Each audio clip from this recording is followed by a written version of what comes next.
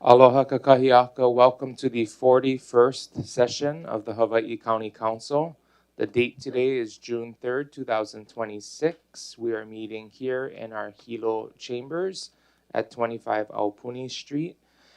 And to begin today's council meeting, I'd like to call on Pastor Paul Linneman of Christ Lutheran Church to provide our invocation. Good morning, Pastor.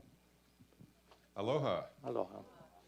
I'm the transitional interim pastor at Christ Lutheran Church, and I've been here for about 11 months, and I have another 10 days or so before going home again. And I just wanted to use this opportunity to say what a blessing it's been to be a part of your community for 11 months and to serve here. As I thought about this morning, it seems like one of the things that we all have in common is the idea of stewardship. A steward is someone who manages the resources of someone else. And it seems like that's what this organization does, this council does. It's something that we all do.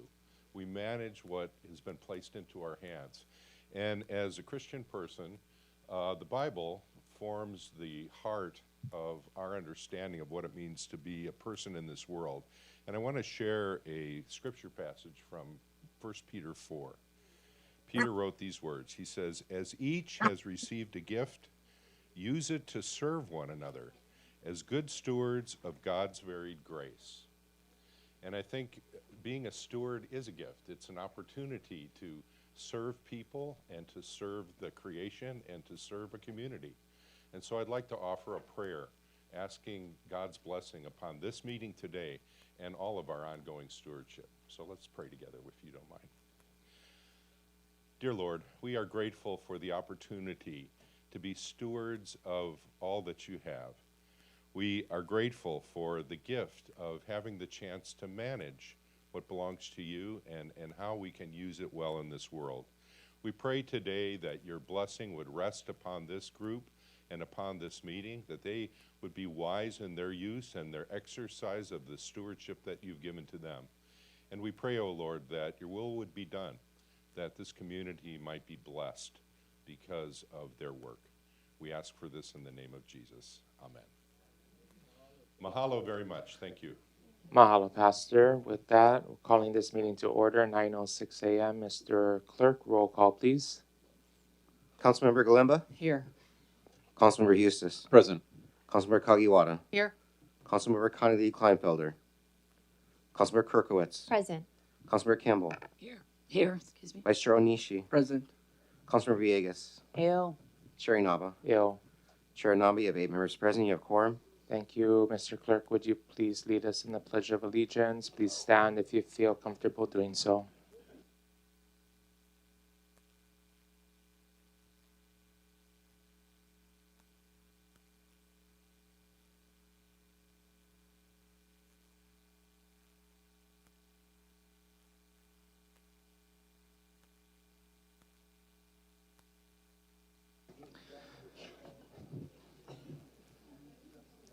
Thank you, Mr. Clerk. With that, before we begin our official agenda this morning, I'm going to hand it over to Vice Chair Onishi for a certificate presentation. Thank you, Chair.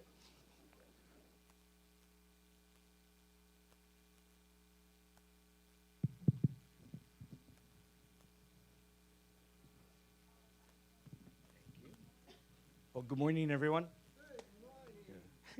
I have the honor in recognizing the International Brotherhood of Electric Workers, IBEW Local 126, for 85 years of outstanding services, leadership, and dedication to Hawaii and the Pacific.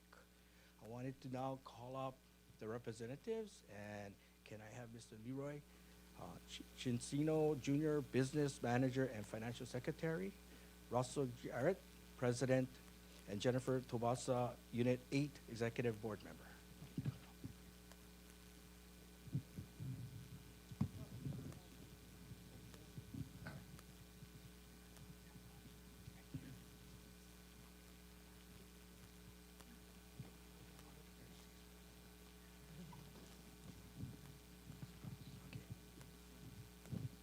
For generations, the IBW Local 126 members have worked behind the scenes and on the front lines to keep communities powered, connected, and safe. From utility construction workers to communications, government, and technical professionals, their commitment continues to strengthen our island every single day. Mahalo to IBEW Local 126 and for more than 3,000 members for their tireless services, advocate, and for working gamelessly and investment in the next generations of skilled workers. On behalf of the Hawaii County Council, we congratulate you on this incredible milestone. Congratulations again. Thank you. Thank you. Leora, you want to say a few words? No, just thank you again. I think always a pleasure, and sitting here working with the council. Again, I think we can all agree that we're here to serve the people and continuing to work and fight for working families to be able to stay here. So thank you, guys. Oh, thank you. Thank you. Mr. Chair, can we have a recess for take a picture? Sure, we're going to be in a brief 3-minute recess for some photos. Mahalo.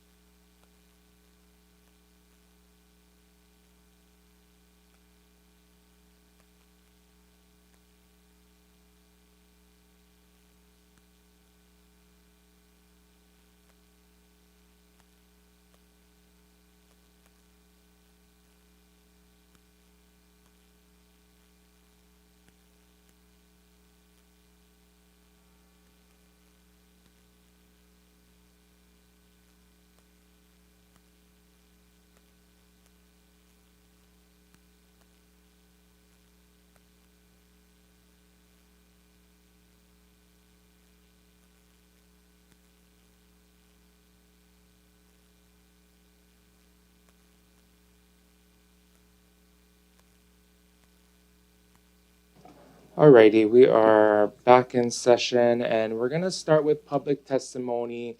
Public testimony today per our council rules will be 2 minutes per person.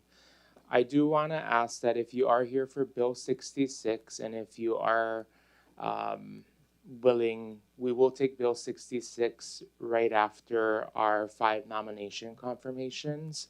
So those people can hopefully get back to work, and we ask that you wait to that opportunity, if you'd be so kind. So with that, we'll open public testimony at this time.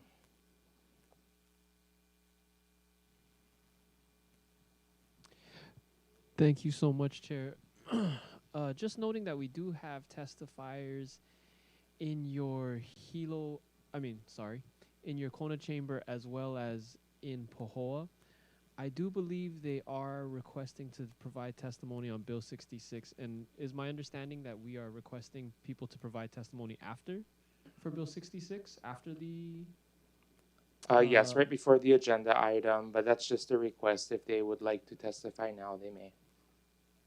Okay, thank you. With that being said, Gloria, if you would like to start with your testifier, and then we can take Scott and Kona after that. Thank you, everyone. Good morning. I have Pamela Sue here commenting in opposition of Bill 66, representing herself. You have 2 minutes. Please restate your name for the record. Pamela Sue, and I live in Kalapana. And I just want to say strongly oppose 66. I don't think it's good for the people. I don't think it's good for the AINA. And that's really all I have to say. And thank you for letting me speak. Thank you. That's it for Pahoa. Thank you so much. And with that, Scott, if we could take your testifier in Kona, please. Thank you, Riley, but we are going to hold off until all of Bill 66 starts after the nominees. Thank you so much. With that being said, we do have a list of testifiers here in the Hilo chamber and via Zoom. Pursuant to the chair's request, if anybody would like to provide testimony on Bill 66 at this time via Zoom, could you please let us know by using the raise hand symbol via Zoom? Thank you so much. With that, we'll take Kara Creekmore first, to be followed by Noel Morin, both testifying on Bill 66. If you could just introduce yourself as you begin, you'll have 2 minutes.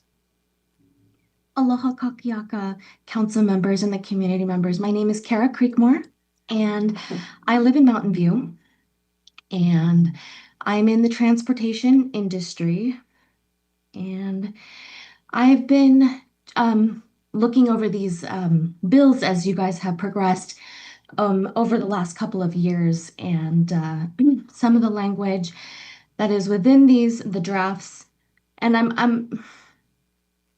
I'm concerned about like which draft we're on, because publicly, the one online, I'm not able to search it. So like finding certain keywords, I am concerned about the keyword stakeholder, which comes up a lot in one of the drafts that we have downloaded previously. It comes up something like over 60 times, and homeowners comes up twice. And stakeholders can mean a lot of things, a lot of different entities, right? Or, a lot of different interests. And as you guys know, there's a lot of outside interest to come into Hawaii, and just with the trend of data centers now, right? There's a lot of greed and a lot of people who want to move quickly in the name of national security or whatever. But anyway, just very concerning, because there's the city planning around smart cities 30 would seconds, mean please. a lot more surveillance and control, as well as, okay, rural communities and transportation. I see that, the automobiles are going to be ranked lowest, 4 out of the others. And so that's going to be very difficult if our roads are going to take a hit, and then pedestrians are going to be focused on first. There's much more than that, but yeah, just very concerned. There's some language in there that we're not sure if you guys can take property by eminent. Thank you so much for your testimony, Kara, but we're going to have to move on. Chair, our next testifier is Noel Morin, to be followed by Dave Webb. Noel, when you're ready to begin, please introduce yourself, and you've got 2 minutes. Thank you. Aloha Chair, Vice Chair, Council members. My name is Noel Morin, joining from Hilo. I've submitted testimony, written testimony in support of General Plan 2045 Draft 2. I want to make one point today. Targets work. Here's one proof point. In 2011, Kauai was 92% dependent on imported oil for electricity. Their utility set a target, 50% renewable by 2023. They hit that 5 years early, and then they raised it. They're now aiming for 100% by 2033. This spring, when oil prices surged because of the war in Iran, Kauai's rates went up 13%. We are expecting bill increases of 20 to 30%. And this is from the same energy crisis, different exposure. So General Plan 2045 has 12 targets, 12. Among them, net zero by 2045, 100% renewable fleet by 2035, a public dashboard to track progress and hold us accountable. These are commitments that force procurement decisions, budget allocations, and infrastructure planning. I've heard the objections. It's too long, too demanding, too prescriptive. Kauai's plan is over 500 pages, and they're beating us on energy costs right now. And the concern about property rights, no one is cited for violating the general plan. That's what zoning rules are for. We spend close to $1 billion each year on imported fuel. HRS 226-18 requires that we plan towards the elimination 30 of seconds, imported please. fuel dependence. General Plan 2045 meets that standard. It's a plan without energy. A plan without energy targets does not. GP 2045 had 11 years of work, 7,000 public comments, and 2 Planning Commission recommendations for adoption. I ask that we adopt General Plan 2045 Draft 2. Thank you. Thank you for your testimony, Chair. Our next Zoom testifier is Dave Webb, to be followed by Donna Grabow. Dave, when you're ready to begin, please introduce yourself, and you've got 3 minutes. 2 minutes. Okay. Oh, okay.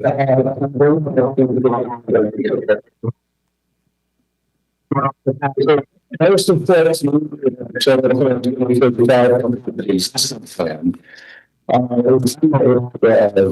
change. However, the climate change section of General Plan 2045 is both unnecessary and inadequate at the same time. It's unnecessary because there's already a mandate to eliminate the use of fossil fuels documented in the county's integrated climate action plan and being acted upon by the county's Office of Sustainability, Climate Equity, and Resilience. It's inadequate because it says nothing about the renewable capacity of the island's geothermal energy or the monitoring and estimation of sea level around the island. And it recommends pursuing ocean thermal energy conversion, which is a direct, not mere theoretical, source of ocean warming and sea level rise. Now, what is needed is a no vote on Bill 66 so that we can proceed to review the general plan in its entirety now that the people have been made aware that the new plan goes above and beyond the existing one. It would take a few months with ongoing discussion and weekly wrap-ups to do this properly. And this coincides perfectly with the upcoming election where the issues will be discussed during the campaigns, whether it's existing or whether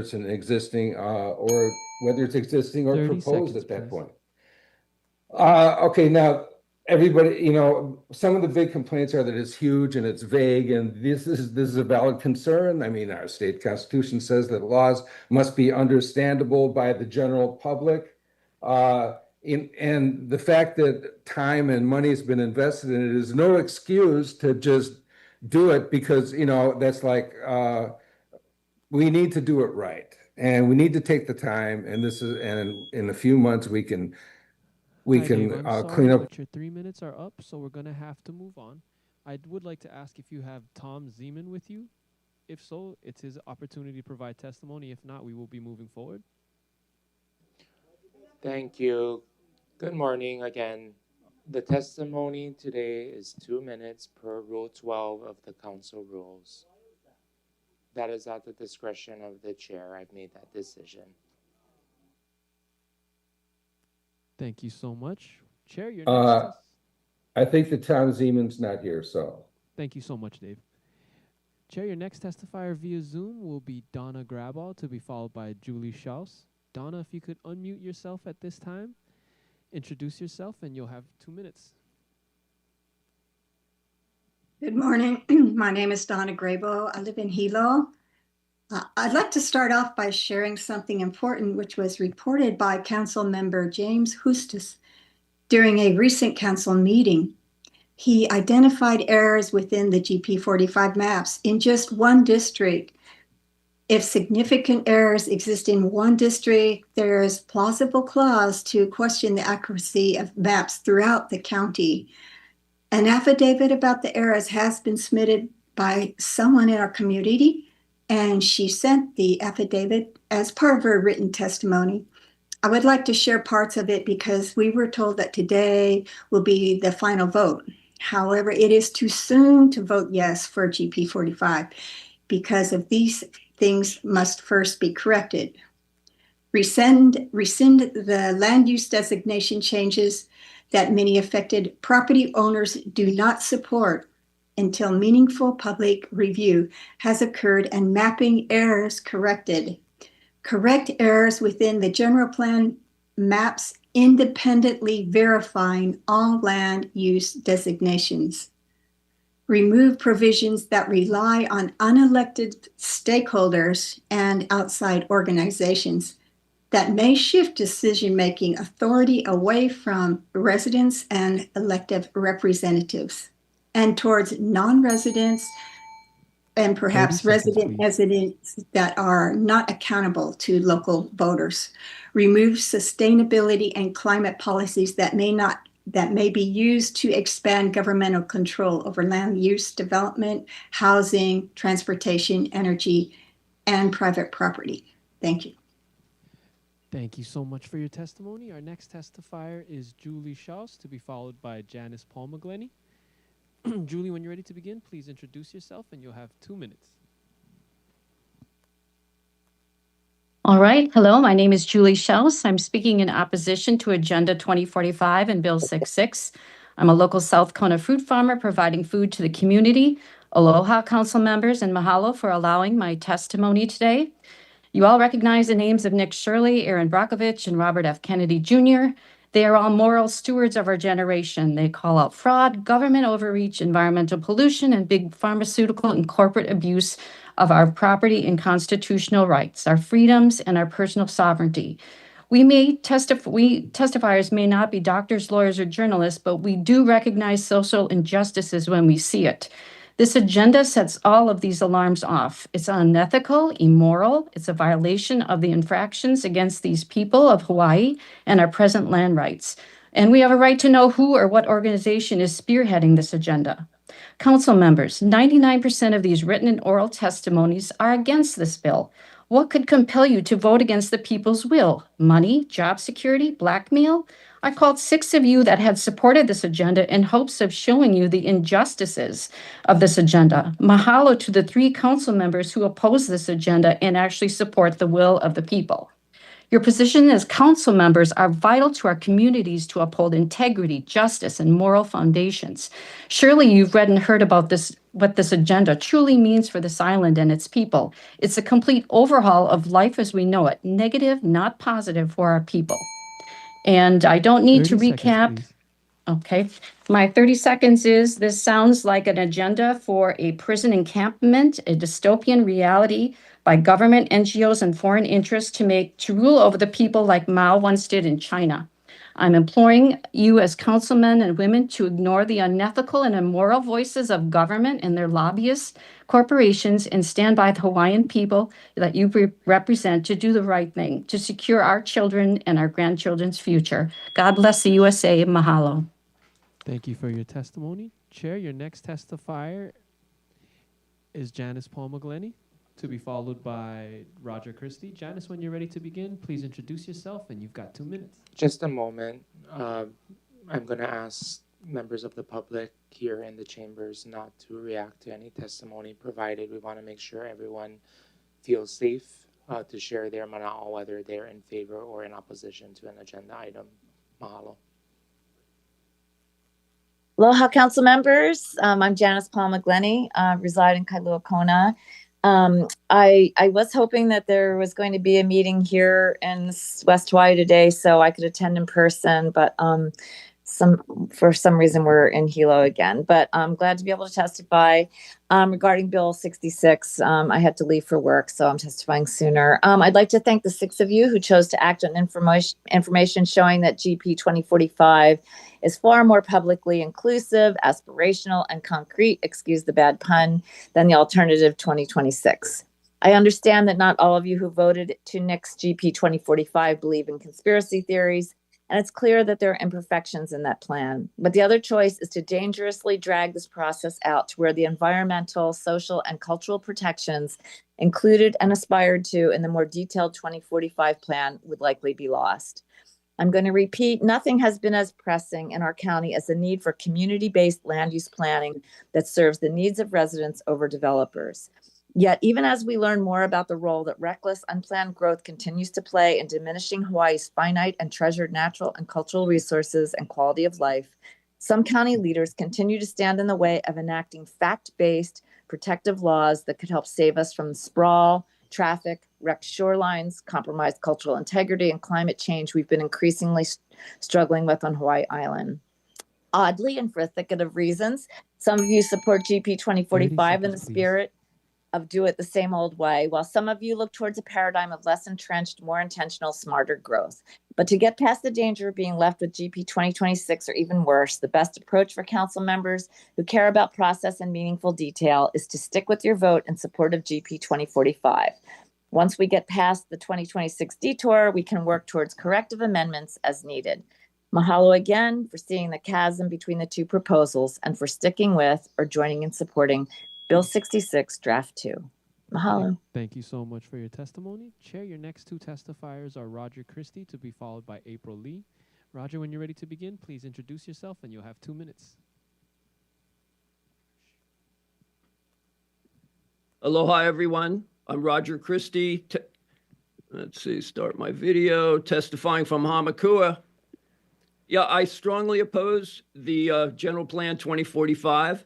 It's certainly void of my input. I've testified multiple times, and I've been disappointed to see that other people around me have been denied their particular testimony as well.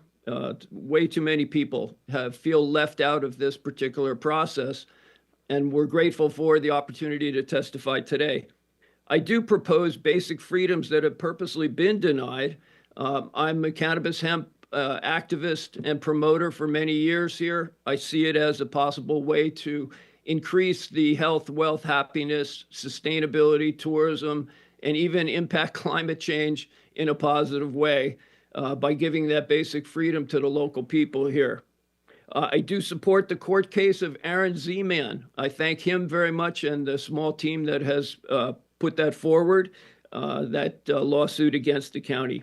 I have noticed that the county has refused to hold hearings on the possible impact of a cannabis hemp economy. And it's also refused to hold hearings on COVID and the potential remedies for everybody out there, which is really a life and death matter. It needs to be heard immediately. I want to recognize that we're in an illegal military occupation, and we should recognize that in any kind of plan going forward. I do like to say, and I'll just end quickly, may unexpected blessings, love, and wisdom come to everyone and from everyone right now. Aloha. Thank you so much for your testimony. Chair, your next testifier is April Lee, to be followed by Jewel Rain. April, when you're ready to begin, please introduce yourself, and you've got 2 minutes. Thank you.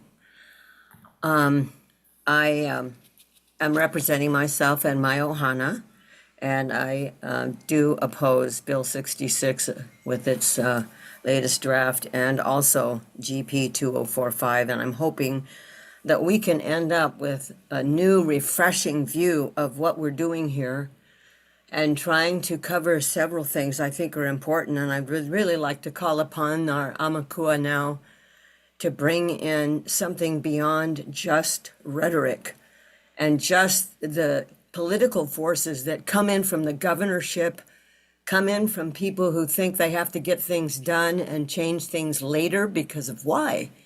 Our purpose is to help everybody. And number one, we haven't done very much for the Hawaiian people in this plan. And I think it's really sad that we mention, that whole thing on the beginning of our Malama, the Aina, and we talk about this in the plan, and that was the latest one. And what do we have for the Hawaiian people? What do we do to honor them? No, what we did was when that geothermal plant was coming in, and they wouldn't even give them notice in the area that something was malfunctioning there. And then we said, well, why don't you get liability insurance? No, we can't do that. This is definitely a denial of the Hawaiian people's rights to safety. We need to do that first. That element 3 in the plan. Oh my God. Okay, so I also have an item that I've been harping on, and we need the accountable financial data. What's coming into this county is a huge amount of money. We need to know what it's doing with and what contractors are doing the job. And I also want to state that in this regulatory change that you're trying to make from agricultural, you are doing a regulatory taking in moving this to natural. And in several cases, the law shows. Thank you so much, April. I'm sorry, but your 3 minutes are up, so we're going to have to move on. Chair, your next testifier is Jewel Rain. Oops. Aloha, this is Jewel Rain. I live in South Kona. I'm sorry, Jewel. Just give me just a second. Okay. And following Jewel Rain will be Jean Lampkin. Jewel, when you're ready to begin, please introduce yourself, and you'll have 2 minutes. Thank you for that. Jewel Rain, South Kona, homeowner, property owner, lover of the Aina. And I am just really concerned with this 2045 and that so many of you have been supporting it, and I just really don't understand it. And I stated that the last time that, there's got to be something going on why you're actually doing this. And the paper said that I was, sort of threatening, with what I said, but I wasn't threatening. I feel threatened. I am feeling extremely threatened personally, and for every human being on this island that some of you would actually even consider these things. With everything that's been pointed out to you time after time after time for a year and a half, there's no explanation. You're paid by us. It's clear that 90% of the people, and we're just finding out about this, right? Like nobody even knows. I talked to a few people, once in a while. Nobody has the clue that this is actually even happening. So anyway, this stupid lie about climate change is obviously no longer a concern now that they want to have data centers all over the place where they'll be using tons of electricity, ruining the water, taking up land. So what is this about? Like the elite or those people just like change their minds as long as it suits them. But I just want to know that each of you, just as human beings, women and men, will be held personally liable for anything that takes away our rights as human beings. So I just wanted to put you on notice that you will be held personally liable. You won't be able to hide behind the county. Thank you very much. Thank you for your testimony. Chair, your next testifier is Jean Lampkin, to be followed by Jason Clark. Jean, when you're ready to begin, you can introduce yourself, and you've got 2 minutes. Thank you very much. Can you hear me fine? I guess you can. Good morning, everyone. I would like to testify in opposition to the general plan of 2045. We can't possibly predict 20 years into the future. The plan has too much vagueness and will introduce errors in planning, housing, taxation, and implementation overall. The plan doesn't protect property rights and support local farmers and preserve local control for the people that are residents here. In respects to public participation, it sort of allows others to do the deciding for us. That's not how a democracy works. Political and economic changes happen like climate change. Every 4-year cycles, everything changes, and we have to anticipate for those changes. Most businesses use a 5 to 10-year plan to anticipate and modify accordingly those business changes based off of political, environmental, and population changes. And the plan should reflect around that rather than just a deliberate, hard-nailed way of moving forward. And that's my testimony. Thank you very much for your time. Thank you so much. Chair, your next testifiers are Jason Clark, to be followed by Yuki Clark, using the same Zoom, I believe. Jason, at this time, if you'd like to provide your testimony, please unmute, introduce yourself, and you've got 2 minutes.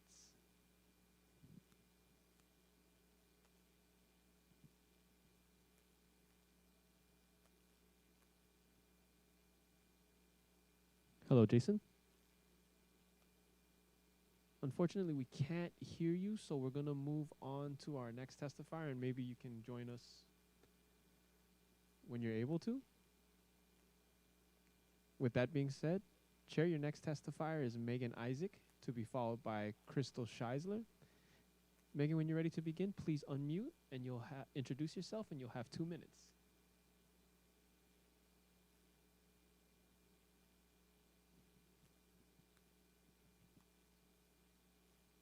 Hi, Megan. Sorry, you're going to have to unmute.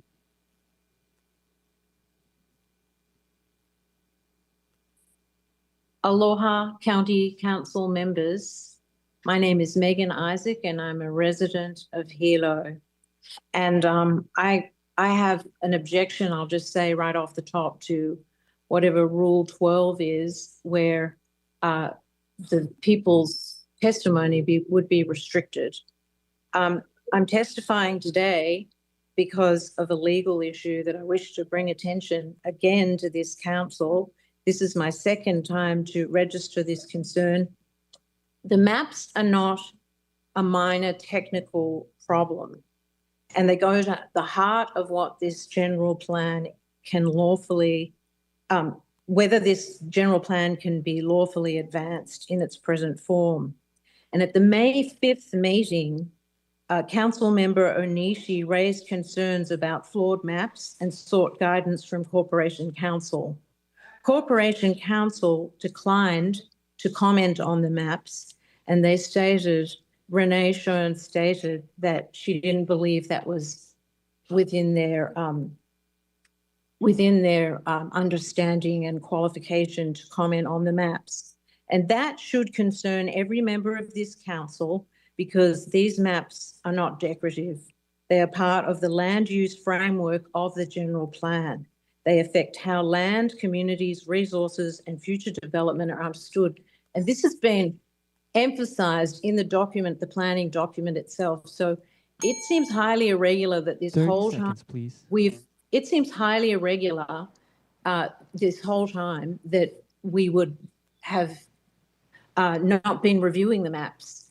And you passing a defective bill is a great mistake, is a great mistake. And you're being warned by the public right now not to proceed. There are too many legal flaws with this plan. With that, I yield. Thank you. Thank you so much for your testimony. Chair, your next testifier is Crystal Scheisler, to be followed by Seraph de Alerta. Crystal, when you're ready to begin, if you could just introduce yourself, you'll have 2 minutes. Okay, yes, aloha, County Council. My name is Crystal Schitzler. I strongly oppose Bill 66 and the 2045 general plan. This plan seeks to change the agricultural zoning of HPP to urban and rural. This is in violation of the owners' rights here in HPP. This is an owners association. Owners pay to manage the roads here, and they actually own the roads in HPP. And the county council's attempt to change the agricultural designation of HPP is a direct violation of the owners' rights here and will lead to lawsuits against the county council. Owners haven't been consulted here about this, and you guys are going to decide for them, including my family members, that we can't use our land to grow food to take care of our families. This is a direct violation of our constitutional rights, and will be challenged in court if you guys approve this plan. The HPPOA board has already violated our rights and put in cell towers at our park. And there's another cell tower plan for 32nd Avenue that the county council is obviously approving, because you guys haven't said you guys disapprove of this. So now all the land owned by HPPOA is going to be turned into communications facilities. The board has illegally amended the deeds to allow for communications at the parcels that are zoned for parks and recreation. Now we're going to have cell towers. What's next? Communication. What's going to be next? Data centers? Data centers next to our children on land that it's supposed to be managed by the owners, is being mismanaged by the board. This needs to end. Our roads have deadly fugitive dust. We're choking and dying from cancer-causing dust that our children have to breathe. And you guys are going to tell us this is going to be a rural neighborhood? Why don't you Cali take responsibility for the roads here and stop letting people die from cancer from this dust? For to tell us how to live on roads that we pay for own. You guys have violated our rights too long. You guys ignoring my emails about these issues that are with the board. Now you want to tell us that we can't grow food on our land? You guys are out of your mind. I'm sorry, but your time is up. We're going to have to move on. Chair, your next testifier is Seraph de Alerta. And then we can come to the Hilo chamber for our first testifier in chamber, Ryoko Osako. Seraph, if you're ready to provide your testimony, you can introduce yourself. Sorry, you'd have to unmute. There you go. And then you'll have 2 minutes.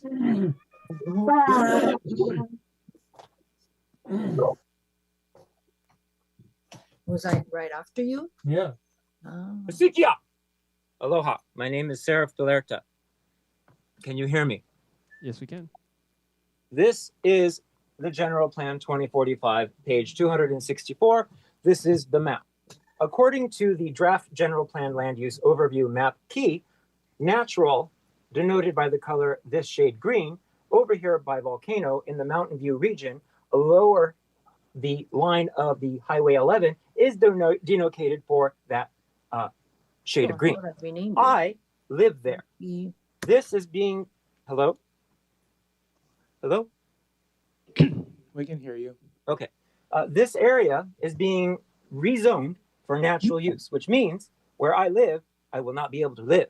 This means everything I have ever worked for to have a place to live, for my family to have a place to live, for me to grow food, I will not be able to do that here anymore if this plan is selected. So I strongly oppose Bill 66, General Plan 2045. There was another general plan that was written up, GP 2026, by one of you council people, a lady, I forget her name. Thank you.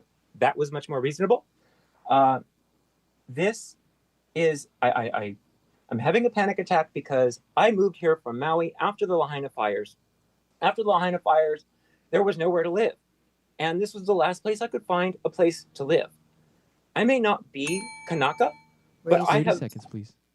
This is part of the World Economic Forum's S7 SDG Sustainable Development Goals, cloaked as a means to put us all in confined places to live. This is not for people. This is an act of war. You council members, you work for us. You were selected by us. You work for us. Do what we ask and tell you to do. Do not do what Maui County did to the violations against the EPA Act for violating the Clean Water Act, never taking care of pumping sewage out into the sea, killing the environment. Y'all claim to care about the environment. Look into HARP. Look into... Thank you so much. Your time is up, so we're going to move on. Chair, the next testifier is Yuki Clark and Jason Clark. Sorry for our testifier in person. We're going to try and go back to Yuki and Jason. Jason! Thank you. Again, Mr. Arceli, just a moment. Members of the public in chambers, please refrain from responding or reacting to any testimony that's provided, whether in support or in opposition of an agenda item. Mahalo. Aloha. Sorry, we're can you taking hear me? testimony from Zoom right now. Okay. This is Yuki Clark. Can you hear me? Yes, we can, Yuki. Yes, thank you for taking my testimony. I just wanted to be included to be in the opposition of 2045 agenda.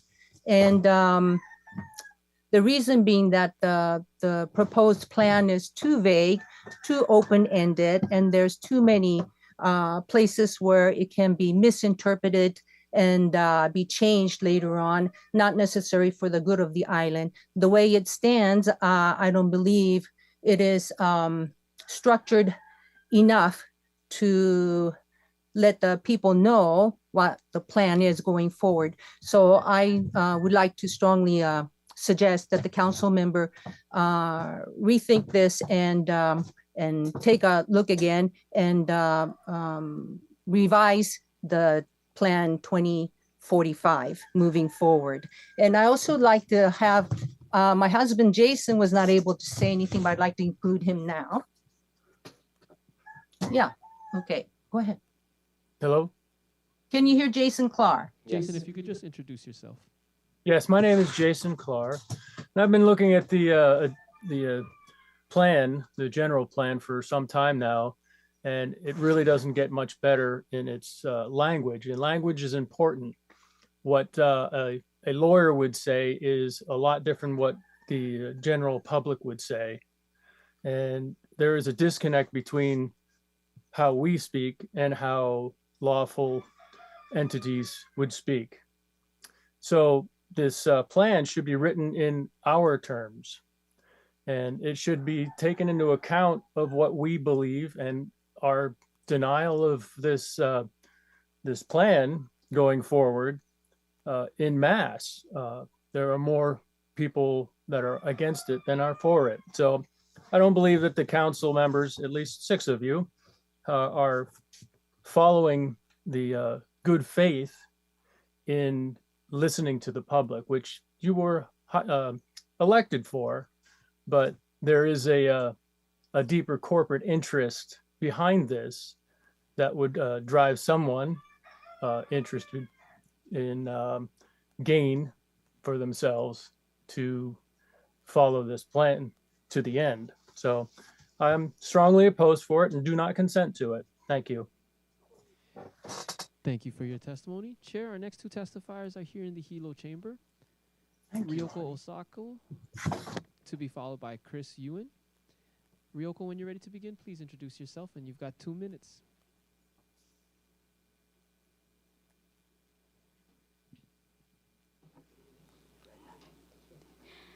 Aloha. By special appearance, my name is Ryoko of the family Osako. I would like to take a very brief moment of prayer in silence.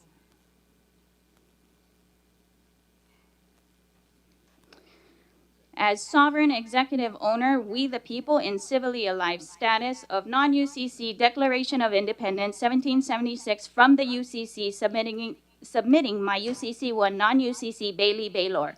Here's the documentation notice to cease and desist of the 2045 general plan, including full chain of title, requiring treaty of annexation for your jurisdiction to operate. Without treaty of annexation, it is adverse possession, which is a war crime.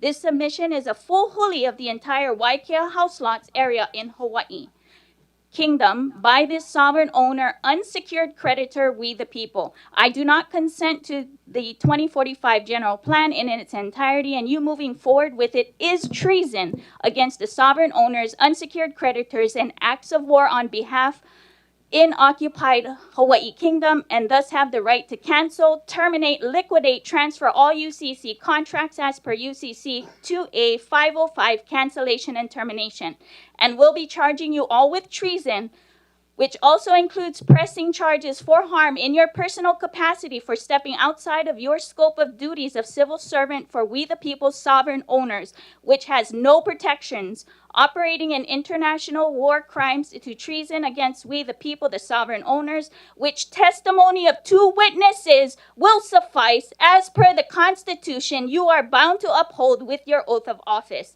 If you have a retainer, the counsel of a bar attorney, be aware of conspiracy, collusion, 18 U.S.C. 242, deprivation of rights under color of law, 5 CFR 2635.702, use of public office for private gain, 18 U.S.C. 1028, fraud and related activity in connection with identification documents, authentication Thank you features. so much. Your 2 minutes are up, so we're going to have to move on.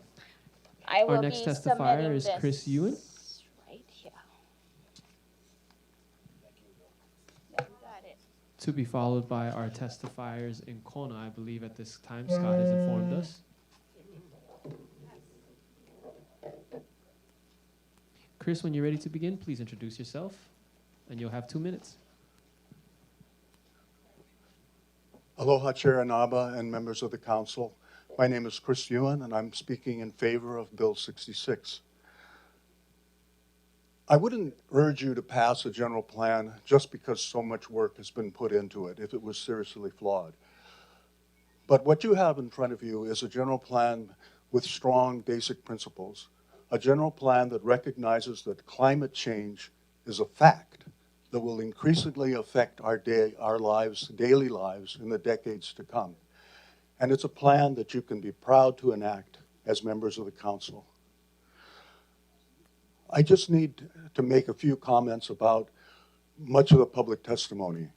And I'm going to say I'm speaking as someone who was planning director of this island for 8 years under Harry Kim in the first Harry Kim administration. I'm an attorney. I've been working and fighting to protect the environment on this island for 55 years, starting when I was 19 years old and I started a petition that led to the county acquiring the Carl Smiths and Richardson's beach parks, and continuing with Kohanaiki and many, many other projects in the past.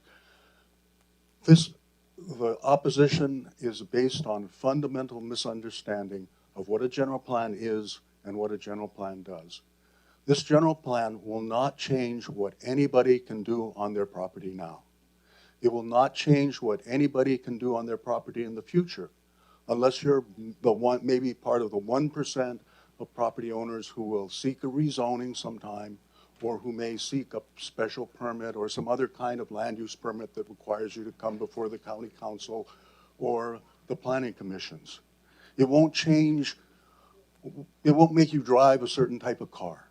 It won't make you live in a certain type of community if you don't want to live there. What it does is, and finally, what Chris, I want to say— the 2 minutes are up, so we're going to have to move on. Okay. Thank you so much. Scott, if you could introduce your 2 testifiers in Kona before we come back to Hilo. Thank you, Riley. I've got 2 testifiers here in Kona.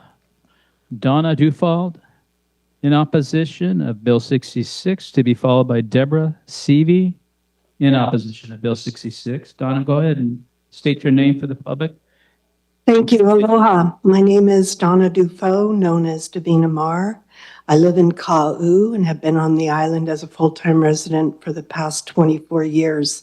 I strongly oppose Bill 66 and GP 2045, and I respectfully petition to you, the Hawaii County Council, that you pause the adoption of the General Plan 2045 until a full legal, constitutional, and community impact review is conducted.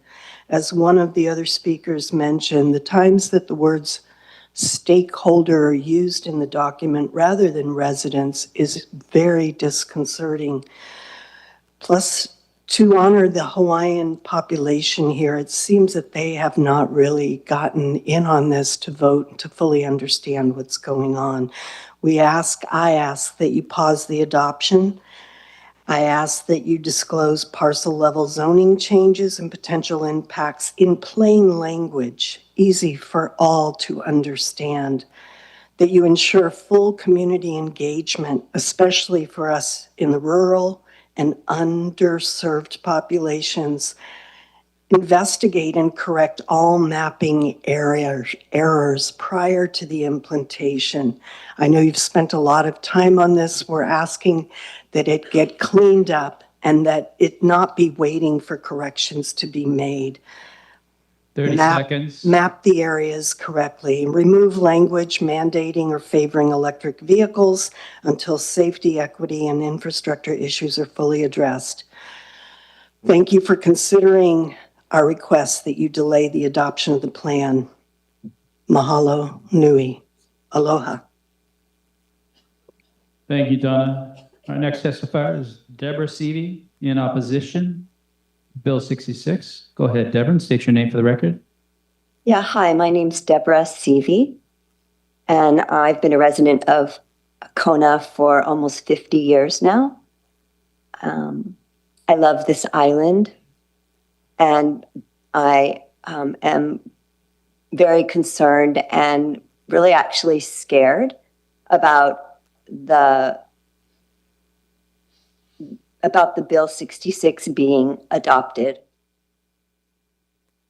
It's clearly unclear in this bill as to what can actually take place, what kinds of powers can take our land away if they want. I know people say that, you know, that they're scared that this bill won't, if it doesn't move forward, that certain things won't be able to happen, or that it's not vague, but this bill is vague. And if it wasn't vague, there wouldn't be so many people on the island concerned about it. You know, I'm concerned about mistakes that are in the bill. Like, why would we adopt a bill that has mistakes? I mean, that just seems like real common sense to me. You know, like, why don't we just fix the problems that the bill has? It just seems like, oh, like, duh. You know, there's problems with this bill. Like, there's mistakes. Let's fix the mistakes. Let's get rid of the vagueness. Let's not have, you know, stakeholders. Like, nobody even knows who the stakeholders are. Who is this bill for? 30 seconds. Yeah. The interpretation of the bill is kind of like whoever is in power gets to interpret it, and this is not right. This is scary. And I think a lot of people here on the island that know about it are scared. Your time is up. Thank you for your testimony. That's it for now in Kona. Thanks, Riley. Thank you so much. Coming back to Hilo, I'd like to ask Renee Godoy if she'd like to provide testimony at this time on Resolution 580, to be followed by Patty Pinto requesting to provide testimony on Bill 158. Renee, when you're ready to begin, you can introduce yourself, and you've got 2 minutes. Hi, I'm Renee Godoy with Friends of First Responders. I want to say mahalo, mahalo, mahalo to all of the county council members for your strong support of first responders and their families in our community, and really appreciate that. Speaking on Lifeguard Appreciation Week, Just want to say that the project we're working on is a collaboration between the Parks and Recreation and the county, as they both have lifeguards, and they keep our beaches, our parks, and our pools safe for our residents and our visitors as well who come. Sometimes they don't know the beaches and end up in trouble, and so we're grateful for the lifeguards that take care of our beaches and our pools. And we're planning to provide 110 lifeguard appreciation kits and have banners made and displayed at work sites and work with the county council and the mayor's office to publicly acknowledge our lifeguards during this week that was set aside for that purpose. And so each kit will have a copy of the county council certificate, the mayor's and governor's proclamation, and basically everything is just to mahalo them for what they do in our community. And as we know, that appreciation for the community and all of you lends to their morale. So we really appreciate that, and I pray that you will all approve that so that we can move forward with that. And again, thank you for your support of our first responders and their families in our community. God bless you. Thank you so much.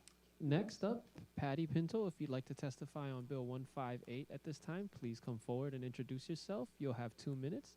Following Patty will be Dewey Miley Lim via Zoom. Back to Bill 66. Patty, when you're ready to begin, just start. Thank you. Okay. Hi, my name is Patty Pinto. Thank you, Council.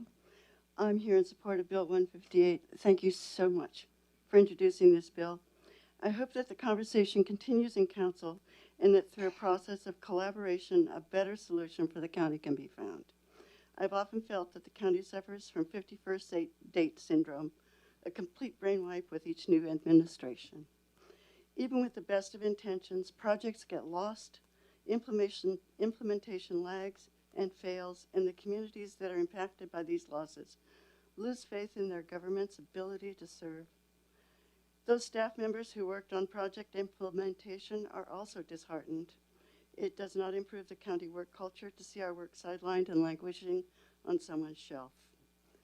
The Disaster Recovery Division, which is part of planning, worked with several departments to implement our recovery plans after the Kilauea eruption.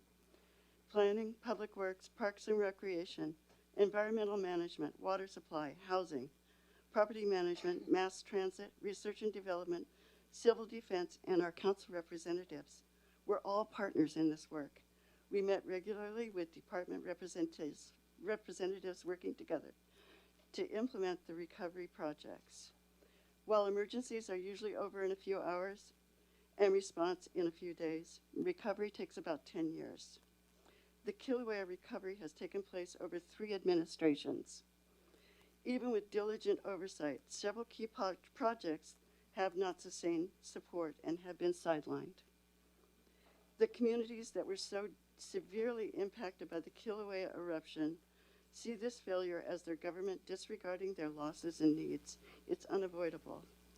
I urge you to continue with this bill, to keep the conversation moving and help our county to grow with the times and to better serve our population.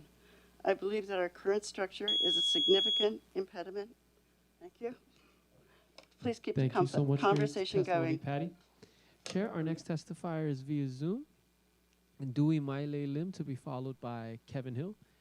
Dewey, when you're ready to begin, please unmute, introduce yourself, and you'll have 2 minutes.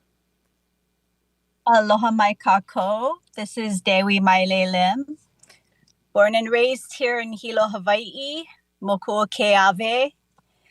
I am in opposition of Bill 66 and the general plan moving forward as currently iterated for 2045. Just putting you all on notice that this Pai'aina has never been legally connected to the United States. So we are currently operating under duress, and there was no treaty of annexation. Everything that has flowed from this county by that premise is moot, and so is this bill being proposed. So we're all operating within a facade of an a legal state. We're in a fake state right now. So we're operating within this facade of legal realms that are completely illegal. So we're talking about all this legal schmiegel mumbo jumbo when the very premise of what we're operating on is not sound. And so everything needs an overhaul. And if we keep going on this illusion that all of this is legal and that these proceedings are within the realms of a legal, democratic, quote unquote, process, we're just kidding ourselves. So I just want to bring it to all of our attention and remind us here that everything we're talking about as to come in the future, there will be no state of Hawaii in the future. This is not going to continue on, just so you know. So let's do the best we can as a community. We see when we have, quote, Thank you so much. Your time is up, so we're going to have to move on. Chair, your next testifier via Zoom is Kevin Hill. Kevin, when you're ready to begin, please unmute, introduce yourself, and you'll have 2 minutes. Yeah, good morning, all. My name is Kevin Hill. I'm testifying from Hamakua Coast, and like 98% of everybody else, in opposition to General Plan 2045. Reflecting, we're almost coming up on the anniversary that got me out of just my life and busy schedule to coming and showing up at some of these meetings and paying attention to this very important group of county council members who make decisions that affect all the rest of the island and who are pledged and who are elected to speak for us. And this is my primary testimony, and my observation is that August represents 2 years that I've been coming and learning and studying and reading the general plan and the various iterations and coming and testifying and listening to other people and meeting other people who have legitimate, thoughtful concerns about General Plan 2045. And though you may be able to say technically that you've heard us, if 98, 95, whatever, of 7,000 to 8,000 testimonies are in opposition, then somebody's not listening to us. Maybe they've heard us, but maybe not listening to us. I honor the 3 of you who have listened to the majority of that testimony. But there are 6 of you who haven't, and I wonder who you work for. So that's point number 1. This should have been fixed a long time ago. We've given input.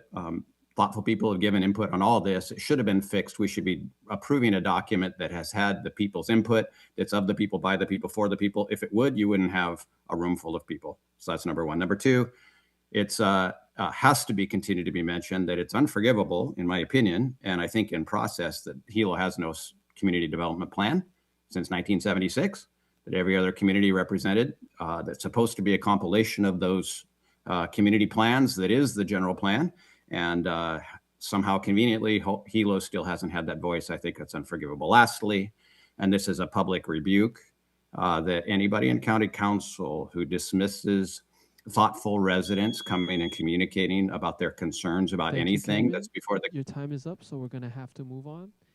Chair, your next testifier is here in the Hilo chambers.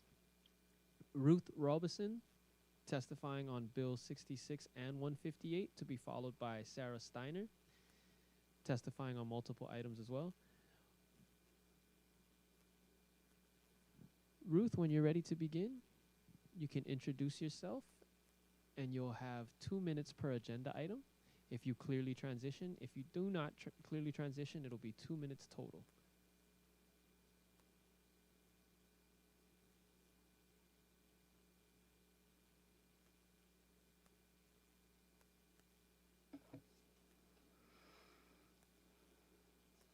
Aloha.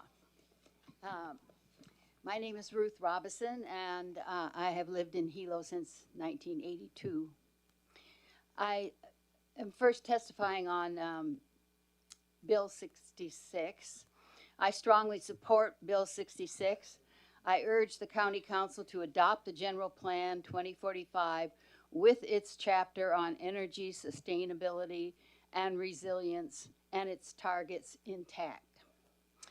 The 2045 General Plan took 11 years to develop, in spite of the fact that people sometimes say they're just finding out about this.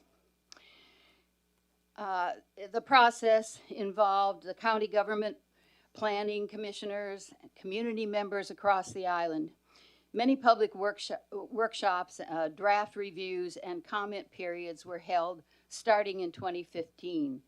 In a committee meeting last month, I understood the planning director and corp counsel to say that the process for amending the next general plan, this would-be general plan, was laid out in the old one, and that is to approve the general plan as developed and then send any substantive amendments through the same process of review and input as the general plan itself, although presumably it would take a shorter period of time because it would be simpler. I support Hawaii's movement toward energy independence through locally generated clean energy, including geothermal, solar, and wind with batteries. State law requires the county to work toward eliminating dependence on imported fuel. The 2045 general plan includes targets that are aligned with that mandate. Please approve the 2045 general plan, which was created through an extensive 11-year multi-stage process. Thank you for the opportunity to testify, and thank you for your service to the people of Hawaii County. Now I will make a clear transition to my testimony on Bill 158, please. This is proposing county charter amendments to create a professional county manager. I strongly support Bill 158, proposing these charter amendments. Research has shown that counties with professional managers run more smoothly because the managers are focused on day-to-day operations and do not have to think about the political burdens of fundraising and campaigning.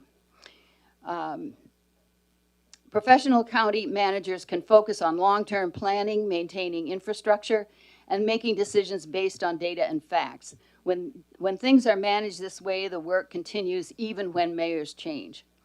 Hawaii County should put this proposal on the ballot and let the people of the county discuss the pros and cons and decide if they would like to make this change to the way our county government is organized. Please pass Bill 158. Thank you very much, all of you. Thank you. Before we proceed, I'd ask that everyone please silence their phones so that testifiers are not interrupted. Thank you.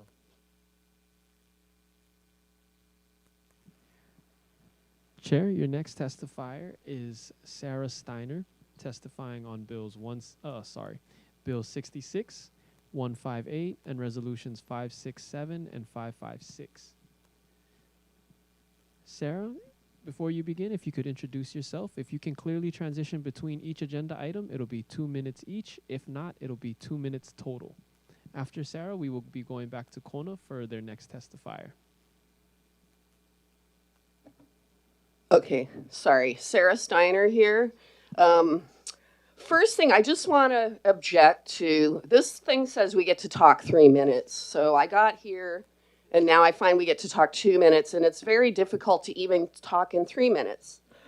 Okay, I support Resolution 55626, which authorizes the mayor to help agree with the police to investigate theft from the post office, because in rural areas, that's a big problem. I mean, I've had mail, there's mail, they just drive around and steal mail from boxes.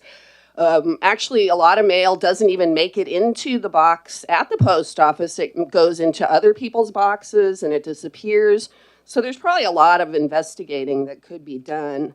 And also, I just want to object to, there's like 10 police cars or something out there, and they could be looking for, other things to do. When I pulled up, there was all police, all sitting out there. And so I just feel like intimidated a little bit.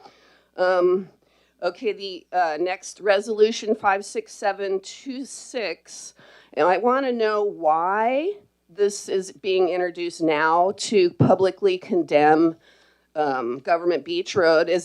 Did this just happen because the county just acquired Honolulu Landing with the Open Space Fund, and now we're going to make the road really big so that everybody can go there? I mean, I don't understand that, and I want to know if everybody that lives down there, because I know a lot of people, if they even know that the county is trying to do this, because those are really exceptional trees. Those trees are way more exceptional than a lot of trees. Okay, I'm sorry. I'm a little nervous. Had some coffee. Okay, Bill 158, trying to add another high-paying position to our already very large payroll of the county. And I just don't know, like, do we not trust the mayor? Can he not oversee the departments? I mean, this island is small compared to the other islands.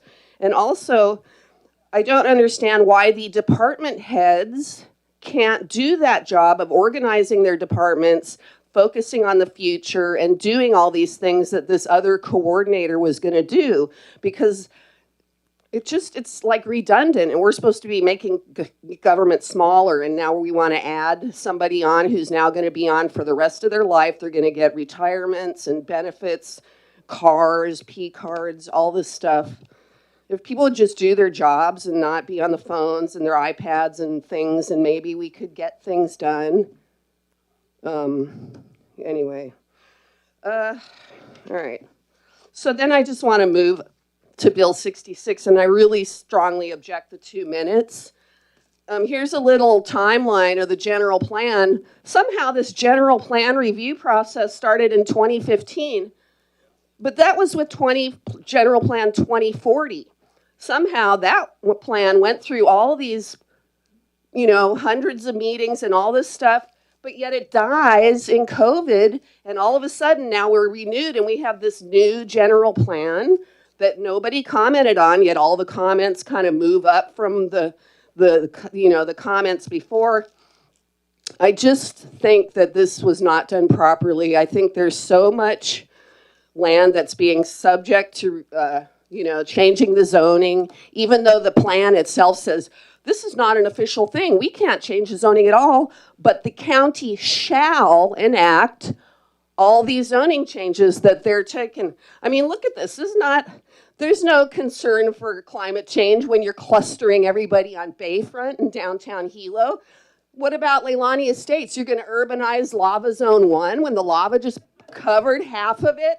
Who owns these strips of land that are slated to stay able to be people living on, and the rest goes, all this green all around the island, dark green, that's ag land. You say you're for sustainability and you want people to thrive, but you're taking away the ag land, and then on the natural, you got to leave it natural. How much ag are you really going to do? Anyway, all this urban clustering over here, dry side of the island, they're always in water restrictions. And then you're going to take all the food producing land away, which is right here, which would be really convenient for the people to eat and locally. And then up here, there's nothing up here. That's Puaco. You're going to make a whole new city up at Puaco? That's a fire zone. I mean, look, you're already burning out. People are burning out over there. The plan is junk. Thank you so much, Sarah. Yes, do not approve it, because I will join the lawsuit.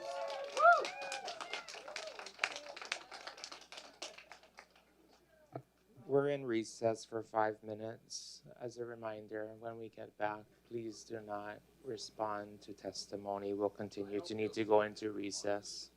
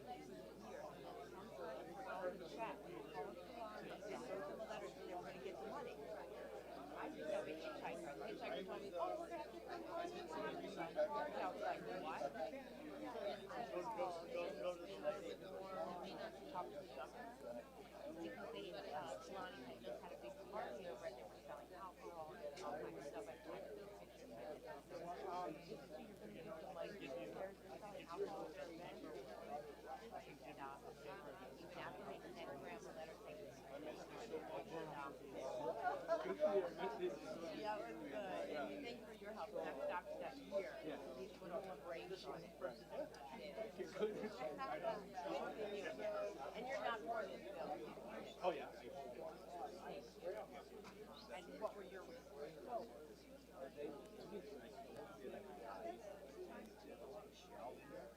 not a what?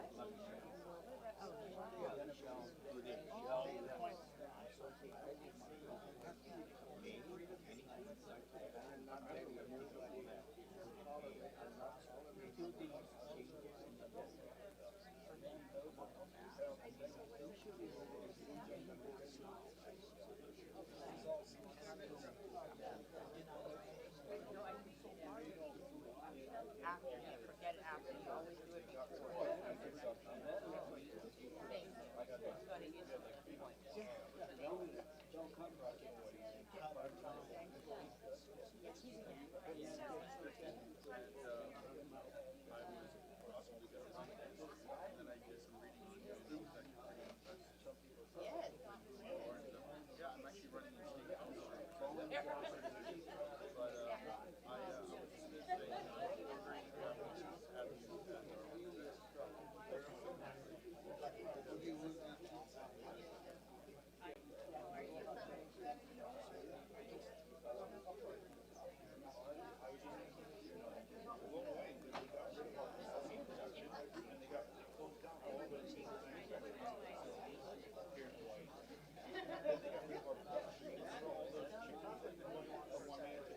How's it going?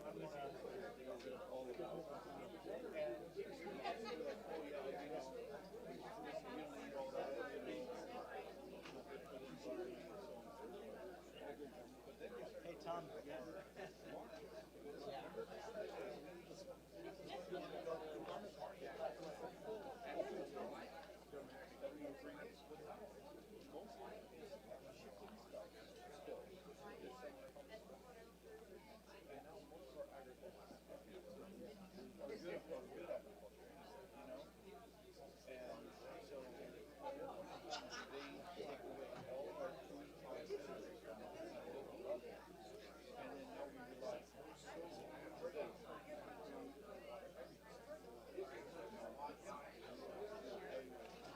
What's happening, dude?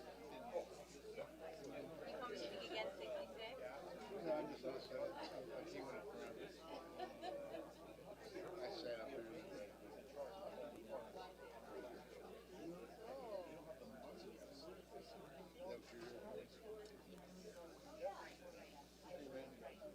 Very impressive.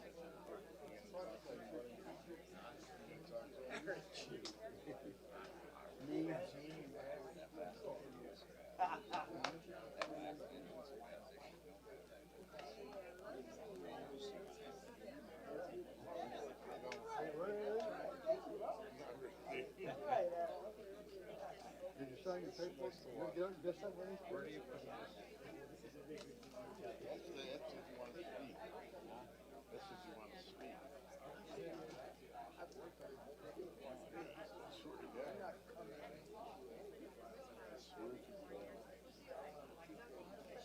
That's for if you want to speak, right? Even if you go through this this guy right there. I'm trying to think what. Oh, when you put the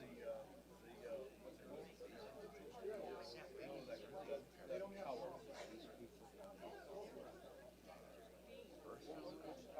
yeah.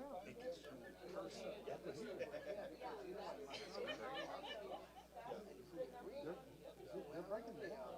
They're not doing what the people want. You know, that's what I'm saying. You know, you listen to the people. Hey, we got over check.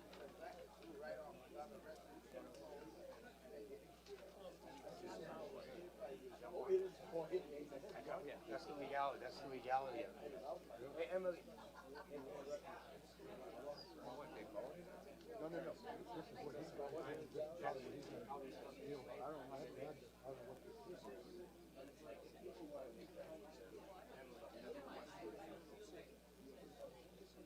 Well, this is war.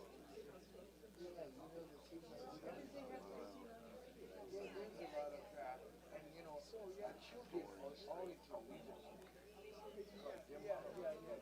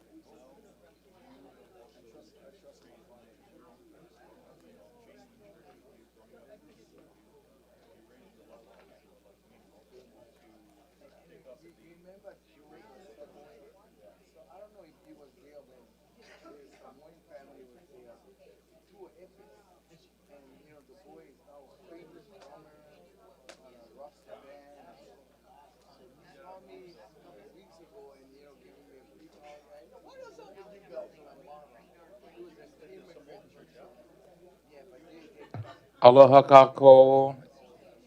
It's 10:26 and we are going to bring our meeting back to order. This is the Hawaii County Council's meeting on June 3rd, 2026. And we are in public testimony. Mr. Araceli, we can continue with testimony. Again, we ask that members of the public please refrain from reacting to any testimony provided here in chambers today. Mahalo. Excuse me, if you don't mind, Chairman, I just would like to say one word. You guys heard what he said? We have to be quiet. Thank you. We should have let them in. Mr. Araceli, we can proceed. My apologies, Chair. Just had to make sure that we were all back in set, but now that we are, going back to Kona for our next testifier before coming back to Hilo for, I believe, 2 more. Thank you, Riley. Our next testifier here in Kona is Martha Stevens in opposition of Bill 66. Martha, go ahead and state your name for the record. You'll have 2 minutes. Thank you. Martha Stevens. I've spoke many times to the council. Thank you for listening, I think. I don't know if you're listening or not. Why you're bowing down to this global agenda is beyond me. Why you're bowing down to this global agenda is beyond me. Everything as we know it will no longer exist if this goes through, allowing stakeholders and NGOs to come and privatize everything. If you've actually studied what Bush and then Ige presented and promised for global governance, you'd understand this is the floodgate for that. I know I sound really serious, but I really, like I said before, I've studied this for years. This is sustainable. When the boats stop coming, when we have the energy lockdowns, when people can't afford anything anymore because their social credits are gone.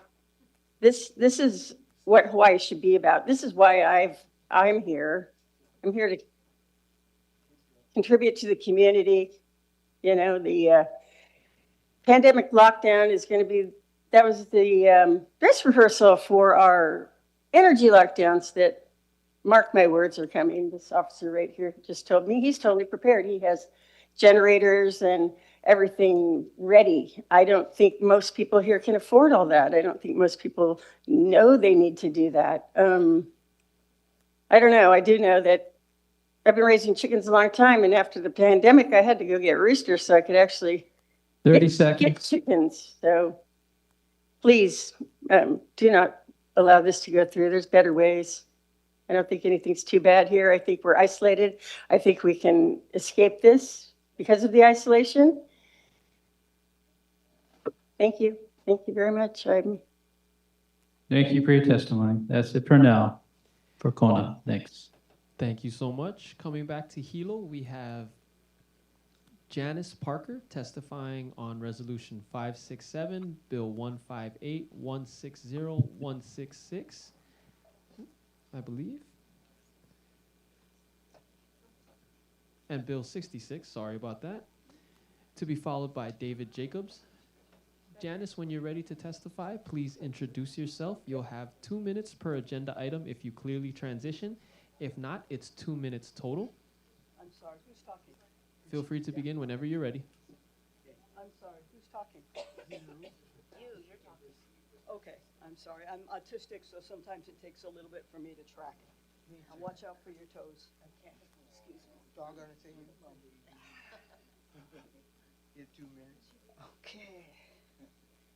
Also time blind, so that the heads up warning is useful. Thank you. Okay. So,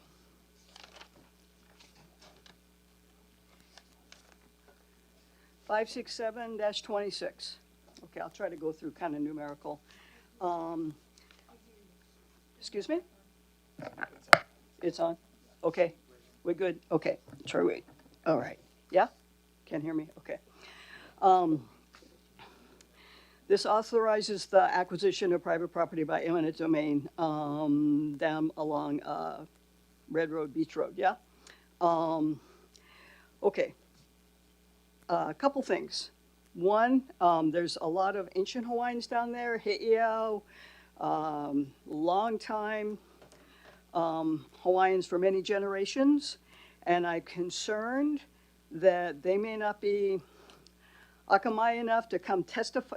Nothing personal, but this, the way you guys publish this, sometimes not everybody reads the trib legal notices or posts, but then thank God for Coconut Wireless, which is how I found out about this. So anyway, I'm concerned for the ancient Hawaiians and the taking. We have a road. We've had a road there for a long time. I don't know that we need to take extra area around it.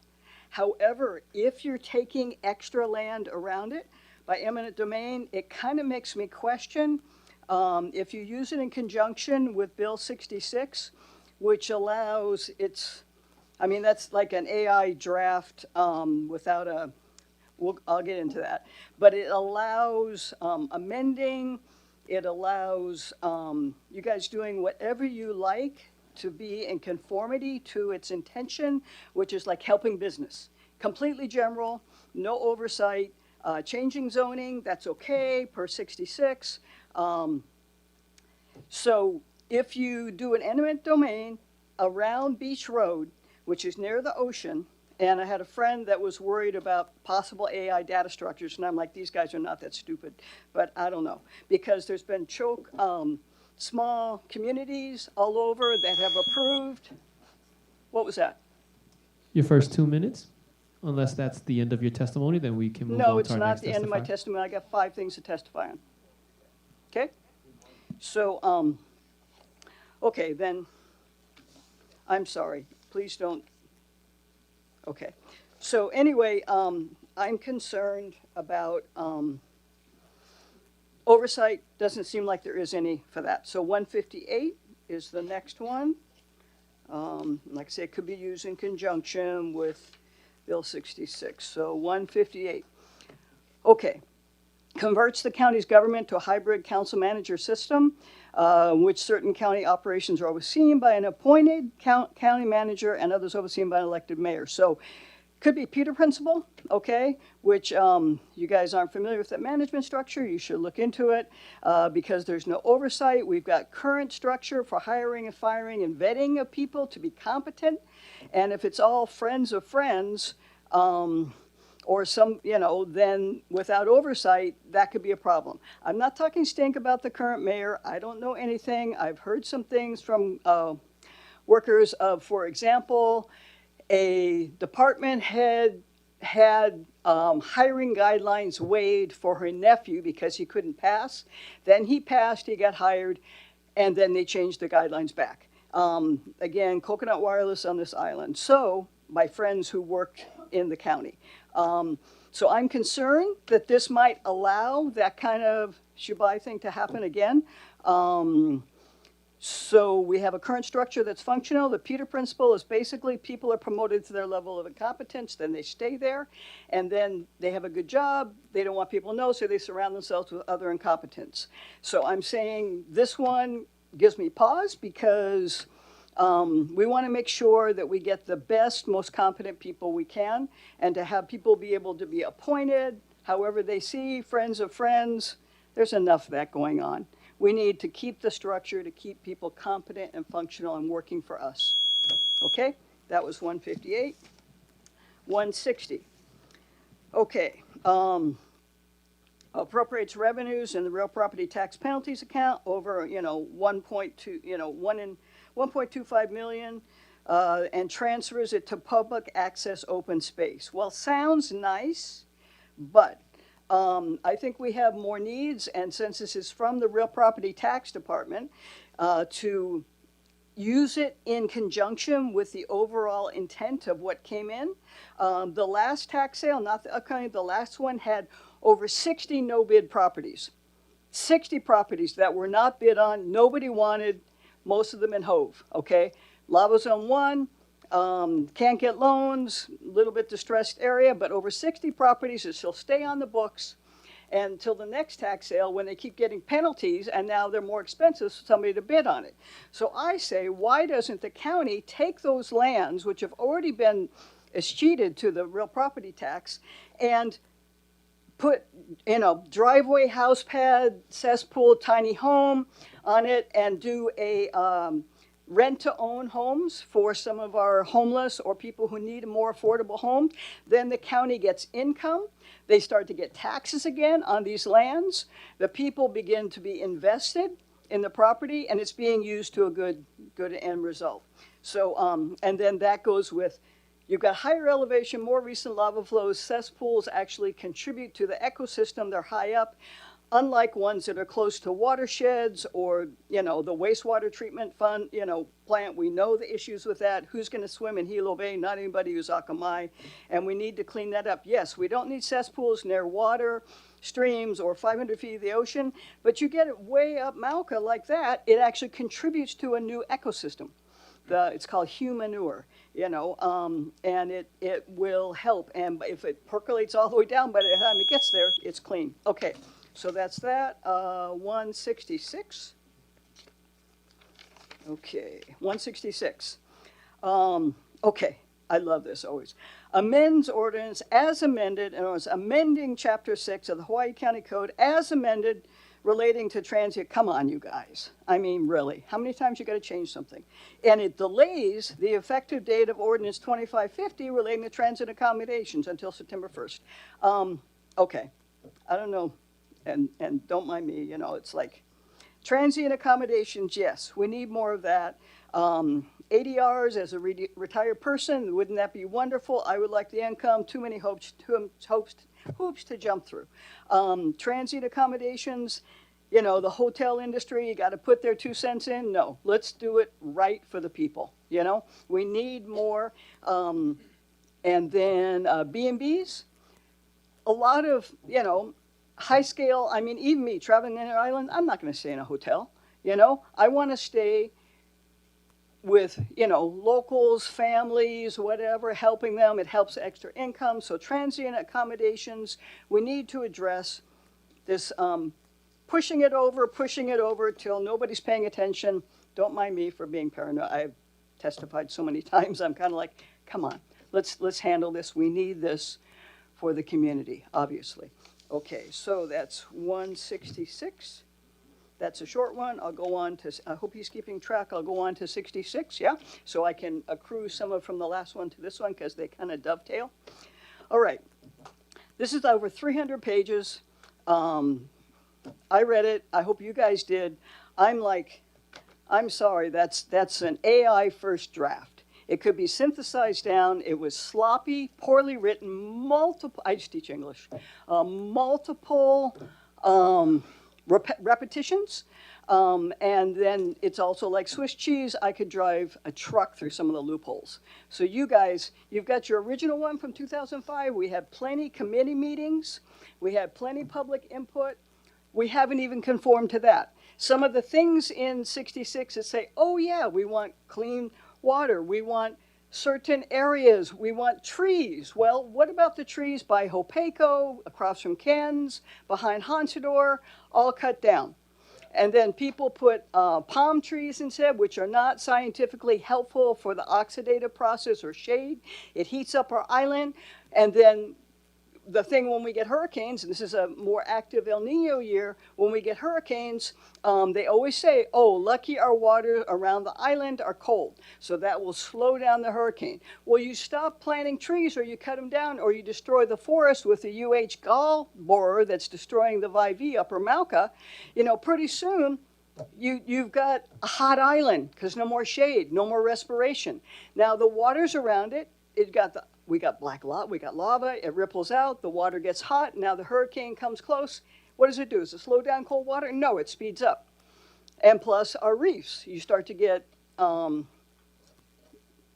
know, messed up ecosystems if the reef gets too close. So, okay, so this is, and there's the loopholes you could drive through. Oh, we want business, we like business.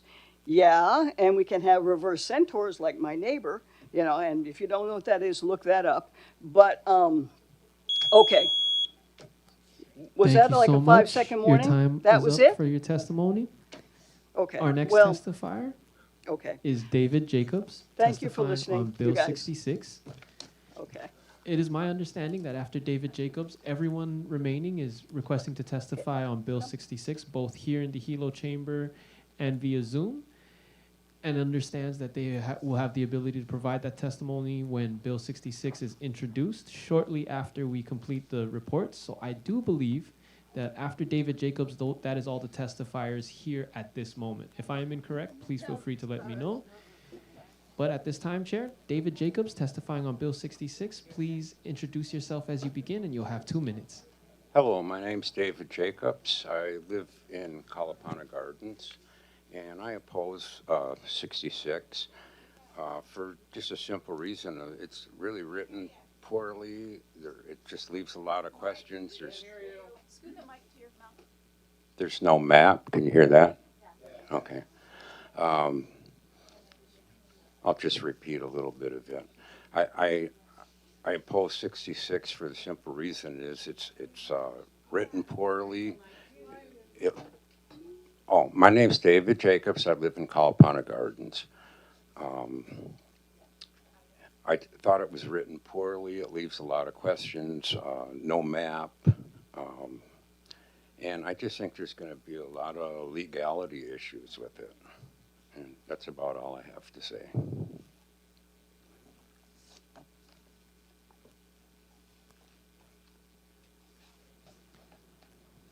Thank you so much for your testimony. I do believe, it seems like we do have testifiers via Zoom who'd like to testify here at the beginning. The first of which we'll call on is Millicent Cummings, to be followed by Chuck Flaherty. Millicent, when you're ready to begin, please introduce yourself and you'll have 2 minutes. Okay.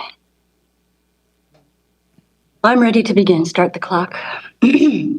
Aloha, my name is Millicent Cummings, and Hilo, by the way. Geez, I've got the wrong thing. Sorry, I'm at the county courthouse. I've got the wrong document. I'm involved in 2 cases. Oh my gosh, can I go later? I've got the wrong document up. I'm so sorry. Aloha, can I go later and get the right document in front of me? You caught me off guard. Chair, what we'll do is we'll take Chuck Flaherty next. Chuck, if you're ready, and then if it's allowable, we can come back to Millicent. Chuck, at this time, if you'd like to unmute and introduce yourself, you'll have 3 minutes. I apologize, everyone. 2 minutes. Aloha, Mr. Chair and members of the County Council. I am testifying on behalf of the Sierra Club Hawaii Island Group. As has been previously said, we are in our 11th year of the current General Plan Comprehensive Review. Thousands of hours of testimony and thousands of comments have been provided by thousands of people. Nearly $2 million in county taxpayer funds have been expended. This is the fourth county council to be involved over the past 11 years. Right now, if the county council makes amendments to General Plan 2045, the comprehensive review process will continue. No one can say if or when those changes could or would be made. It could be months, it could be years. The Hawaii Island Group believes the only way to move forward for us all is in a productive manner, is to pass Bill 66 Draft 2 now, thereby ending the comprehensive review process. This will free the members of this council to immediately begin submitting and introducing interim amendments to the general plan. It will provide all public testifiers the opportunity to get the changes they want this year versus at some unknown time in the future. It is clear that all of us want the world to be a better place. It's also very clear there are very different opinions about how to do it. Let us look at what we have in common and work from there.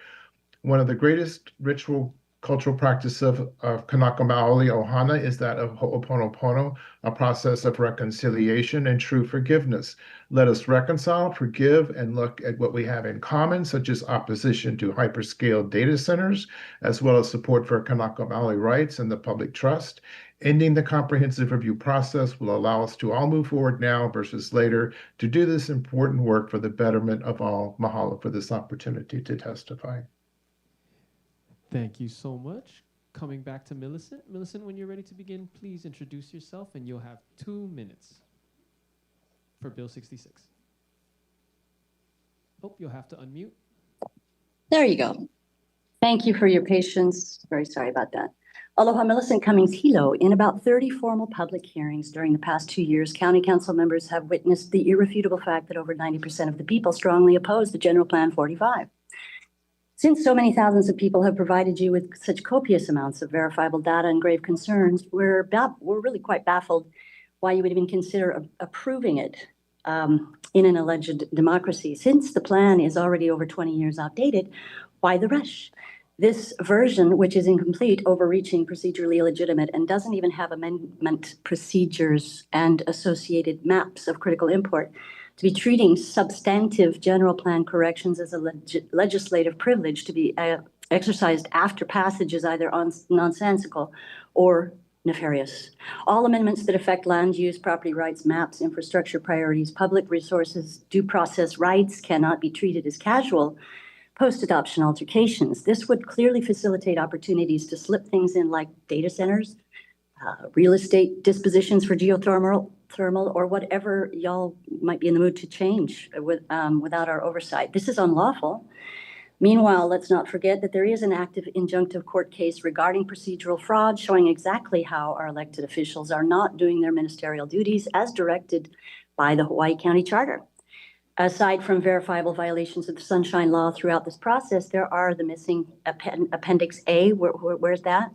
And the Ramsayer formatting issue in violation of the Hawaii County Code, rendering this bill void ab initio from its inception. To be procedurally lawful, the GP 2005 needs to be used as the foundational document, not associated with all these procedural errors, loopholes, UN Agenda 30 rhetoric, corporate interests, and is in fact associated with the original community consultation period. To avoid further public injury and or legal ramifications therefrom, Thank you so much for your testimony, Millicent. I'm sorry the time is up, so we're going to have to move on. Chair, the next testifiers are in Hilo Chamber, Bridget Duffy, to be followed by Emily Naole, both testifying on Bill 66. Bridget, when you're ready to begin, please introduce yourself, and you have 2 minutes.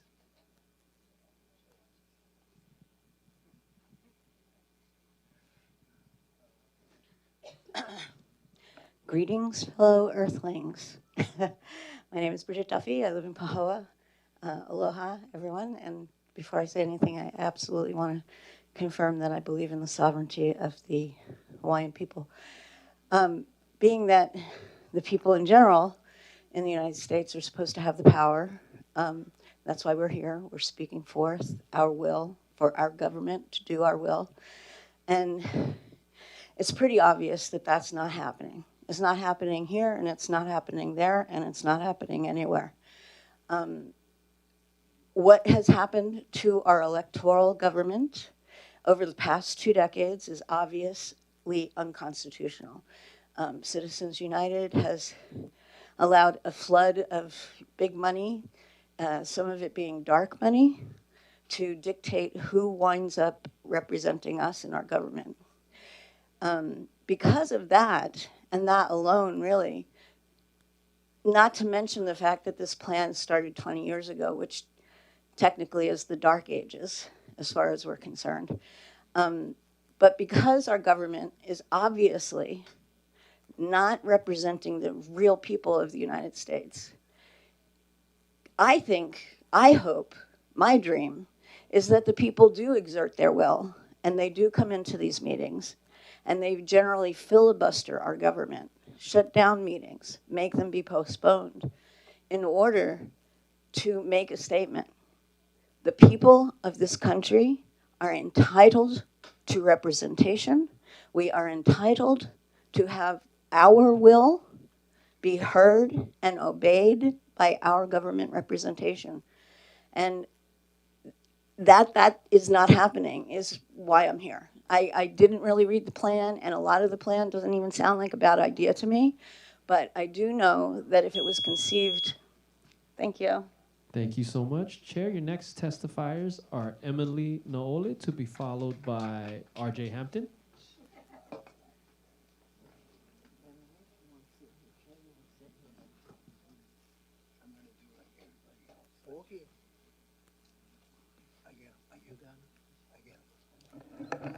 I'll go this way. RJ, sit down, sit down. Shh, shh, shh, sit down. When you're ready to begin, please introduce yourself, and you'll have 2 minutes.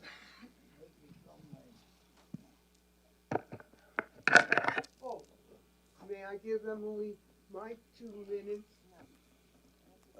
Sit down. I can't yield my 2 minutes. Aloha. Aloha, council members. I'm here. I heard this. I was here like half an hour now. Heard all the gripes, all the grumbles. But I remember the pastor was here and he said, and I lived Maku Hawaiian homes for 40 years. And I've been in Puna for almost 70. September, I will be 70 years old. But I heard the pastor say that you guys are the steward of the land. That's what you guys are up there for. And you know what God told me? No need. I'm in opposition of the general plan, Bill 66. And it's because of, I don't want to change the ag to natural. I have a 5.5 acre lot in Maku, and I've been working really hard for 40 years. So I don't want my stuff to get taken. Yeah, so I just want to pray. I like to pray for you guys. Pulikako, our gracious and Heavenly Father, I have 2 minutes. And I need to ask the people, our leaders, to make the right decision. And I hear all the grumbles, everybody stress it out to the max. I can't do that. I got to take it straight to heaven. And so you're the boss. Mahalo anui loa ke akua. And please, make sure our native people, Hawaiian people of Hawaii, get to voice their opinion. But they don't come here like everybody else. They don't. They stay home. They're grumbling. They're upset, but they don't come in front of everybody. So I just pray you would help our people and the rest of the people on this island. Mahalo nui loa ke akua. Aloha wauia oe. I love you. I thank you and I praise you. And be with our leaders. I ask this in the name of the Father, the Son, and the Holy Spirit. Amen. Thank you so much for your testimony. Chair, your next testifier is RJ Hampton, to be followed by Jesse Walton. RJ, when you're ready, please introduce yourself, and you've got 2 minutes.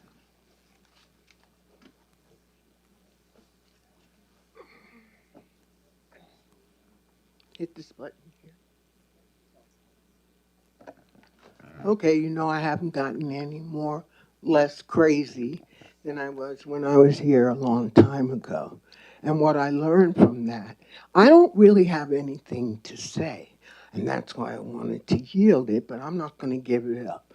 So I would like to tell you that some of the people that may be exerting some of the pressure on you guys, and I don't want you to bow to that, is Helco or Matt. Both of these corporations have some interest in seeing this passed, no matter what. And they haven't started. So I started seeing something in them and I started looking. Ormat is adjoined with scandal. And I only want you to be very clear. Don't be in such a hurry to pass. There's nothing wrong. We're waiting a little while. We're talking about 20 some odd years. And what our children are going to have to put up with is what you guys pass, if you pass it today. And so what I'm going to say to you, think about that. Even though you feel like Ormat and Helco need your approval and a few other corporations, and they're there. They're there. And all I want is for you to let us study and let us get our objections and come back here and perhaps persuade you. There's nothing wrong with you guys changing your mind and seeing something I have never made, I hope, is sense. And in that sense, I say, don't be so in a hurry with our children's future. And I only want to say God bless you, and that everything you do, I know you'll be right. And that everybody here came here, including me, early on. Seaview. Uh-oh. That's it. Thank you so much. It's good seeing you, Dennis. Your again. next testifiers are Jesse Walchin, to be followed by Sativa. Jesse, when you're ready to begin, please introduce yourself, and you've got 2 minutes. Aloha, and thank you all for being here. My name is Jesse Walchin, born and raised on Big Island. But it is the future of Hawaiʻi Island that has me concerned, which is why I feel the need to speak up. I found out about General Plan 2045 over a year ago through word of mouth. I then started attending meetings and heard things like climate change, natural designation, and how the General Plan 2045 aims to combat these issues by rezoning land and creating zero net emissions by year 2045. This can all be read on the county's webpage. But one thing that has been clear to me is the citizens that have been showing up to these council meetings have unanimously agreed we do not consent to General Plan 2045. These county council meetings are supposed to have issues brought to the community to show up and either agree or disagree, vote in the end, and the majority gets to sway the decision. Yet here it's been over a year with these meetings. Every meeting I've attended, the community and citizens have unanimously made it clear, no to General Plan 2045. This bill should have been denied and dismissed over a year ago. Board members, the vote is no. As for the issues brought up regarding climate change, as technology has improved, it has been proven that the climate has been changing long before even had rocks in Hawaii. And the climate will continue to change long after all of us in this room have left the earth. Rezoning land or forcing everyone to drive electronic vehicles is not going to stop the climate from continuing to change. Thank you.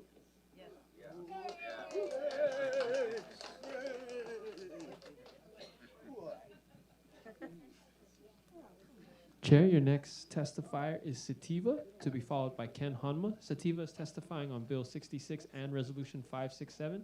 Sativa, if you can clearly transition, you'll have 2 minutes per agenda item. If not, it'll be 2 minutes total. Please introduce yourself as you begin.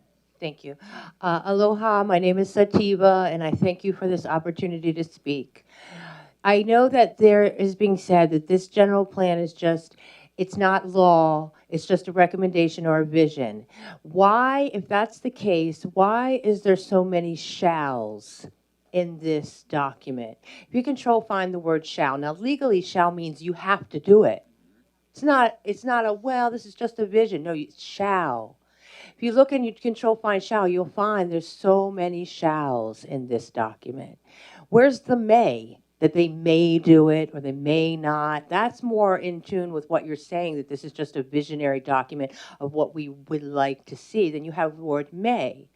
One of the other violations is that it's never been Ramsayered correctly. There's no underlining of what we're changing or keeping. There's no strikeouts for what we're getting rid of, and no underlying for what we're changing. That's a law. You have to tell people what you're taking out and what you're putting in by crossing out and underlining. It hasn't been laser features. There's no Ramsayer. It's a Ramsayer violation. And in that sense, there's also a county record show 313 pages for Bill 66. This document shows 306 pages. So that we're wondering where the 7 pages are. We haven't been able to testify on those 7 pages. That's another violation.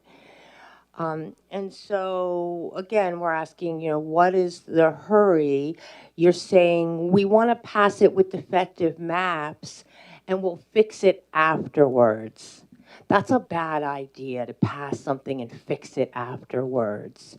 You should fix it before and then bring the document up. Okay, so now I'm going to transition to the Resolution 567, authorizing the eminent domain of the government highway at that point. That place has a lot of mango trees, the place that they're going to take over. It's aligned on both sides of the road with these huge, amazing mango trees. And so we have to be really careful when we eminent domain that, because I saw a picture once of Pahoa to Ka'au, and it was lined on both sides of the streets with mangoes, huge, massive mangoes. The government took it over, and they cut every mango tree down. And this is what could happen on Government Road there. And they have beautiful old mango trees. So that's a concern about passing. Excuse me, please do not interrupt testifiers in the middle of their testimony. And, okay, and so I'm getting ready to close up, but I also just wanted to speak to the 3-minute, 2-minute. I don't know if the chair who made the decision to vote for 2 minutes did that because he's in support of the bill and so he wanted to limit the testimony to 2 minutes. But I think that's unfair because this is a complex issue. 3 minutes is barely enough, but it's a little bit better than 2 minutes. And to see people getting cut off in mid-sentence when you know that another minute they could have at least finished, it seems unfair. And I don't know how the chair came up with that decision to limit everybody's testimony to 2 minutes, but I just wanted to make the mention of that. And anyway, I know it's a hard job you guys do, and thank you, and that's it. Thank you. Aloha. Bye.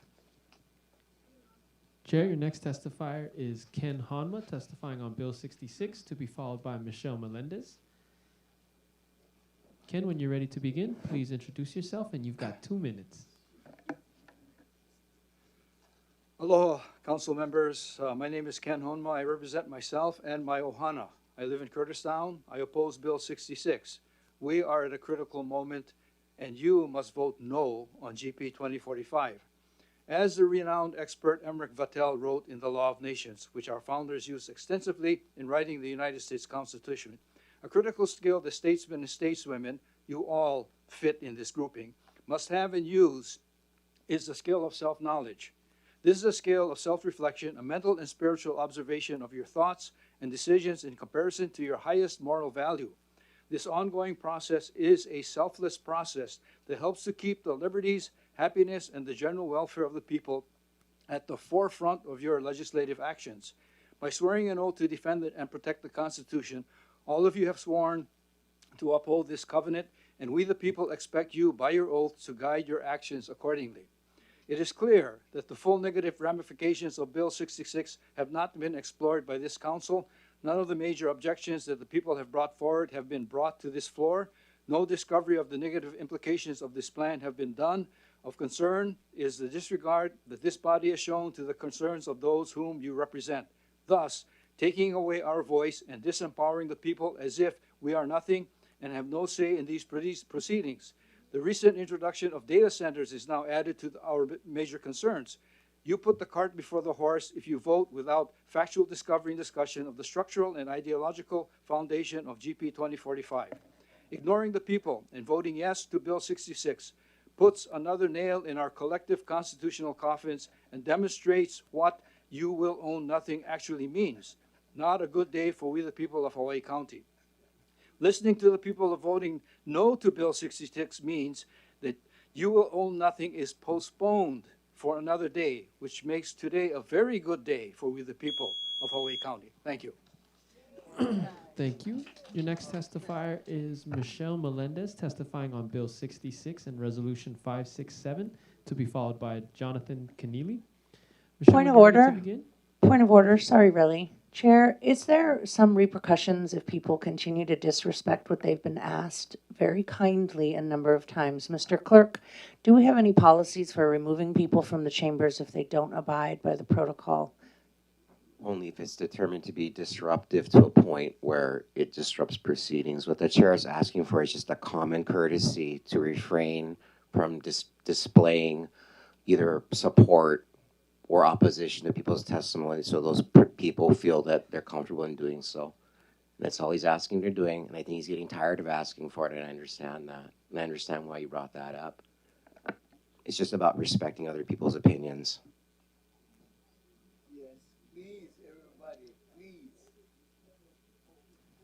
Thank you so much. With that, Chair, our next testifiers are, again, Michelle Melendez, testifying on Resolution 567 and Bill 66. Michelle, when you're ready to begin, please introduce yourself. You'll have 2 minutes per agenda item if you can clearly transition. If not, it'll be 2 minutes total. Michelle Melendez, public testimony is not supposed to be a formality. It is not supposed to be a box that the government checks before moving forward with a predetermined outcome. Public testimony ensures that government remains accountable to the people it serves.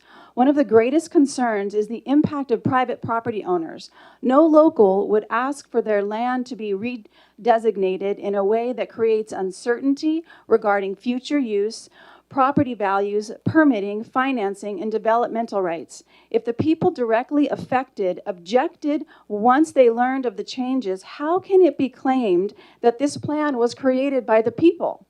We were called conspiracy theorists for questioning this plan, yet the very organization cited in the plan on page 56, the United Nations Intergovernmental Panel of Climate Change, reported on May 19th, 2 weeks ago, you guys, that it's ready to drop its most extreme scenario because global efforts to slow climate change make the worst case scenario implausible.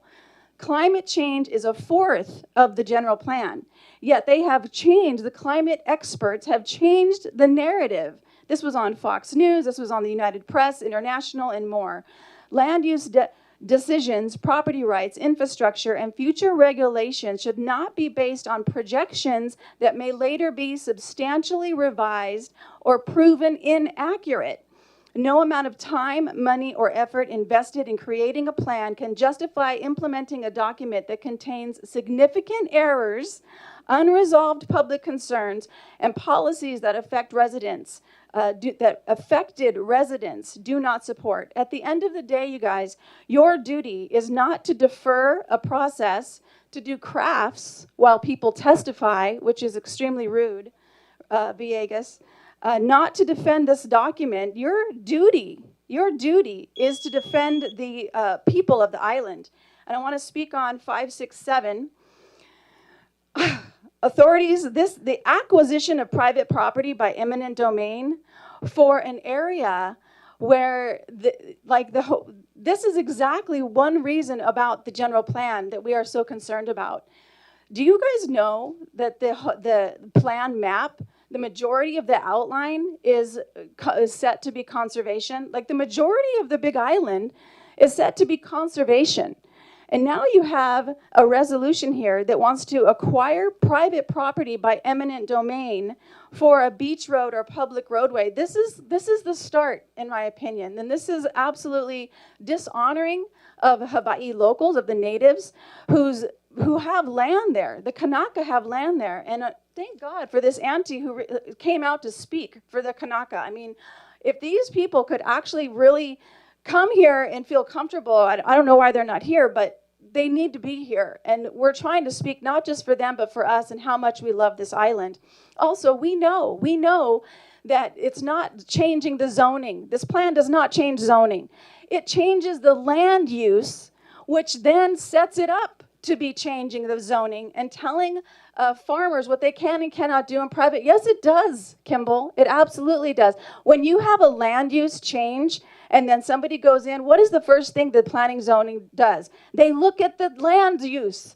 If somebody comes in to do a permit, they look at the land 2 use. minutes on the general plan is So, and done. Rebecca, it's extremely rude to locals to be doing a craft while people are giving testimony. You need to be respectful. Thank you for your testimony. Chair, your next testifier is Jonathan Keneally, testifying on Bill 66, to be followed by Chris Hirose.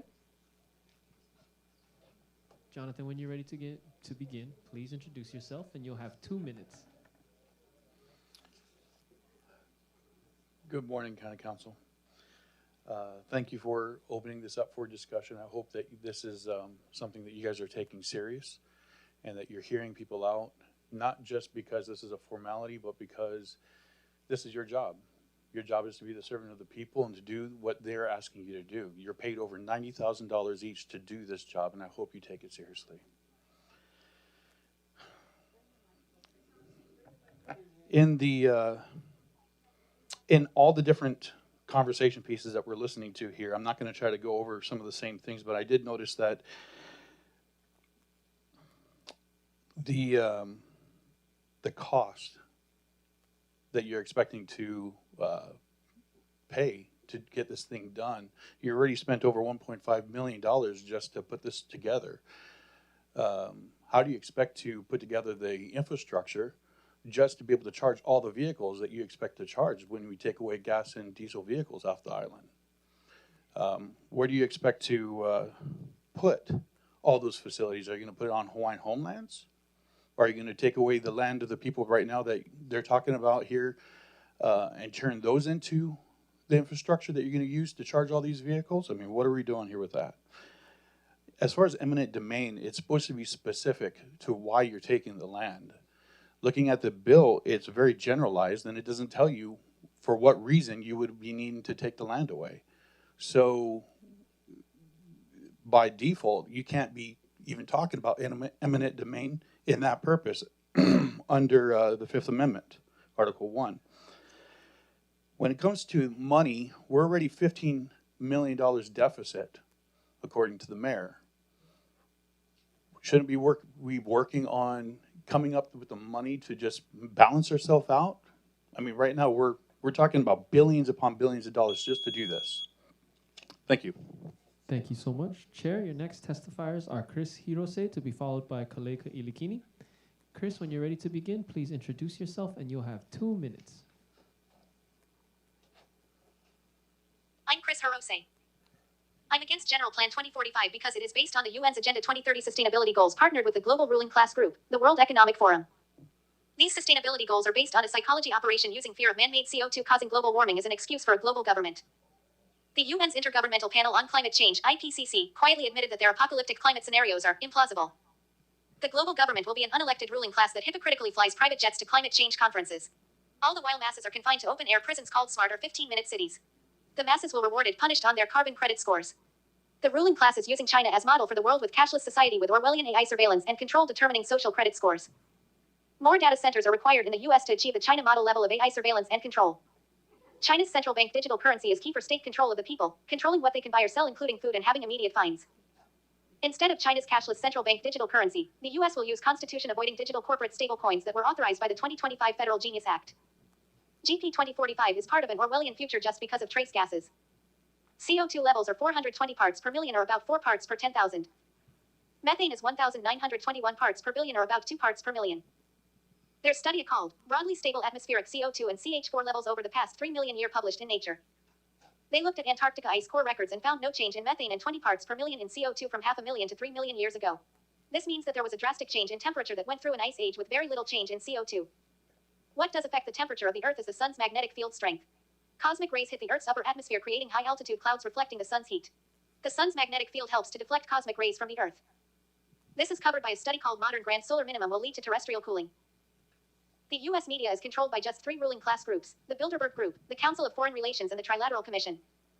The Bilderberg Group is the secretive sister of the publicly open World Economic Forum. John D. Rockefeller Sr. financed an expanded education system in the U.S. that was originally designed to make obedient Prussian soldiers. Rockefeller Sr.'s grandson, David Rockefeller, was chairman and then honorary chairman of the Council of Foreign Relations, co-founded the Trilateral Commission, and was a founding member of the Bilderberg Group. The Rockefeller Foundations gave grants to the Sierra Club Foundation and funded university climate change research. Our next testifier is Kale Ka'ilikini, to be followed by Austin Martin. Kale is testifying on Resolution 567 and Bill 66. Kale, when you're ready to begin, please introduce yourself. You'll have 2 minutes per agenda item if you clearly transition. If not, it'll be 2 minutes total. Aloha, my name is Kale Ka'ilikini Hilo. I represent myself and my ohana. So this word, I'm going to start. I'm strongly opposed to Bill 66, General Plan 2045, for many reasons. One that is so glaring is stakeholder, because it's defined as any individual, group, or organization that has an interest or concern, and it goes on. So that includes billionaires, foreign countries, non-GNOs, and what you end up having when you allow these, they don't even live here. They're not decision makers. They don't live here. They don't elect you. We do. But you allow them to come into Hawaii, and then they make the decisions. And it's an unfair proposition as far as I'm concerned, because ordinary residents, we're not rich. We're poor, okay? So we don't have that advantage. So please don't vote for the money, vote for the people. And I got to say that I reviewed hundreds of written testimonies from 2024 to 2026. So the first 2024 to 2025 was before the Planning Commission. And what I found was 98% opposed General Plan 2045. Fact. Then it went to the council. So 2025, 2026, what I'm finding from the written testimonies and some oral testimonies, that 67% are opposed to 2045. We're in opposition. So my question, though, is once it was opposed 98% before the commission, how come it comes over to the council and the county council members are not asking questions? They're not concerned about the 98% against 2045. They continue to have conversations, but they don't want to ask us questions. They don't want to have discussions. So what's going on with the majority rules? But anyway, so thank you for that. And I'm going to transition to the eminent domain, Resolution 56726. Eminent domain, I totally am against it. My grandmother's property on Oahu was eminent domain. The U.S. Army took it, and after so many years, the government gave it back, but they told my grandfather, you got to pay for it. Okay, that's taxes, back taxes due. He didn't have the money. All right, so I'm against eminent domain because that is a bad policy. People are trying to get affordable housing. And how can we get affordable housing if you're taking away private property? Doesn't make sense. So I want you guys to make sense when you bring forward these resolutions, when you're looking at bills, when you're listening to us. Try to make sense of what's going on. I'm definitely against eminent domain. Because if you can say, we're going to help you with affordable housing, and then put forward resolutions like this, that's heva. Absolutely bad. Okay? And eminent domain is also connected to data centers, because they're using eminent domain to bring in data centers. And this is towards Kimball, because she tried to do this with communications 372.199, which she drew back. She pulled it back. Okay? But even though you pull it back, it can come back again. It can be revised. And it's going to take millions of gallons of water and a lot of electricity. And we're talking about GP 2045 is going to stop all of that? And yet you want to bring in data centers? Come on. Throughout the United States, it's trending. It's over 70% Americans throughout the United States opposing data centers. In Hawaii, it's over 80%. I know it's hard to listen to us, but I do appreciate the 3 people that voted against. The council members will never forget you. And the 6 that voted for, we'll never forget you either. Just remember that. The election is coming up. Let Thank me you for your remind you. testimony. Mahalo, mahalo, Our mahalo. next testifiers are Austin Martin, to be followed by Alicia Gleason. Austin is testifying on Bill 66 and 158. Austin, when you're ready to begin, please introduce yourself. You'll have 2 minutes per agenda item if you clearly transition. If not, it'll be 2 minutes total. Thank you. Aloha, kleptocrats and bureaucrats and thieves and the few honorable people among you that I have great respect for. Let me start. I'm going to start with 158 because it's really interesting. What if we dissolve the Galactic Senate? Okay, and instead we shall have a new island empire led by a new manager and the mayor. What do you guys think? We like it? Come on, Kimball. I know you like it, right? You introduced it. And I've seen your contempt this entire time. And Mr. Chair, I'd like to raise the point of personal privilege that the First Amendment expression of audience members who may clap politely after someone speaks is not obstructing business, but the contemptuous behavior of certain members of this committee certainly do. They make us feel much less safe to give our testimony because the weight of the government stands behind each of you. It is a powerful responsibility, and heavy is the head that wears the crown. 158 looks like a massive power grab, not even just against other parts of the government, not just a restructuring. This actually looks like a, hey, we're gonna just take this out of the hands of the people. We don't need this inconvenience. Mr. Chair, I respect that you have a good understanding of procedure and the importance of keeping a balanced proceeding, and I do appreciate that. I would just encourage that be aimed more at the disrespectful council members than it be aimed at the public.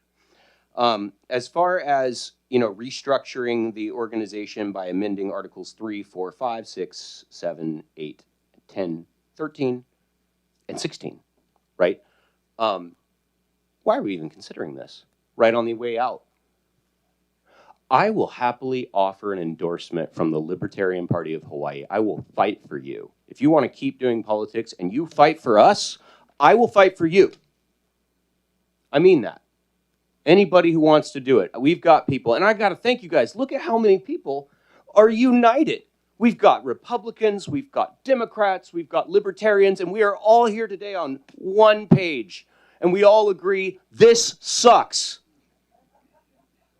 You want more Native Hawaiians to come tell you what's going on? Well, they know they'll get kicked out for clapping. Not going to work. I'm going to transition really quickly. I do have a few prepared remarks on Bill 66. I am Austin Martin. I am the Libertarian Party of Hawaii State Chairman. I was also elected last week to serve as the national representative on the Libertarian National Committee representing the states of Region 1, and so I sit on the national board as well. I also am the chairman of Young Americans for Liberty. We do college activism. We recruit people on your campuses and fight right in the belly of the beast where the state is doing its indoctrination hardest. I'm not here to tell you Bill 66 actually bans anything by itself. Let's clear up some misinformation. Bill 66 does not take away your property or your diesel on its own. It creates a mandate that the government shall do so later. It is a two-step process to steal property from someone. You've got to give yourself the moral grounds to do so, and then you've got to effectuate the actual theft. Open the plan. It sets a goal to move towards eliminating fossil fuels on Hawaii. That's your language, not mine. So when a member tells a rancher, no one is coming for your truck, I'd ask that member to read that goal aloud and explain what eliminating fossil fuels means for the man hauling feed and diesel. Councilmember Kirkowitz has said that fossil fuel decisions are made at the state level and out of the county's control. It's a good point. Why write it into a binding 20-year guidance document? For goodness sakes. Either it's idle, in which case strike it, or it's the political pretext for an enforceable ordinance that comes next. Look at what sits side by side in this document. Net zero carbon mandates, renewable technology mandates, growth confined to urban cores, and extensive agricultural land redesignated toward natural land that constrains farming, less fuel, less farming, less private development, fenced in. When you read these four together, it stops being a planning document. It is a managed decline of the working life of this island, and I'll call it what it is. It is extinctionist towards the rural, the agricultural, and the self-reliant. And here's what you cannot argue. When thousands of your own constituents objected, members of this body called it a conspiracy theory. personal attacks, and AI psychosis. You diagnose the people you serve. Thank you for your testimony. Your Rather than time is hearing up. them. We're going to have to move on. Chair, Endorsements, the next they're here. testifier is Alicia Gleason testifying on Bill 66, followed by, and I know I'm going to ruin this, so please I apologize, Eric Shrikowska. But at this time, Alicia, if you'd like to introduce yourself, you'll have 2 minutes for Bill 66. Aloha, my name is Alicia, and I am here to strongly oppose Bill 66. This is my first time attending one of these council meetings. I was surprised that there was a spiritual invocation, a prayer from a pastor to open these proceedings. I don't assume that church and state are mixed in the United States, if that's what we want to be here for. However, it was. I myself am a spiritual, God-loving woman.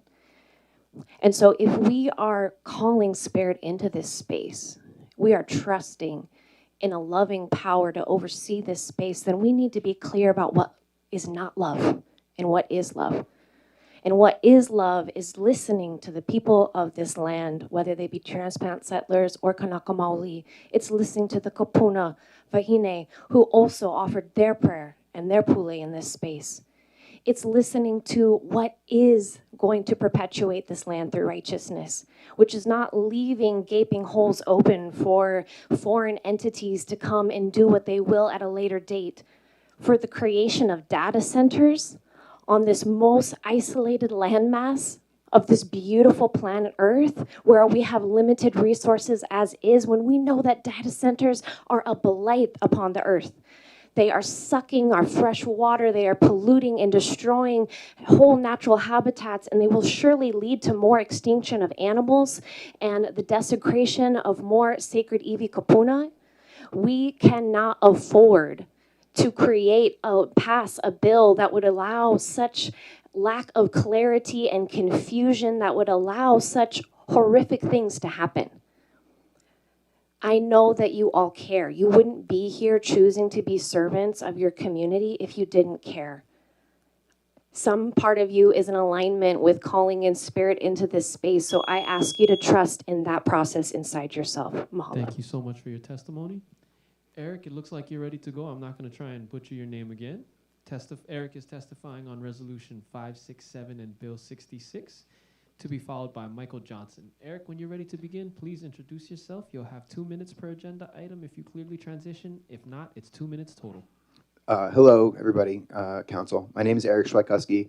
I am a grower farmer here on the Big Island. I lived here for about 15 years on and off. And I'd like to start off by talking about Bill 66. And I think, again, it was already been said, but we are on occupied land.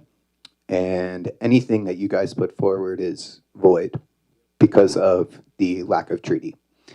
And I am avidly against it. It seems like it's word for word from the Economic Forum for the what I call eco-fascism, and taking away our rights in the name of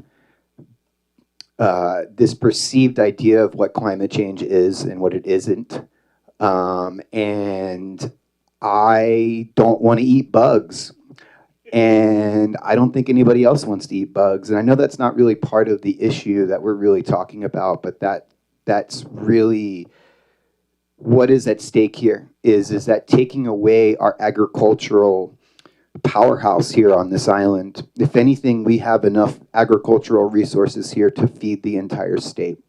And I want to take this time to call out the decorum of this council, specifically this woman right here, who is showing us enough disrespect and smugness by doing arts and crafts and weaving while we are pouring our hearts out about saving our island from globalists. And all she cares about is weaving. And Mr. Onishi was eating earlier, and we have another one that's not even present today. This is serious. And she's smirking as we speak. And the fact that we're being told not to practice our constitutional First Amendment to cheer on our fellow people when they say something that we love. And now I would like to speak on the resolution. I lived on Papaya Farms Road and got off of Government Beach Road for 6 years, 7 years. I raised my daughter down there. I've driven down that road. I walk down that road. I go to the beach down that road. There's no need to make that road wider.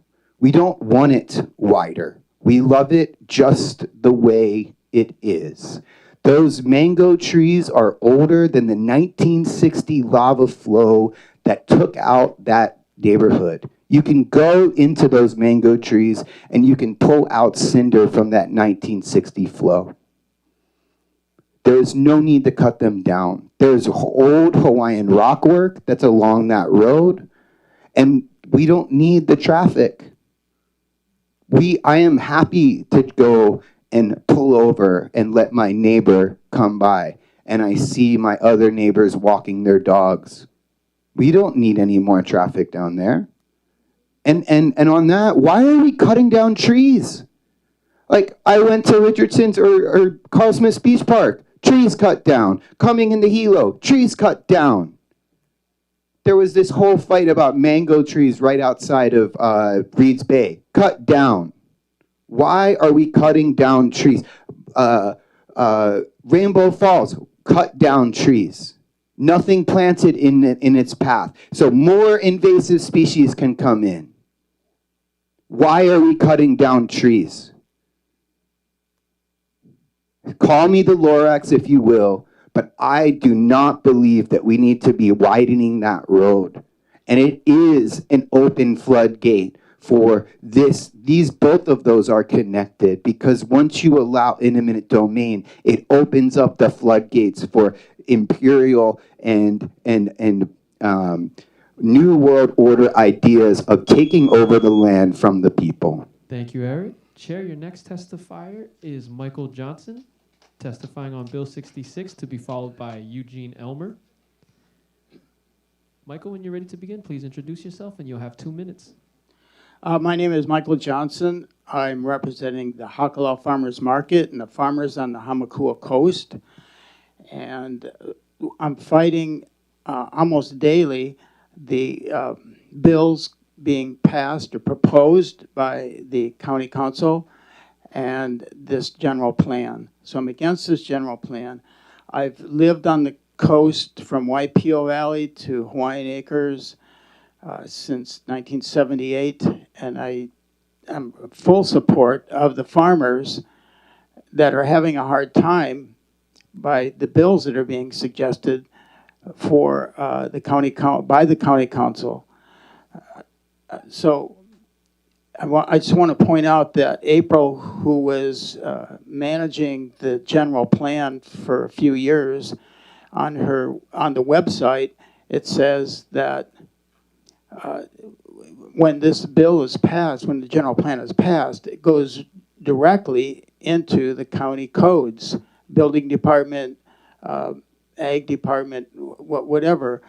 So it changes all the government codes up till now, and what this bill is, the Great Plan, is that it's right out of the Great Reset playbook put out in a book by Klaus Schwab and the World Economic Forum, and it's going on all over the world, these changes. And one of the ways that it could hurt the farmers is taxing stored water.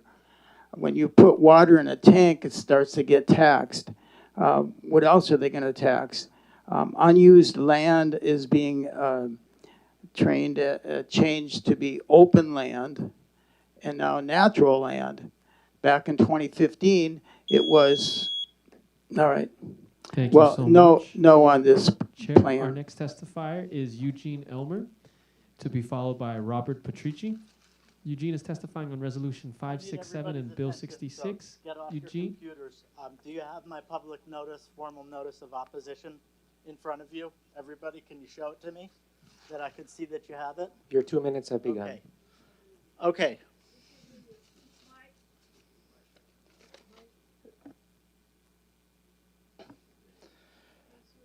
Okay. Aloha, Ashley, Dennis, and Holeka. Mahalo from the heart. To the other council members, when voters ask who voted for this plan in November, make sure you say aye. Okay. I'm Eugene Elmer, resident of District 6, long-term resident of this island. I moved here in 1977, almost 50 years ago. I'm aware my previous testimony was characterized in the press as threatening. Let the record reflect clearly. I do not make threats. I make legally grounded statements of fact and formal notices of liability, and that is why I am here today. I have filed a comprehensive 5-pillar formal public notice of opposition, prior knowledge, and potential liability with the county clerk. And I expect every council member to review it in its entirety. This is your formal notice. If citizens lose their lives stranded by a blacked out grid or trapped by a chemical fire, this public record proves you acted with prior knowledge. It will be used to hold this county liable for gross negligence and wrongful death. I declare my absolute opposition to Bill 66 and the General Plan 2045. This council is forcing a mandate onto a rural island that is completely unprepared for it. You are creating a single point of failure. When disaster strikes, and it will, the grid fails first. If you outlaw internal combustion engines, our families will be stranded with dead batteries during emergency evacuations. That is not policy. That is reckless endangerment.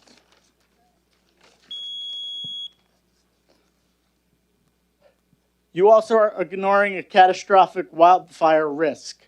Kona, Kohala, and Ka'u are among the most fire-prone landscapes your 2 in minutes this has state. expired unless you're going to transfer to a different agenda item. I'm going to go to resolution.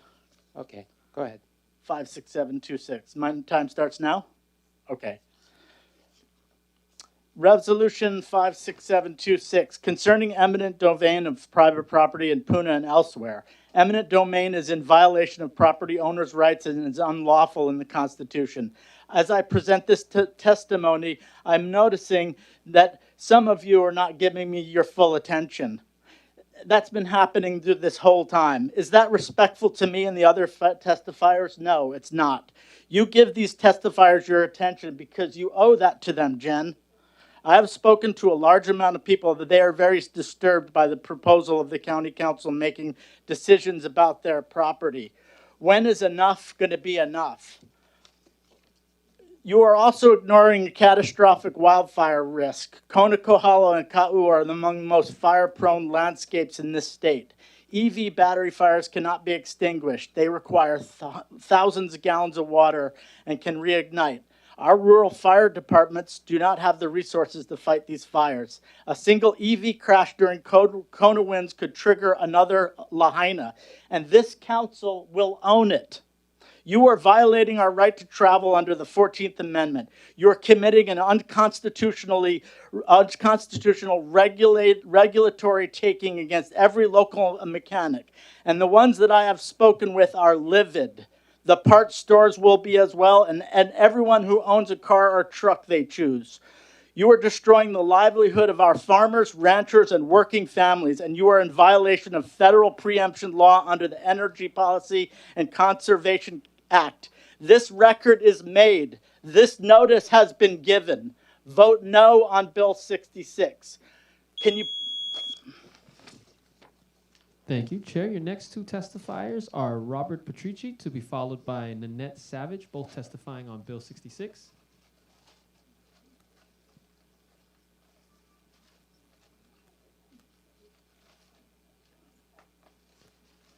Robert, when you're ready to begin, you can introduce yourself, and you've got 2 minutes.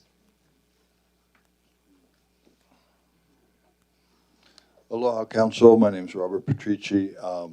I'm in opposition, strong opposition to Bill Plan 66, SB 66, and I've been counting the testimonies here today, and so far you have, counting me, 37 against and 5 in favor. So I hope you're listening, because I don't think you are. And I, you know, you're talking about respect, but you don't even, you're not respecting us. You know, it's crazy. So let's see here. I'm an off-grid sustainable farmer that does not want to be relocated to an urban city. I've been farming in Puna for 45 years. I've been off-grid for 25 years. I make my own fertilizer. I make compost. I make animal food. And I grow food for my family, my neighbors, and my friends. I'm doing those things that you're talking about in these plans. You know, we want to be sustainable. We want to, and I can't even get water from the county. I mean, you guys jumped my property. You're putting a new water line in right in front of my house, and no way will you give me water. I've been trying for 2 or 3 years to get water. I lost 10, 20, 30% of my trees in that last drought. You know, I've been growing trees there for 25 years. I got 45,000 gallons of catchment water, and I still, you know, I don't see this plan. I just, you know, you're not listening. It's hard to even come here. You know, we got to take off time and come down here. I got to drive all the way from Puna because I want to talk to you guys, and you don't hear me. You don't care. I mean, maybe some of you do, but you don't care. You don't care. You think I'm wasting your time. Well, you know what? We're the public. We're the public. And Thank you for your if testimony. we're wasting your time, Chair, you your next shouldn't be here. testifier is Nanette Savage, testifying on Bill 66 as well. Nanette, when you're ready to begin, please introduce yourself, and you've got 2 minutes.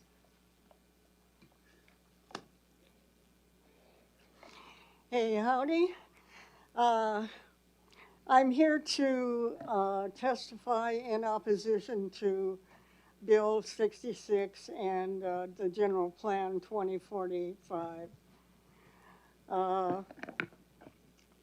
The land need for this AI is tremendous. They need a lot of land to build big buildings to hold all of that. And it only creates air pollution, noise pollution. It's very serious, actually. The power needs for this industry are tremendous. And I don't think we can provide it. I really don't. And I'd like to remind the council that this is important. This is serious. I mean, this is for everybody on the islands, the entire island chain. This is important. So give it some serious thought. You know, giving loans to big business, Google, Zuckerberg, not a good idea. I don't think so. I don't know what all to tell you. The power, as I said, the power needs for this endeavor are incredible. And it's not here. And look at the turnout. This is serious. People are really, and this isn't even touching it for the people that are concerned. I want you to realize that. I also, it's been brought to my attention, that... Thank you for your testimony. Okay, Chair, just your hang next on a testifier second. is That, Thomas Vo. Hang on, Mr. Armacelli. Appendix A. Were you wait a going to minute, transfer Appendix to A a in the different bill item? it's not there. So you can't do this without that. Are you Come on. changing to a different Okay. agenda item? Pardon me? Are you going to testify on a different agenda item? No. Okay, thank you. Your testimony time All has right. concluded. Thank you.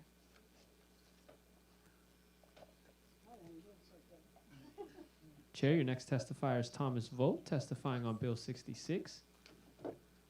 In 567. Thomas, when as you're well. ready to begin, please introduce yourself, and you'll In- have 2 in- minutes. In 567 as well. My name is Thomas. This is my wonderful love of my life, Bella.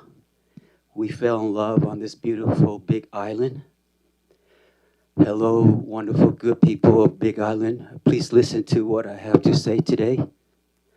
I've been a nurse for 25 years, and I've been serving you and your family. I've been sacrificing my life, working almost every day, 25 years, to serve you and your family. And what I see in that hospital every day is very painful. I can remember every patient who died in front of me before their time due to cancer, heart attack, stroke, disorder, illnesses. It's very painful to see. Only if you can see my eyes, you can see what these data center will do to us and our family and our loved ones. I left the mainland to come here because I know the Big Island, out of all places in the world, is the most peaceful, loving, non-cancerous. We want clean water, clean air here. This is the reason why I left my home, my place in the mainland, Babylon, Epstein Island. If Epstein Island can show us what the evil that they can do, why can't we on this island show our love to the whole world, what we can do and rise up to Babylon? Because Revelation chapter 18 tells us in 1 hour and 1 day, Babylon will die. And we do not want to die.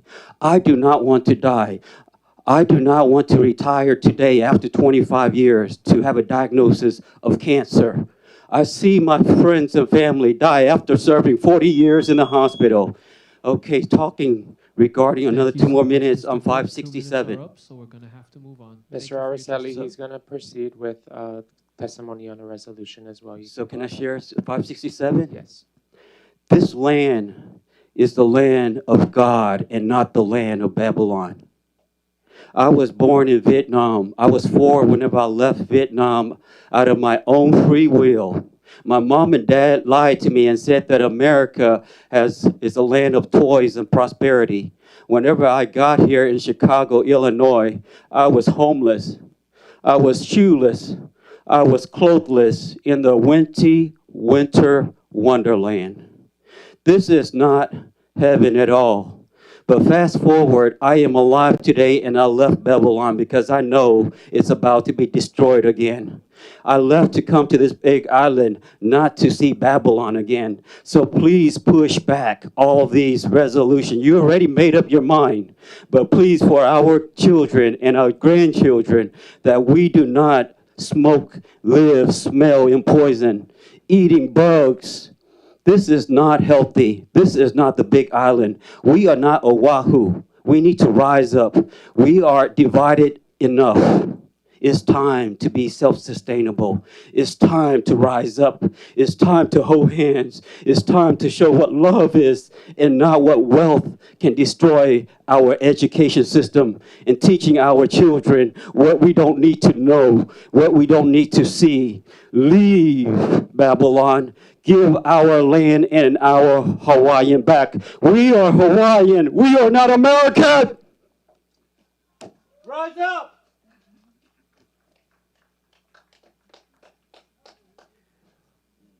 With that, Chair, noting that we do have individuals requesting to provide testimony when Bill 66 is introduced. Those are all the testifiers you have here at the beginning of your meeting. Thank you. Let's proceed with reports, please. Oh, thank you. Are there any amendments to the minutes of the March 18, 2026 council meeting? Seeing none, the meeting minutes are deemed approved and we'll proceed with reports. GOEC 127, Communication 895, the nomination of George Applegate to the Banyan Drive Hawaii Redevelopment Agency. Chair, motion to close file on GOEAC 127 and confirm the nomination of George Applegate to the Banyan Drive Hawaii Redevelopment Agency. Moved by Councilmember Kirkowitz, seconded by Councilmember Kagiwara to close file on Communication 895 and confirm the nomination of George Applegate to the Banyan Drive Hawaii Redevelopment Agency. All those in favor, please say aye. Any opposed? Motion carries, 8 ayes, 1 absent. Councilmember Kaneali'i Kleinfelder, the nomination of George Applegate to the Banyan Drive Hawaiʻi Redevelopment Agency has been confirmed. So any testimony for GOAC 128, Communication 896? Hearing none. GOAC 128, Communication 896, nomination of Jacob K. Andrews to the Leeward Planning Commission. Chair motion to close file on GOEAC 128 and confirm the nomination of Jacob Andrews to the Leeward Planning Commission. Moved by Councilmember Kirkowitz, seconded by Councilmember Eustis to close file on Communication 896 and confirm the nomination of Jacob Andrews to the Leeward Planning Commission. All those in favor, please say aye. Any opposed? Motion carries, 8 ayes, 1 absent. Councilmember Kaneali'i Kleinfelder, the nomination of Jacob Andrews to the Leeward Planning Commission has been confirmed.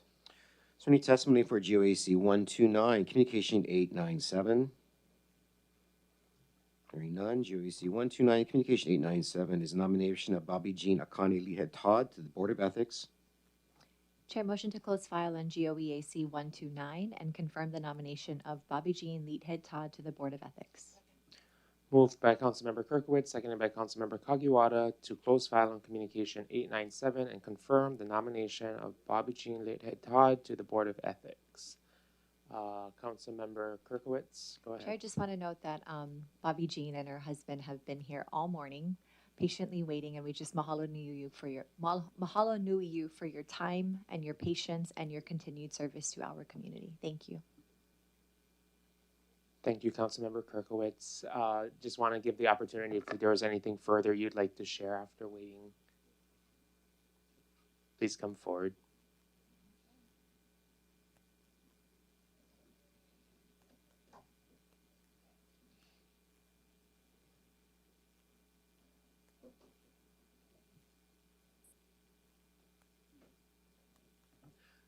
Good morning and mahalo for your service. I felt that if I was going to commit to Board of Ethics that I should show up and spend some time here. And I have to admit I felt a little bit like the old gray mare that is in the field and hears, you know, noise and sirens or whatnot and wants to get going. I had an enormous amount of fun this morning listening to the testimony, and I remembered how much work it is to do your job effectively, and so I look forward to being on Board of Ethics and hoping that if there is a backlog that we can move that forward quickly. And just want to say that, hey, go smell the roses. Go have a good day. Tell your family you love them. And people ask me, how you doing? And I said, I woke up. I knew who I was.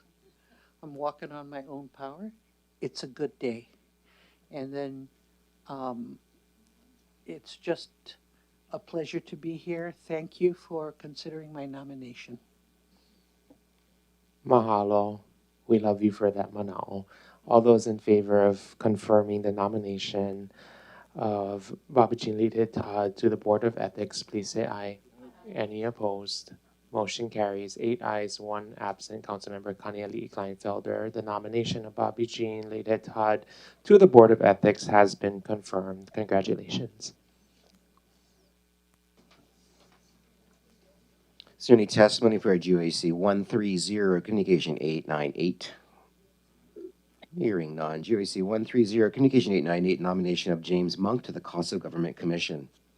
Chair motion to close file on GOEAC 130 and confirm the nomination of James Monk to the Cost of Government Commission.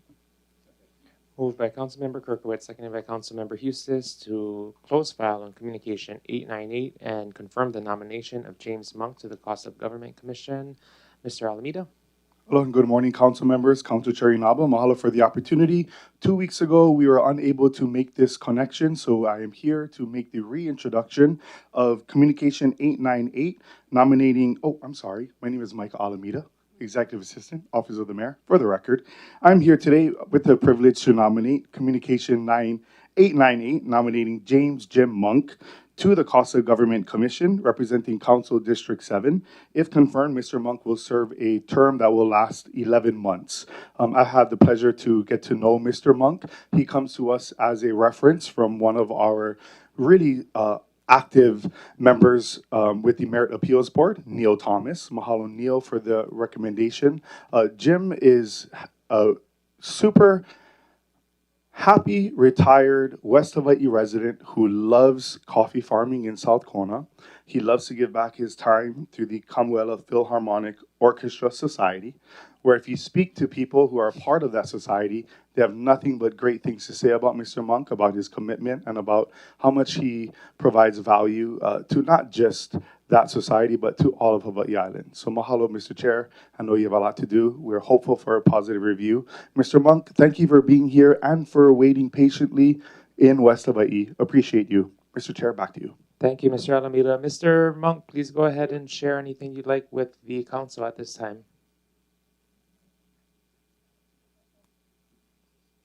I have no real comments. I'd be happy to help, and I'm willing to do it. Thank you. Ms. Kirkowitz. Thank you, Mr. Monk, for your willingness. A question for Mr. Alameda. Mr. Alameda, do we have enough members for the commission to meet quorum? Yes, with the confirmation of Mr. Monk, that would be 5. That would be our 5th member. And you are still actively seeking members to serve on this commission? Yes, I have 2 names, one for Council District 5 and one for Council District 6. Fantastic. And I know we're a little bit behind in terms of activating this commission. Yeah. Will that in any way affect the ability for them to do their work over the course of 11 months, or are you having to compress that time frame? I don't know that answer, Council Member. I will get back to you, though. I'll check with Corporation Council, and I will get back to you on If that. you could just email all members, that would be appreciated. For sure. Thank you for being here. Thank you. Any further discussion? Seeing none, all those in favor of closing file on Communication 898 and confirming the nomination of James Monk to the Cost of Government Commission, please say aye. Any opposed? Motion carries. 8 ayes, 1 absent. Councilmember Kaniali'i Kleinfelder, the nomination of James Monk to the Cost of Government Commission has been confirmed. Is there any testimony for GOEC 131, Communication 899? Hearing none. GOEC 131, Communication 899, nomination of Nick Risnick to the Water Board. Chair, motion to close file on GOEAC 131 and confirm the nomination of Nick Reisnick to the Water Board. Moved by Councilmember Kirkwood, seconded by Councilmember Villegas to close file on Communication 899 and confirm the nomination of Nick Risnick to the Water Board. Any discussion? Seeing none, all those in favor, please say aye. Any opposed? Motion carries. 8 ayes, 1 absent. Councilmember Kaniali'i Kleinfelder, the nomination of Nick Risnick to the Water Board has been confirmed. And we will jump straight to Bill 66.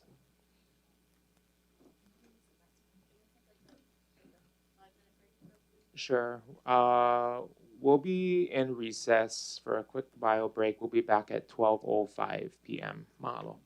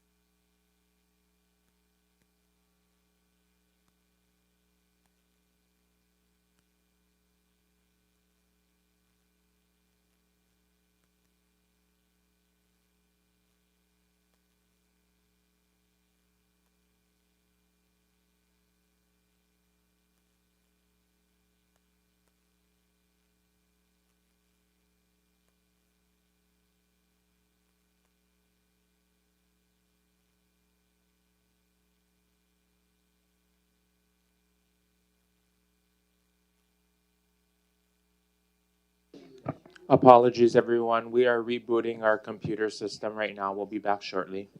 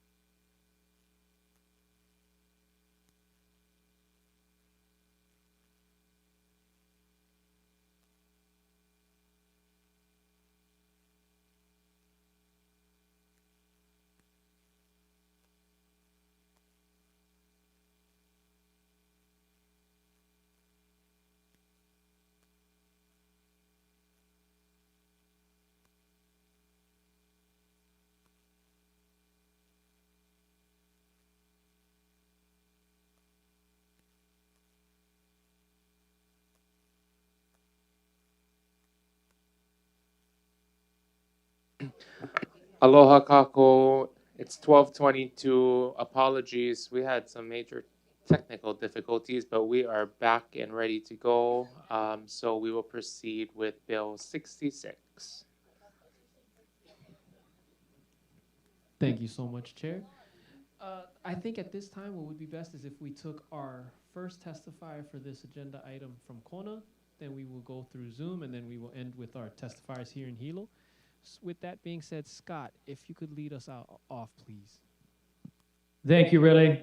We have Josephine Kelly EPO in opposition to Bill 66. Josephine, go ahead and state your name for the record. You'll have 2 minutes. Thank you. Josephine Kelly EPO Kailua Kona.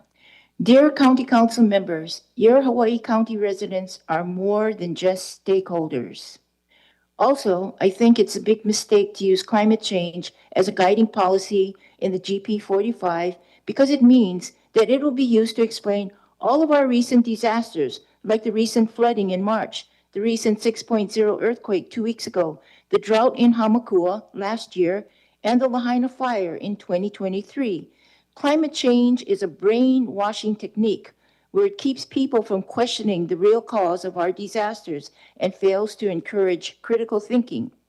According to the real scientists of the CO2 Coalition, CO2, or carbon dioxide, is essential for life. CO2 is plant food, and yet the general plan demonizes it. That's a big red flag. You are leading Hawaii County down a dangerous path by supporting the climate change agenda in General Plan 2045, especially as Michelle Melendez just testified that the United Nations is dropping its support for climate change. A big mahalo to all who have testified against Bill 66, and mahalo to our 3 council members who voted no. Please vote no on Bill 66. Mahalo. Thank you, Josephine. That's it for Kona. Thank you so much. Chair, our next testifiers via Zoom are Donna Grabo to be followed by, Donna Thompson to be followed by Dr. Angela Longo. Donna, when you're ready to begin, please introduce yourself, and you've got 2 minutes. Aloha, my name is Donna Thompson, and I strongly oppose Bill 66 and the adoption of General Plan 2045. It contains broad scope policies and long-term impact with too many loopholes that will be exploited in a technological-driven world led by technocratic oligarchs. We are witnessing real-time the expansion of hyperscale data centers and the taking of energy and water resources. The democratic process is being bypassed despite public opposition, much of what we're seeing right now. The General Plan 2045 deserves the highest level of scrutiny, yet is not being taken seriously by some council members. The more authority that shifts toward stakeholder-driven governance, the less direct accountability exists to the people most affected by those decisions. The language of shall versus may is a huge red flag. Thus far, none of the numerous testimonies in opposition have been addressed, nor does the plan address AI-driven development that has severe impacts on resources and health. It is imperative a new amendment is adopted that includes severe restrictions on data center development with no eminent domain or NDAs allowed. Executive Order 14318, titled Accelerating Federal Permitting of Data Center Infrastructure, was signed last July. This order aims to facilitate the rapid build-out of AI data centers with the supporting energy infrastructure. This executive order accelerates permitting and encourages the land use on federal lands and military installations for data center development, including leased lands such as PTA. Significant geothermal projects are anticipated and currently being pursued on both Hawaiian homelands and PTA. The Huma-Ula Groundwater Research Project has drilled 2 test holes on PTA and discovered a potential geothermal reservoir. Huma-Ula is geologically contiguous with the resources found under PTA, suggesting a shared geothermal field in the Saddle region. As for land use designation, General Plan 2045 maintains and reinforces geothermal resource subzone. Thank you, Donna. Your 2 minutes are up, so we're going to have to move on. Chair, your next testifier is Dr. Angela Longo to be followed by Jalen Brenlin. Angela, when you're ready to begin, please introduce yourself, and you've got 2 minutes. Aloha, I'm Dr. Angela Longo, and I want to thank the council members for your hard work. I am a PhD biochemist and an OMD medical doctor, and I have here a document with 1,828 scientists' signatures saying that there is no climate emergency. In other words, the CO2 footprint is irrelevant. And as someone nicely said, it's plant food. We need it for life. So if we take all of that material that's based on that, like reducing our vehicle miles, we take all that out of the general plan, which I oppose 2045, and all the stuff that's based on foreign entities, like the WEF and the UN, which has already thrown it out, then we might have something to work with.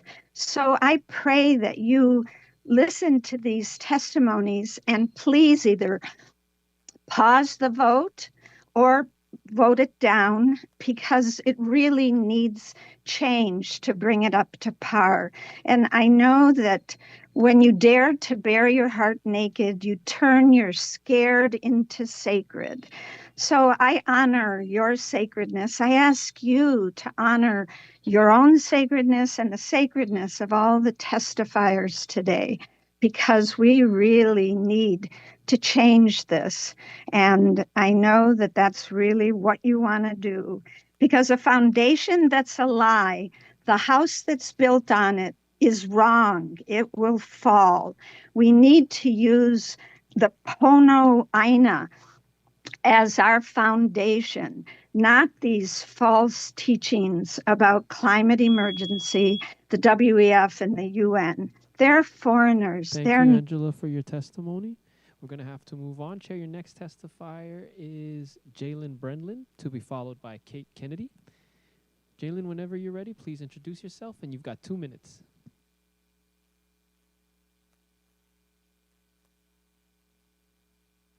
Jalen, I'm sorry, you're going to have to restart and unmute yourself first, please.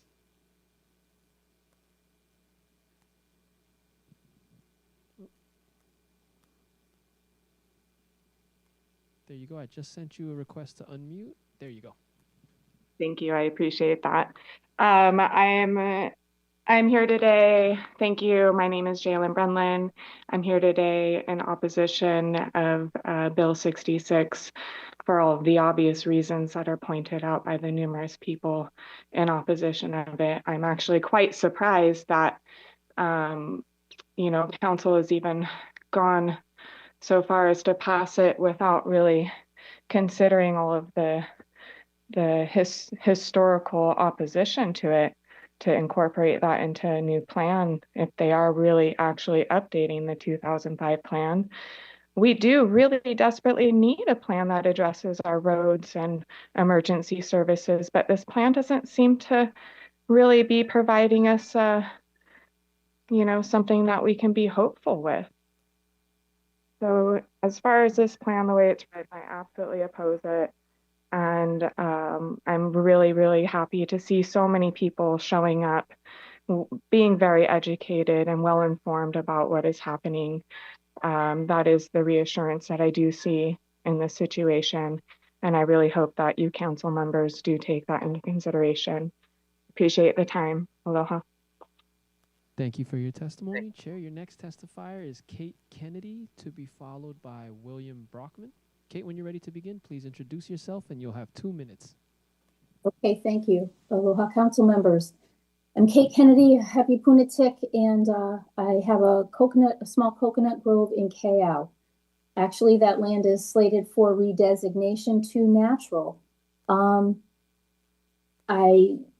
minutes for the 300-page plan is kind of rough, so I will jump right in. We still have no answers as to why the change in land designation from extensive ag to natural, although we've been told so many times that it's not going to make any difference. If it doesn't affect anything, why are we doing it? Number 2, are the maps accurate? Now we're hearing that maybe that is not the case. And so I think that that's a really significant concern that's recently come to light.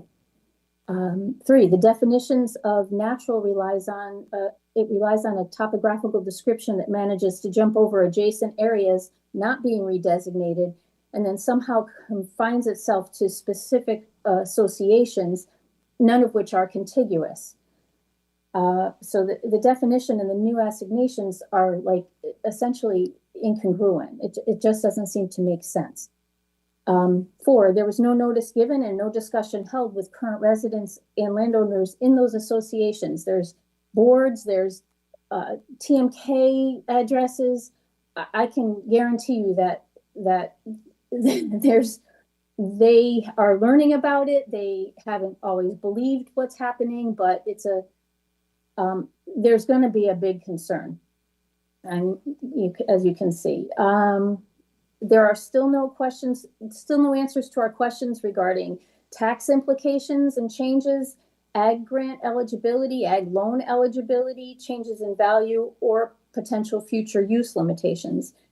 And why, finally, on the ag issue, why are we turning away from ag development instead of trying to... Thank you, Kate, for your testimony. We're going to have to move on. Chair, your next Zoom testifier is William Brockman.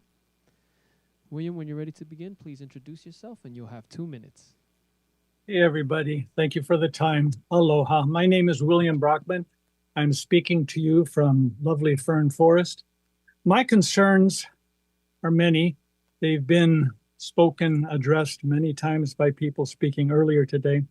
But specifically, I'd like to go to the general plan map on page 264. Fern Forest has been designated there a natural area, dark green, as have so many areas around the perimeter of the island, seemingly to disproportionately affect our farmers in Kanaka Aina.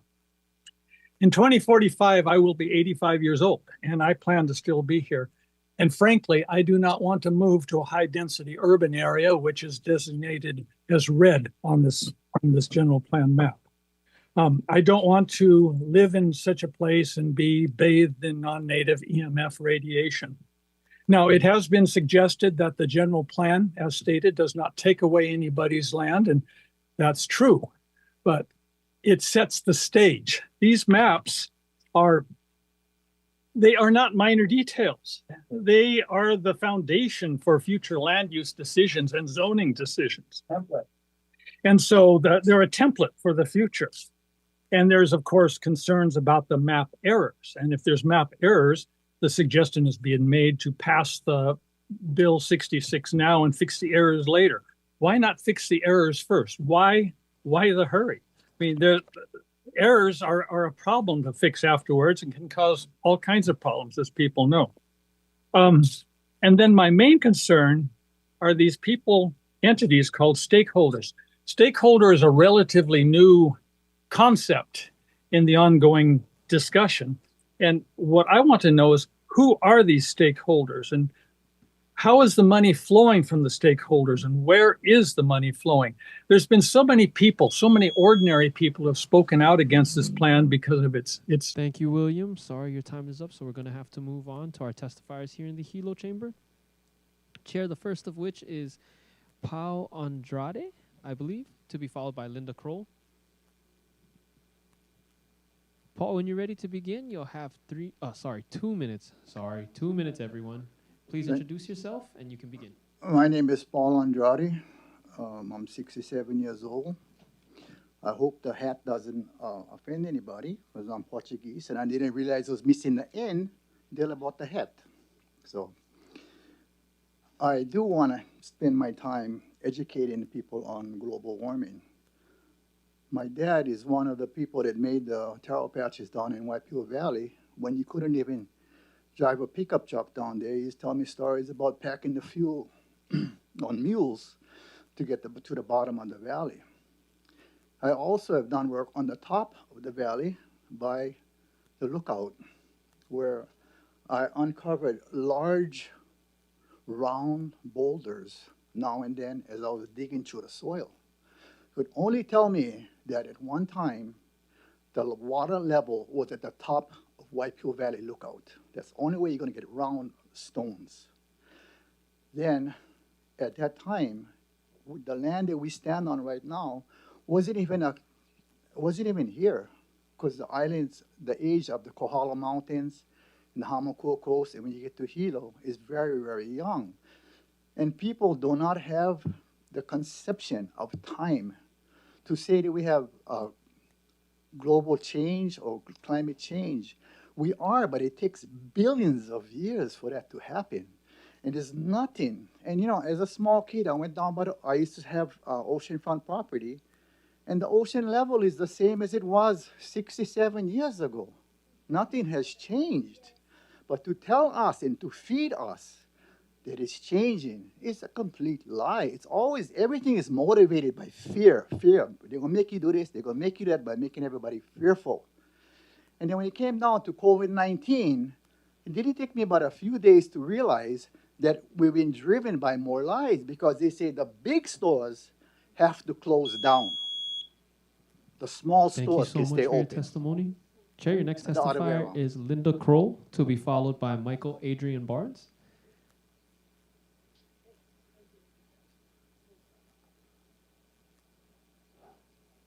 Again, Linda Kroll. If there is no Linda Kroll, we can move on to Michael Adrian Barnes, to be followed by Orion Friels. Michael, when you're ready to begin, please introduce yourself, and you've got 2 minutes. Is it okay that I stand? Because I've got sciatica and it will make it difficult. Aloha, Chair, Inaba, and members of the County Council. My name is Michael Adrian Barnes. I reside in Orchid Land Estates for the last 10 years. I've built small and large integrated aquaculture and agriculture projects in more than 20 countries on 4 continents before moving to Hawaii. Both corporate and small farms from design to implementation.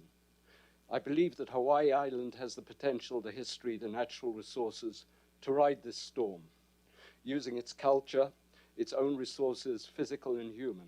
Today, my work and livelihood revolves around integrated aquaculture, using off-grid solar, water, and sustainable food production. And I do this work mainly to mentor future farmers.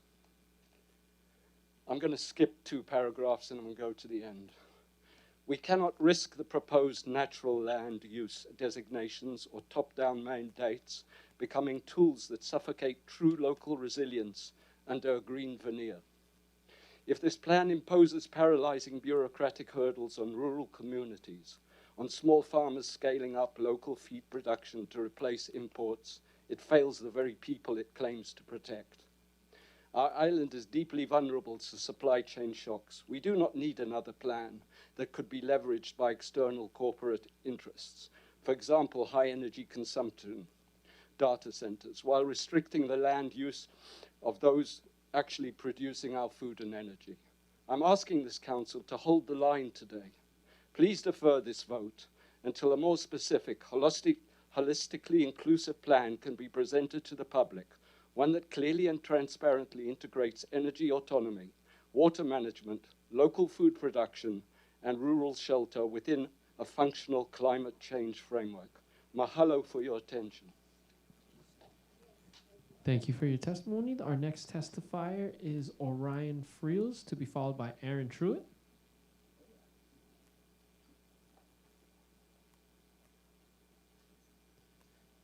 Whenever you're ready to begin, you can introduce yourself, and you've got 2 minutes.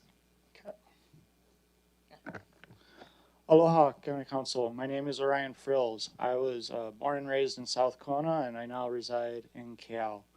I've been involved in agriculture since I was a young child on a coffee farm, and I now have been in the agricultural sector for about 10 years now since I graduated high school.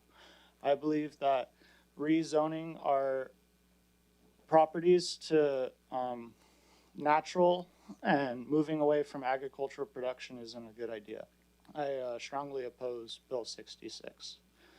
I feel that we have the ability to feed the entire state on just from our production on this island, and if we restrict ourselves by taking away the agriculture production that we already have and limiting it, we're just limiting ourselves in the long run. We have the ability. Thank you.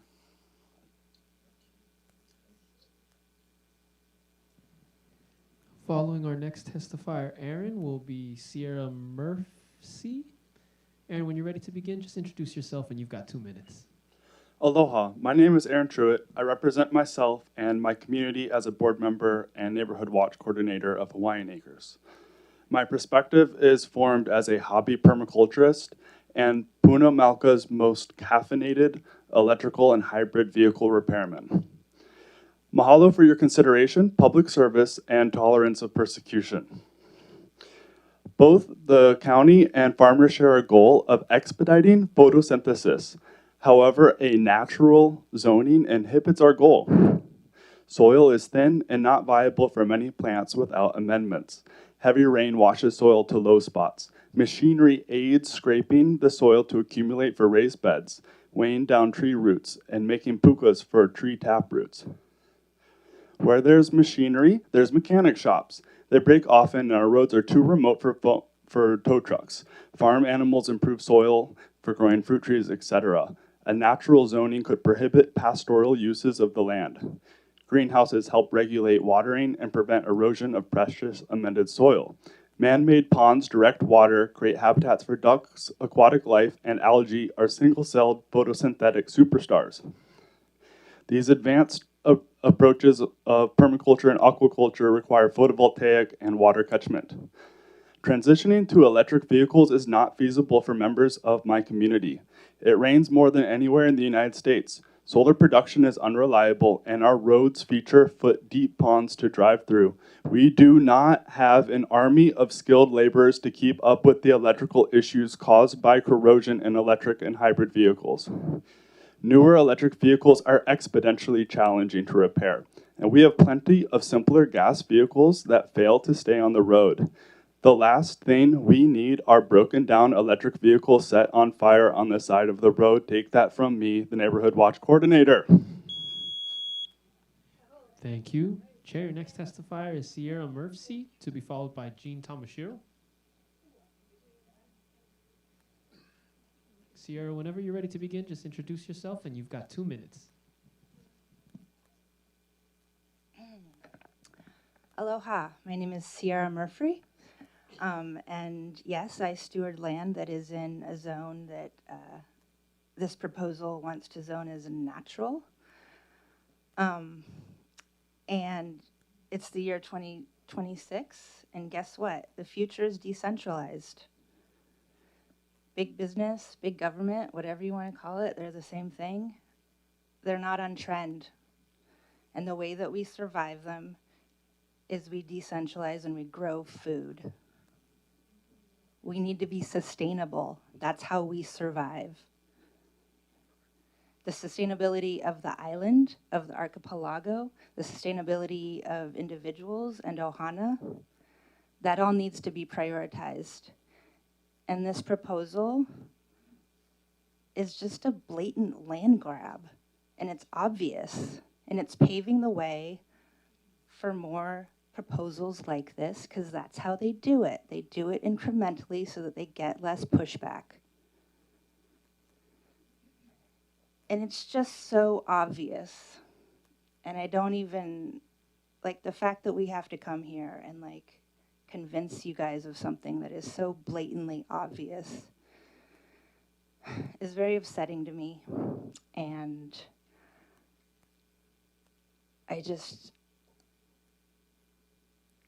I mean, I just hope for the best. And the future is decentralized. Thank you.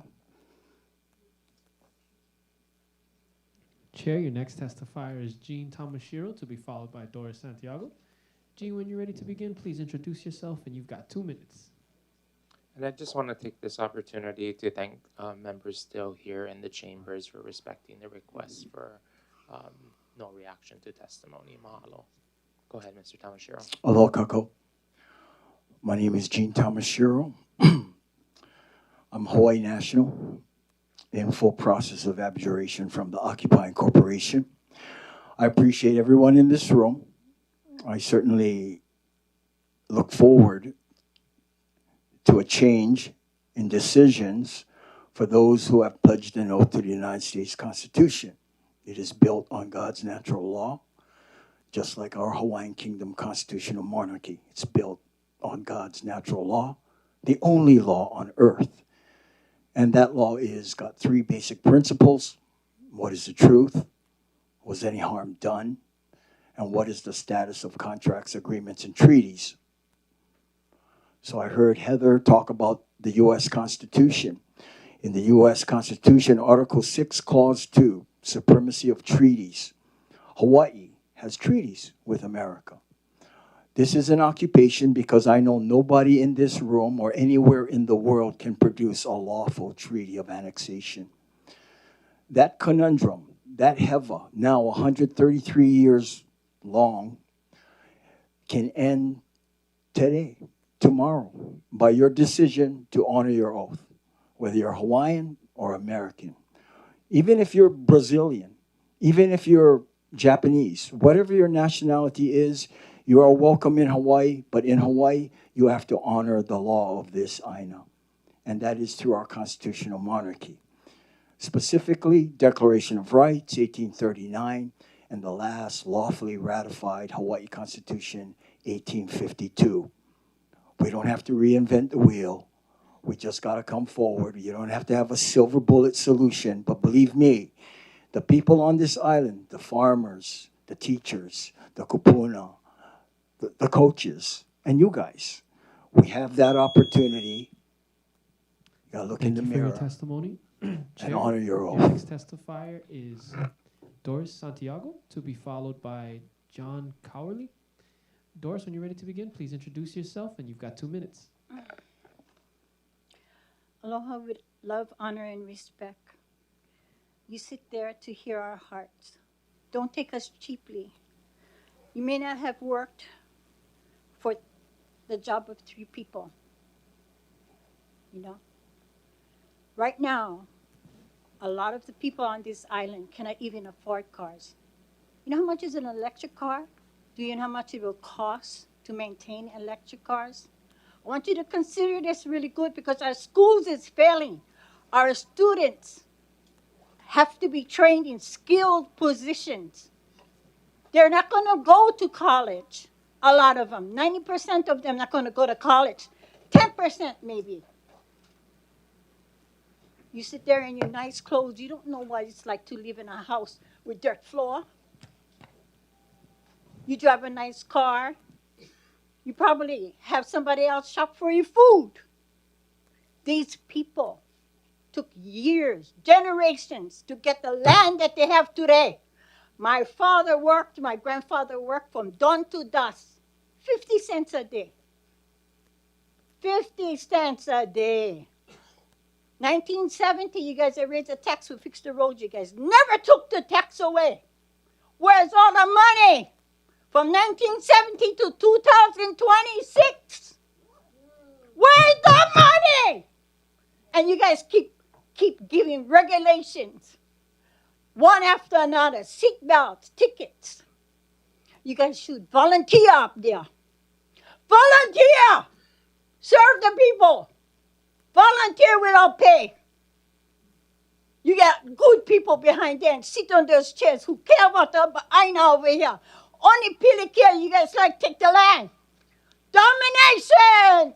2045 is domination. The N is domination. Greedy. Thank you so much. Chair, your next testifier is John Cowerly, to be followed by Stephen Sandler. That people don't know yet. 100% of the people I said about 2045. Ms. Santiago, your time to testify has expired. Mr. Araceli, please repeat the name of the testifier who is to provide their testimony. Again, calling John Cowerly or Stephen Sandler. Okay, moving on. Next testifier, Gray Jeffrey. Victoria Jeffrey. Shailene Fahey.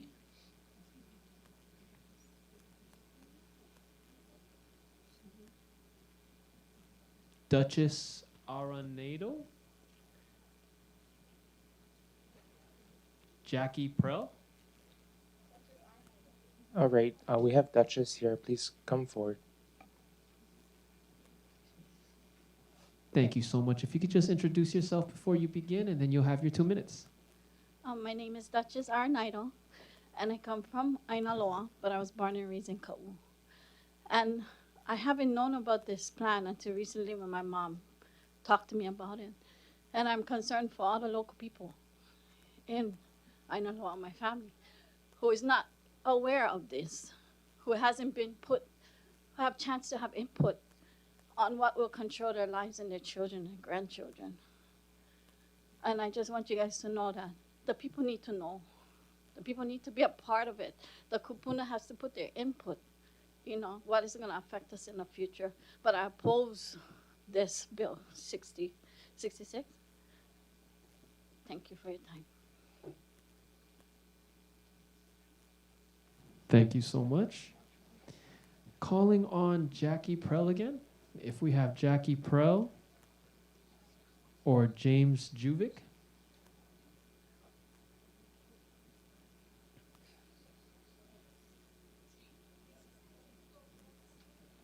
Sir, when you're ready to begin, if you could just introduce yourself and you'll have 2 minutes. My name is James Juvic. I'm a resident of the Big Island. Been a farmer and professor at the University of Hawaii at Hilo for many decades, now retired. But I will and I'm going to I'm testifying in support of Bill 66 and the 2045 general plan. But I do shout out to the opponents because I'm a farmer, and I don't think the general plan will be as negative as they're portraying for the development of agriculture on this island. I've run cattle in Hamakua, and I have planted thousands of koa trees on my farm in Kona, so I've been involved in farming for more than 50 years on this island, and I support farming. But I think we need a general plan.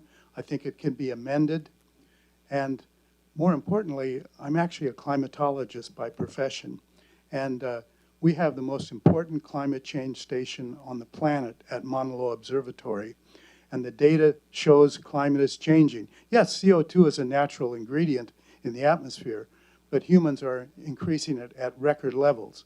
And it's not true that internationally people are abandoning the impact of climate change. That's just not true.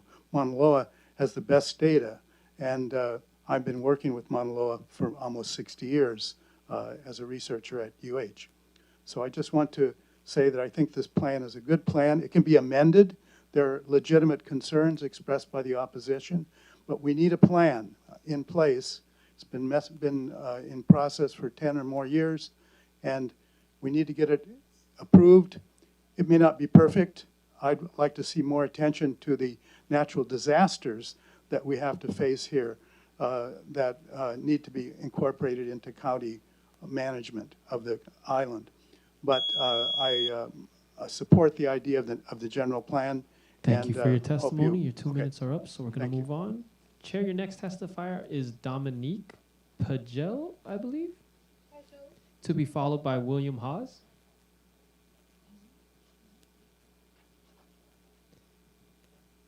Whenever you're ready to begin, you can introduce yourself, and you'll have 2 minutes.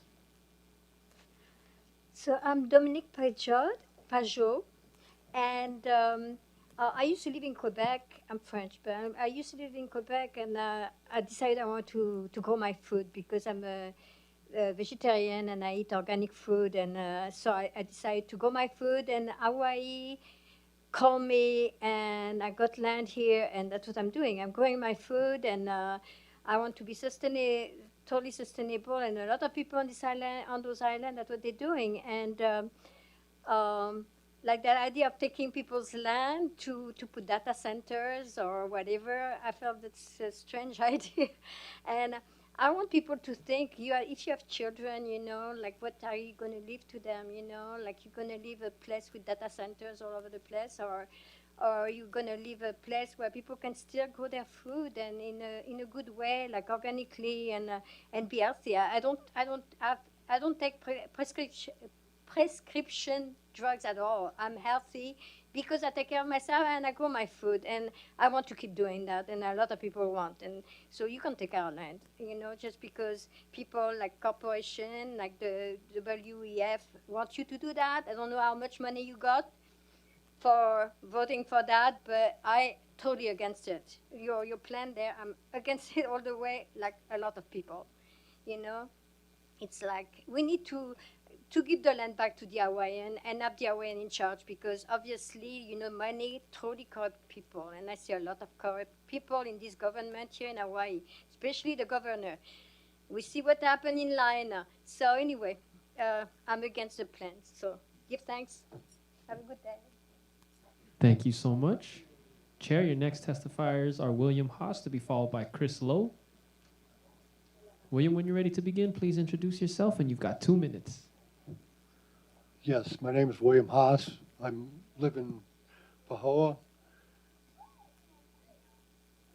I don't know what to say. Every time I was here last month, and this time, this just blows me away. There's so many intelligent people that have testified, and I'm assuming and hoping that each one of you guys are very intelligent about what's happening. I just don't know what to say. I really don't. Because I've only heard a handful of people that are for this. I'm against it.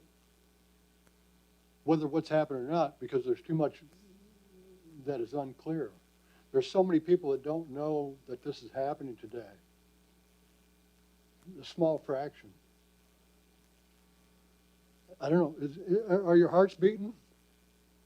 Mine has been racing today. To know that this is happening. And we talk about corruption in politics. I would hope that there's not. But sometimes there's evidence that there is. There's some good people here. This is our island. This is a paradise. We can grow food. There are solutions, again. I don't know where Matt is. Has he already made his mind up? Is this why some people aren't paying attention? Because your minds are already made up. Can you change your mind? You have a right to change your mind with enough information. Because I didn't have enough information. I still don't have enough information. But the decisions that you guys are going to make will be the result of everybody here and who you're representing. I don't know, just Thank you for your testimony. Chair, your next testifiers are Chris Lowe, to be followed by Fran Kopp.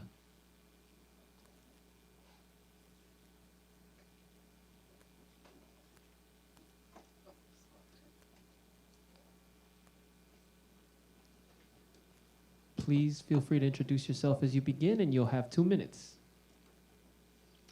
Good afternoon. I'm Chris Lowe. I'm here representing my sovereign man and the Aina Arts Society, a not-for-profit that is here to educate the farmers of tomorrow. And I'm just extremely concerned that this is even an issue, that farmers who should already be subsidized, who are, doing everything they can, sacrificing everything in their life to bring food to humanity, to Hawaii, to all of you. You're all eating food. If it came from here, it came from farmers. And if you take their land away by making it so they can't have livestock, making it so they can't have agricultural structures, I think that Hawaii would be in a bad place. And it's unbelievable that this is even a question. We should only be here to support the farmers because that is our future. No farms, no food. It's a fact. We all know it. Mahalo. Thank you for listening.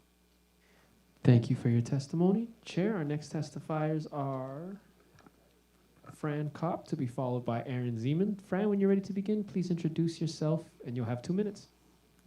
Hi, my name is Fran, and I'm Fran Kopp, and I'm in Hilo. I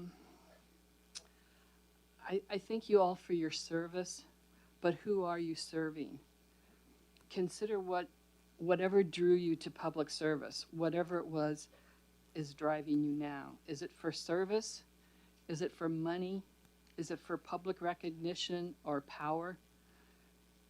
You have a role to play, and you will have a role to play. It will either be part of the collapse or part of the future.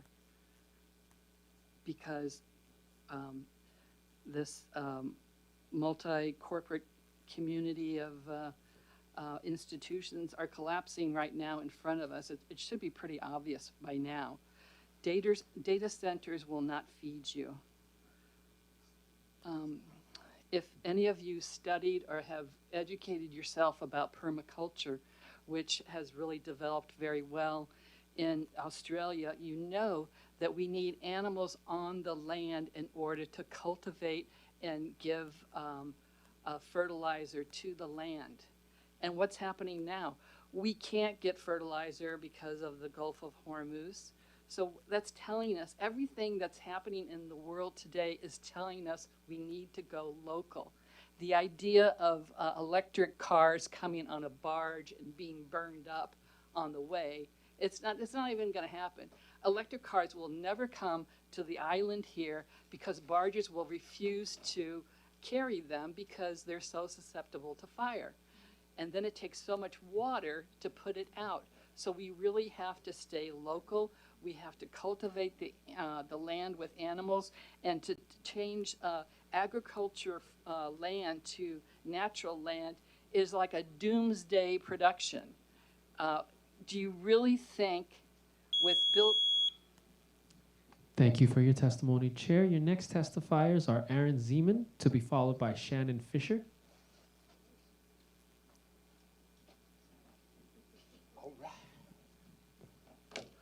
Before you begin, please introduce yourself, and you've got 2 minutes. Aloha. I am Aaron Zeman. I represent myself. How you guys doing?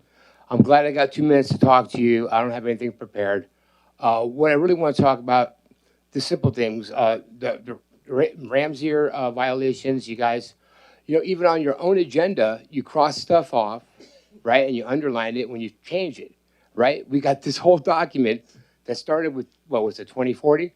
Now it's 2045. Any of those changes weren't made. And there's serious chain of custody issues here, but we all know that. I have the case number already. I guess I'll be seeing some of you on the 15th of July. I got a court date. And the whole process, I mean, it's been said eloquently. What's the rush?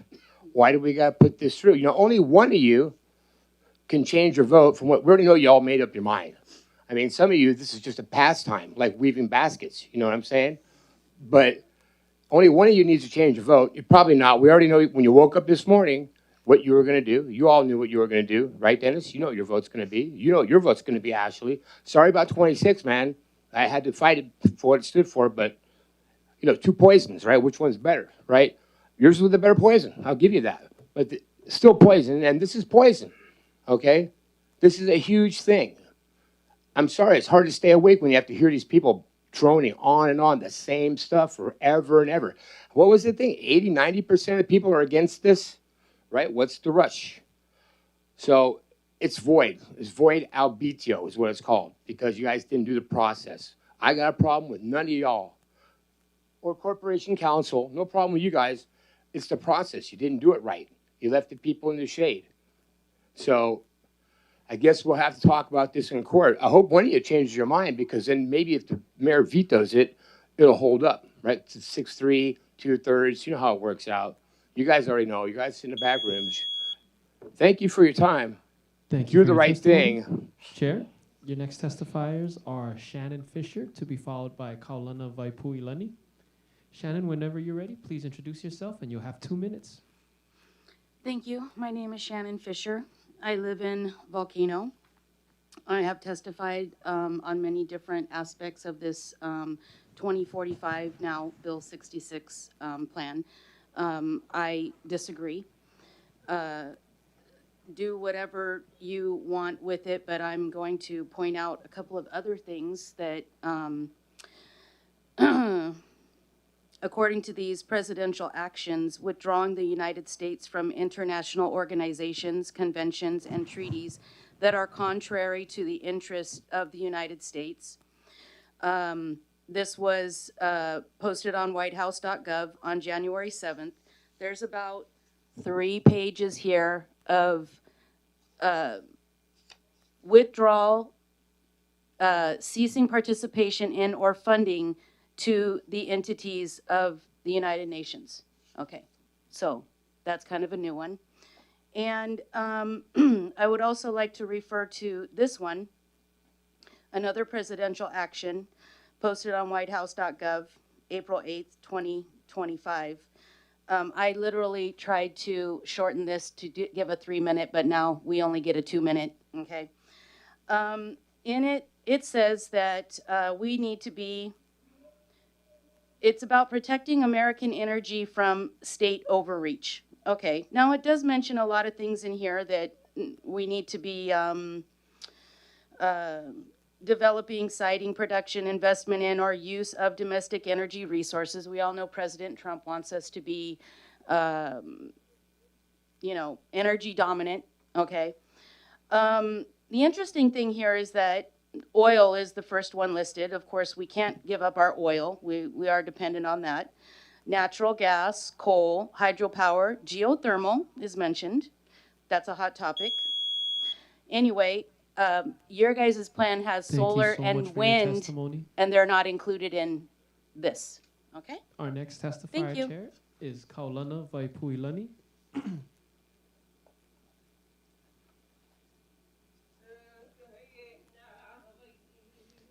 Kaulana, when you're ready to begin, you can introduce yourself and you'll have 2 minutes.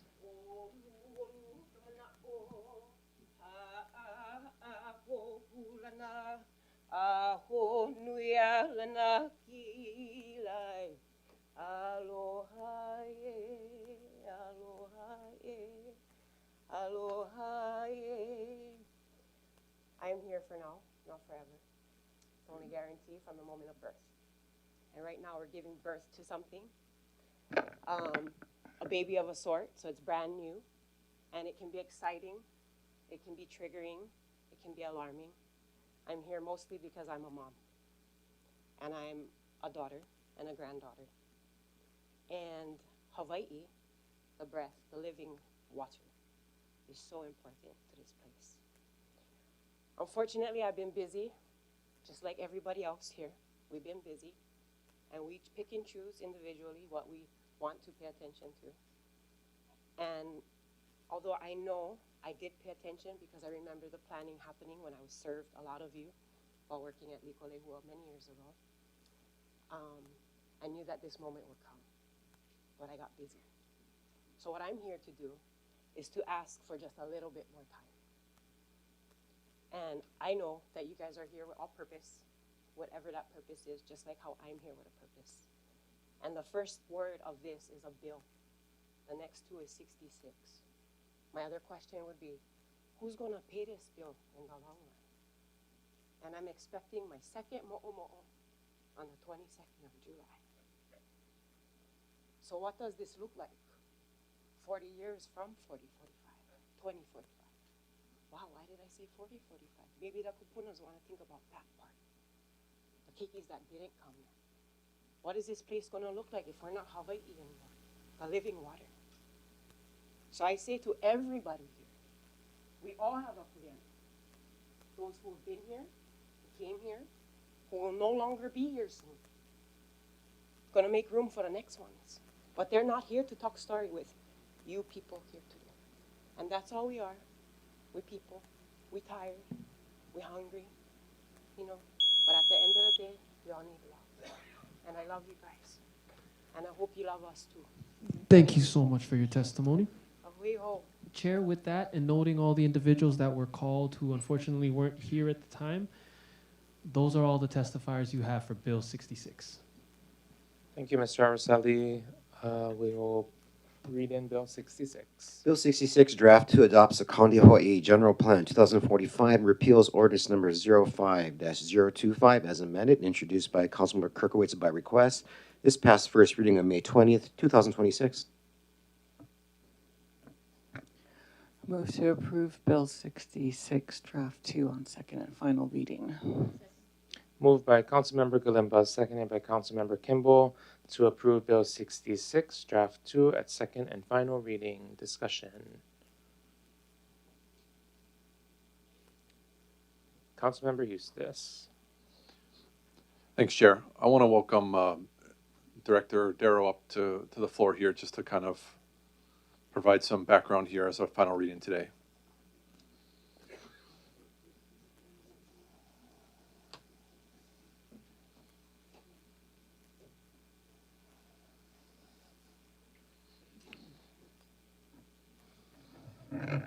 Aloha, Chair Inaba, Vice Chair Onishi, and members of the Hawaii County Council, Jeff Darrow with the Planning Department.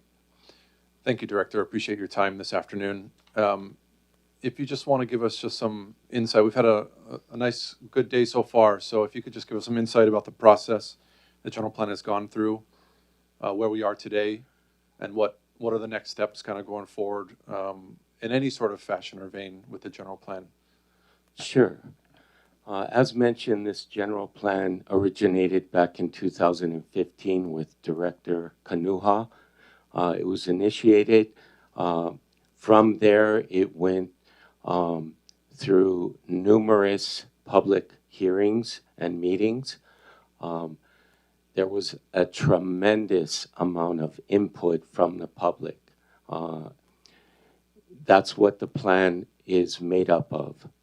Typically, when we go through a process, we need to get as much input from the public as well as government agencies to be able to put this plan together. This plan is not a plan that is just for the planning department. It was not created by the planning department. It is a plan for the county and for the direction of the county in the future. It involves all departments. And again, the engagement process that went through this, it's, you know, we've referenced this many times on our website. We have a very thorough documentation of the process that we went through under our general plan section, where you can look up all of the testimony, all of the meetings that we had, all of the input that was gained from this.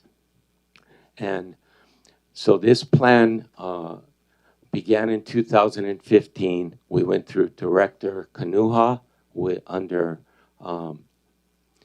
at that point, it was Mayor Kim. We went through Director Michael Yee, again, Mayor Kim.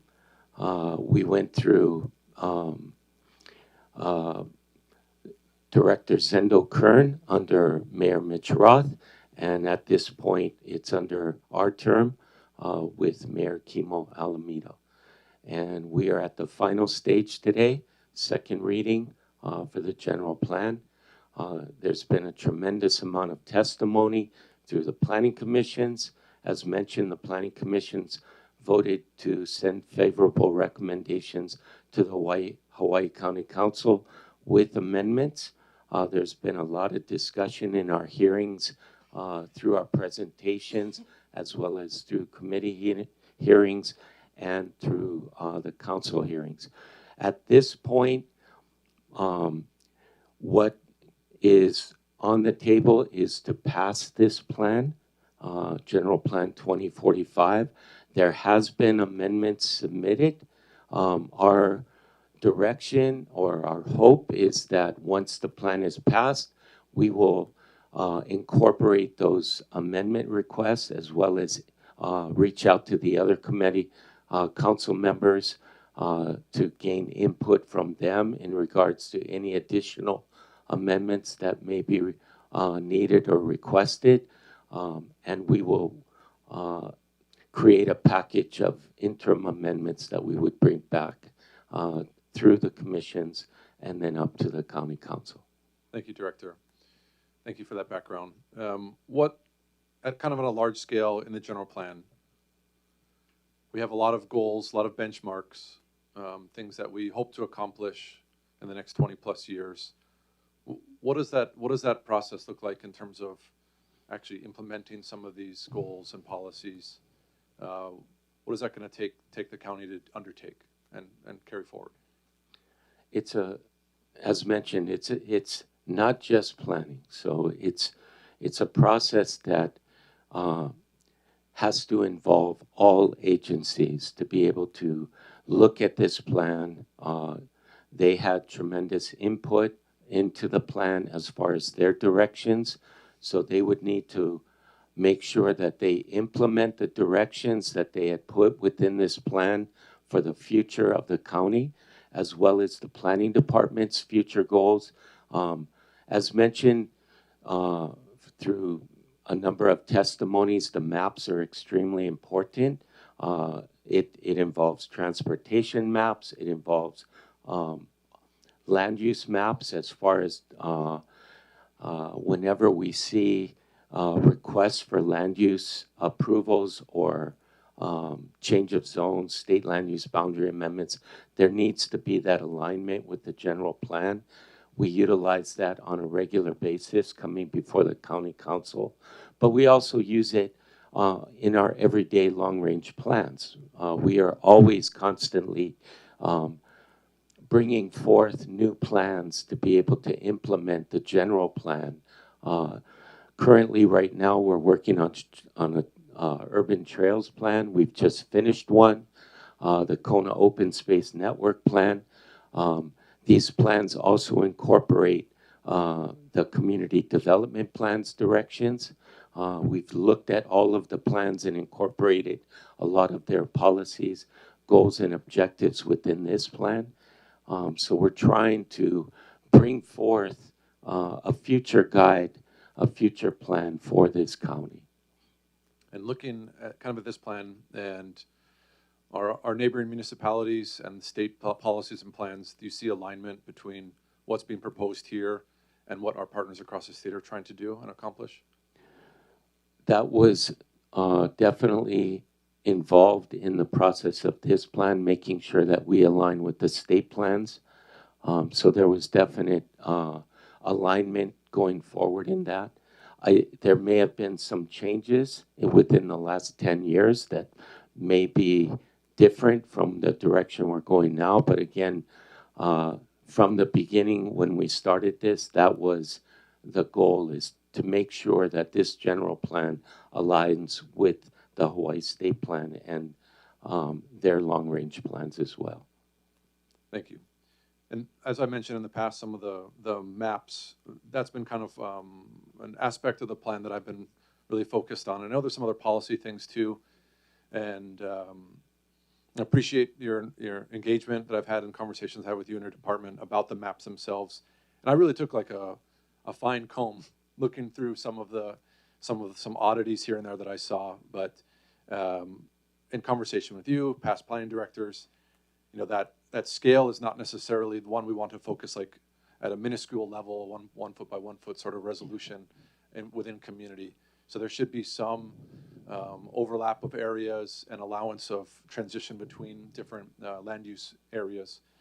But I do recognize that our hands are more or less bound by what is spelled out in the 2005 general plan. And we've had some conversation about, okay, making minor changes and amendments here and there.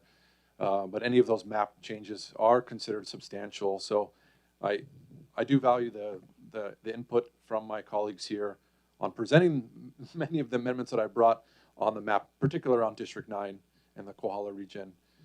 And look forward to presenting those as changes, because they are, you know, as per the rules in the 2005 general plan, they would be considered substantial changes to the map at this time. So look forward to the process where we can really look at the map and make sure that it speaks to what we want to address, and that we are you know, comfortable with some of those changes there. And then of course some of the other policy ones, and I just want to reiterate one of the policy ones that I would still love to see in the 2045 plan, and that speaks about our workforce capability or impacts to workforce when it comes to artificial intelligence and changes to our workforce, as the digital technology advances, what that means for our communities going forward. So I still think that is a substantial change that needs to be put into the document about that future that we face for sure. Yeah. Thank you, Director Darrow. I appreciate the work you and your team have done on this with the community engagements, the number of meetings we've held, the conversations, the lengthy ongoing conversations we've had on this. At this time, I will yield to my colleagues. Thank you, Chair. Councilmember Kagiwara. Thank you, Chair. Thank you, Director, for being here. As you know, I've had a couple concerns about this general plan. Number one being that the Hilo community did not have a very current community development plan. We do have one for Hilo, but it's from 1975. And more importantly, I think, is that we didn't have an action committee from Hilo that was involved in the process. So we've talked about this many times. I understand that, you know, the planning department is gonna help remedy that situation as soon as we get this plan through, and we'll start an action committee and a redevelopment, looking at a redevelopment plan for the Hilo area in the near future, and I appreciate that very much. The other thing, just as somebody that wasn't here from the very beginning when this plan was being developed, I think I think maybe added a lot to the frustration in the public and the maybe the kind of mistrust that I'm hearing here is just the ability to follow along through that long process.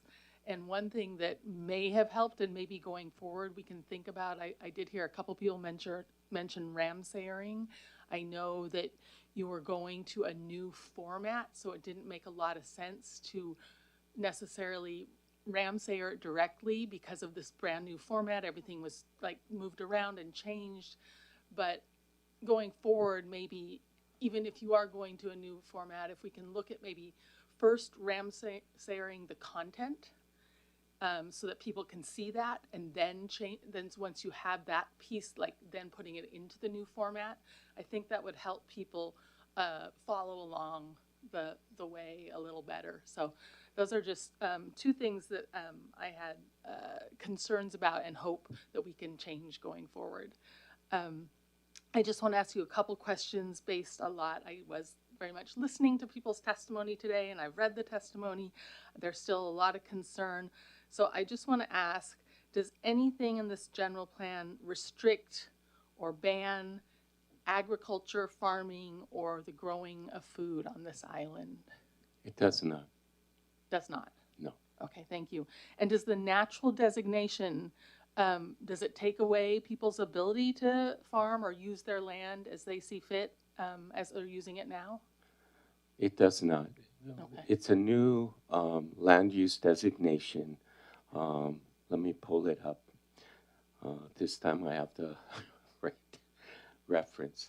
And this is found on page 85 of the Draft 2 General Plan.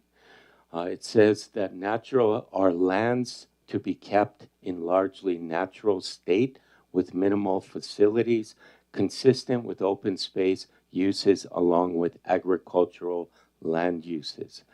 Includes areas vulnerable to natural hazards, steep slopes, lava fields, and areas set aside for cultural and/or natural resource preservation purposes that are not necessarily under active management.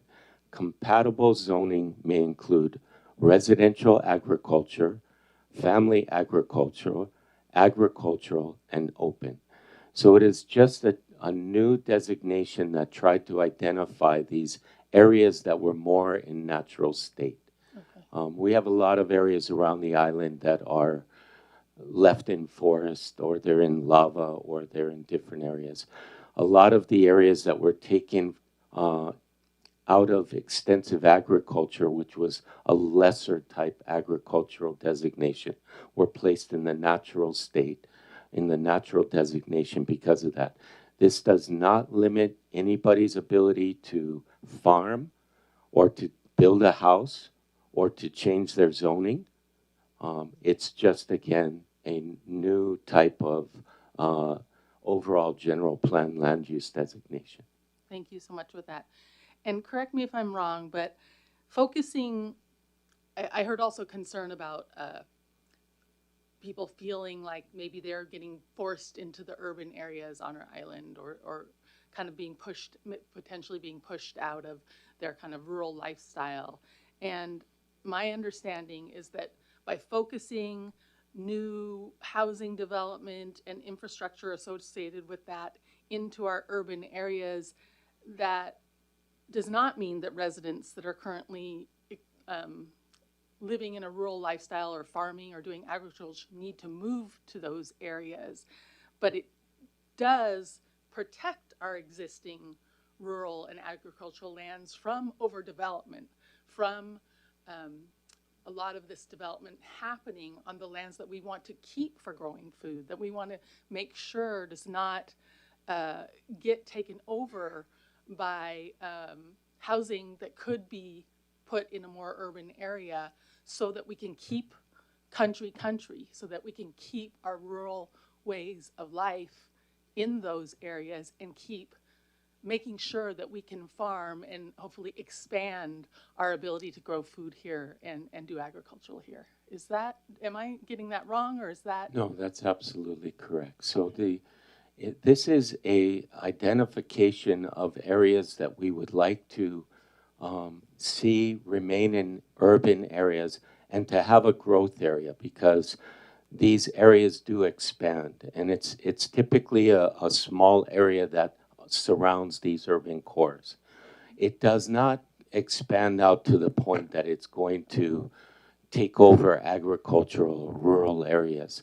You want to have that buffer as well between urban areas and agricultural areas, which should consist of a more rural type designation. There's nothing in the plan that is going to force anybody to do anything. It's not going to force anybody to buy an electric vehicle or give up your truck or lose your land or rezone or anything. This is a long-range plan for the direction of the county that we use in decision-making as we move forward. Right now, for the past 20 years, we have been under a General Plan 2005. Nobody that I know of that's here has complained about being affected by the general plan that we are currently under. It's the same concept. If they come in and they asked for a rezoning, we would look at that plan and see if that request is consistent, or if there's a major project that's being undertaken by a particular agency, we look and see if that's aligning with the direction that we want to see happen with our island in the general plan.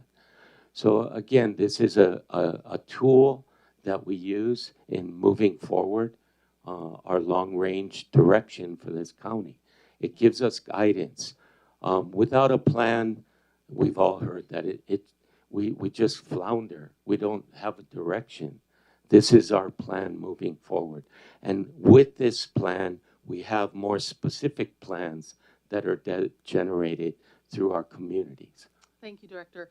Yeah, so I mean, I know people today have asked us to keep our minds open and to listen and to, so I just want to, say to the people here and also those who may be tuning in, I just really hope that you also can listen and hear that genuinely we want to keep the rural lifestyle and agriculture growing and existing on this island. And that's one reason that we have a plan that says that, growth areas, development areas should be in the more urban areas, so that we can keep those areas pristine and untouched and not have large developments and large corporations are building right next to you when you're trying to do your farming and so that is live with that lifestyle. So yeah, the planning department has a tough job when people come in and they want to build a shopping center, or they want to build some sort of commercial type operation, and they want it in a particular location. That location may not be the right location, be based on our direction for our general plan. And so the planning department, when it's providing a recommendation, will say, this is not the right place. And we want to preserve, you know, that direction for the plan. We want to be able to say, we can depend on this plan to give us direction that if somebody comes in that is not consistent with this plan, that we're not going to say, okay, why don't you just go here? Because then the plan really doesn't work, right? Okay. But the plan's purpose is to keep that separation, to keep the agricultural, to keep the urban uses in their urban areas, to identify those areas we want to see, even in the agricultural areas, where we want to see particular services. And we want to keep those in check. And it's through this plan as well as the community development plans. Okay. Thank you. I'll yield for now, Chair, and let my colleagues speak. But thank you, Director. I appreciate you sharing that information with us. Thank you. Any other discussion? Bill 66. Councilmember Kimball. Yeah, thank you. I'll be brief. I wanted to take the time to acknowledge everybody that came today and spoke, and appreciate the fact that I know you took a lot of time out of your days to come here and share your opinions and perspectives with us. I've been thinking a lot about what I might say, and what I'll start with is that one of my fundamental core beliefs is that everybody works and comes from a place of goodness. And so when I say that and I think about what was shared with us today, from that perspective, what I will acknowledge is that you folks care about your community, your rights as individuals, the ability to feed ourselves, protections for your community in terms of being able to secure nutritious, healthy food. Like, these are all good things.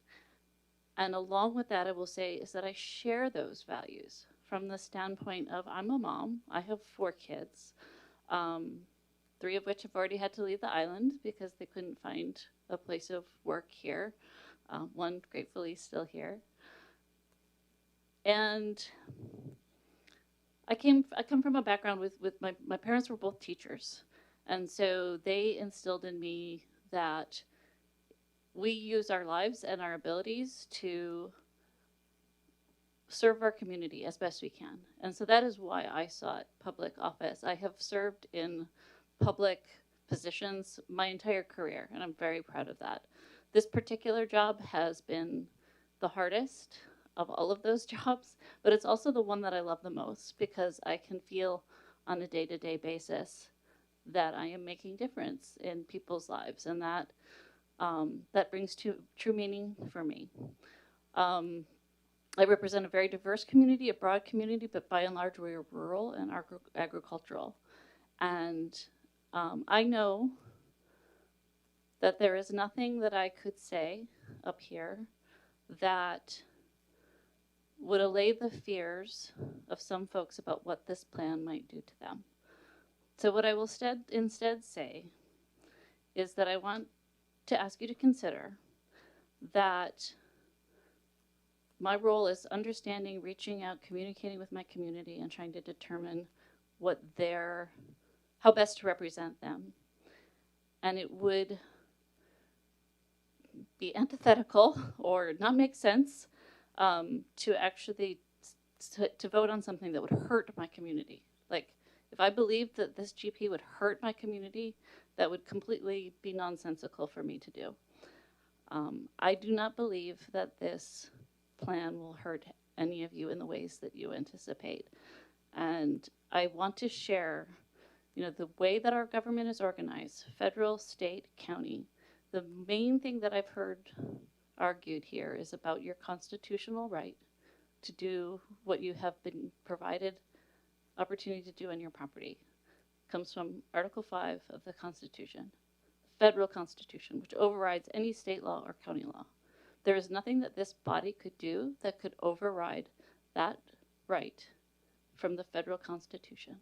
And so if that provides any assurances for you that we could not operate in a way that would take away your abilities that you have already been afforded, I hope that you will review the federal constitution, because that is where your rights are established. Not in our county code, not in the general plan, not in state law, but in the federal constitution of this country. With that, I'll yield. I'll be supporting this general plan at this final reading. Thank you. And here's the Constitution if anybody wants it.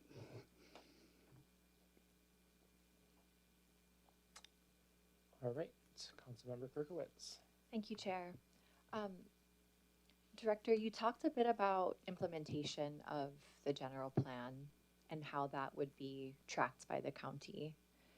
Could you remind me again, should this plan be adopted today, how the county would go about tracking the myriad of actions, policies that are in the plan? And I bring this up because the 2005 plan adopted, 21 years ago. In that time, there have only been 2 annual reports that have been completed and shared publicly to illustrate the actions the county has taken to meet the goals and objectives that were articulated in the document. Sure, thank you, Councilmember Kirkowitz. So within the plan, there is a implementation section. There is a section called the Monitoring and Evaluation Plan. And the purpose of it is to provide regular and predictable ways of measuring progress and preparing for updates. Through that, we do a yearly annual report to the mayor. It's the annual mayor's report that we submit. There is a proposed, we found going through an annual status report for the general plan was just too overwhelming for the staff. It took a lot of man hours, a lot of personnel, and we just couldn't do it with everything else that we were doing. And so that's why there was a limited amount of reports that came in. They were very, just took a lot of time and effort to be able to get the information that we were trying to provide to the council. In this particular plan, something a little bit more reasonable was a 5-year implementation status report that we would provide to the council. And so we would look at all of the policies and actions and be able to provide a status report of how those are being implemented or not being implemented. Director, I think it was also mentioned something about online dashboards. Tracking Online information dashboards. so that the public could have the ability to see how well the county is doing. Maybe if I could, if it's okay, I'm going to bring up my colleague, Bethany Morrison. She might be able to speak to that a little bit better. Thank you.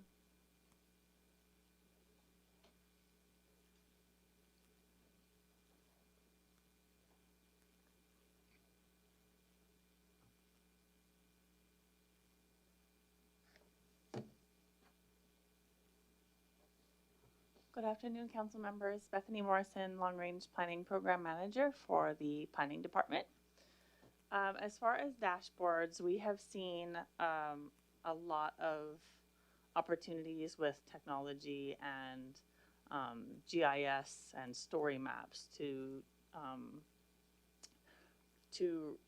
show data in a more accessible way and be able to track on things. And so that's kind of the dashboard idea, is through some of these tools that we have and we've been working through.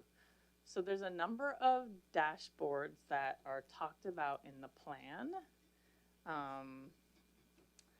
There is a proposed climate change dashboard. There is a broadband dashboard. And so that's specifically the 2 things that are mentioned in the plan now. I think the other opportunity that I wanted to point out is in the implementation priorities and phasing. You'll see figure 12, which talks about 4 different phases of implementation, where we would focus on certain things that needed to be done first in order to set us up for success in other phases, which is something that the current general plan does not provide for us. So those first phase things are all of the housekeeping that needs to be done to get our codes in alignment with our whatever would be adopted for the general plan.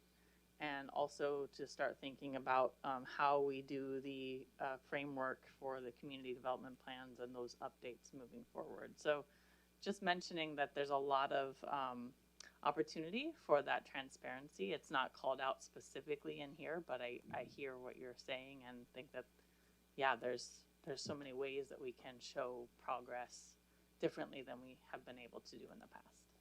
Do you have a cost estimate for what the first phase of implementation would cost the county? I don't, except to say that we are already working on our zoning and our subdivision code amendments.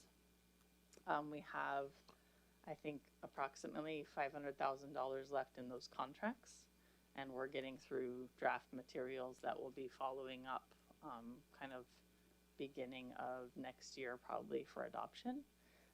So that's a huge chunk, and frankly, these are codes that haven't been updated since the 90s.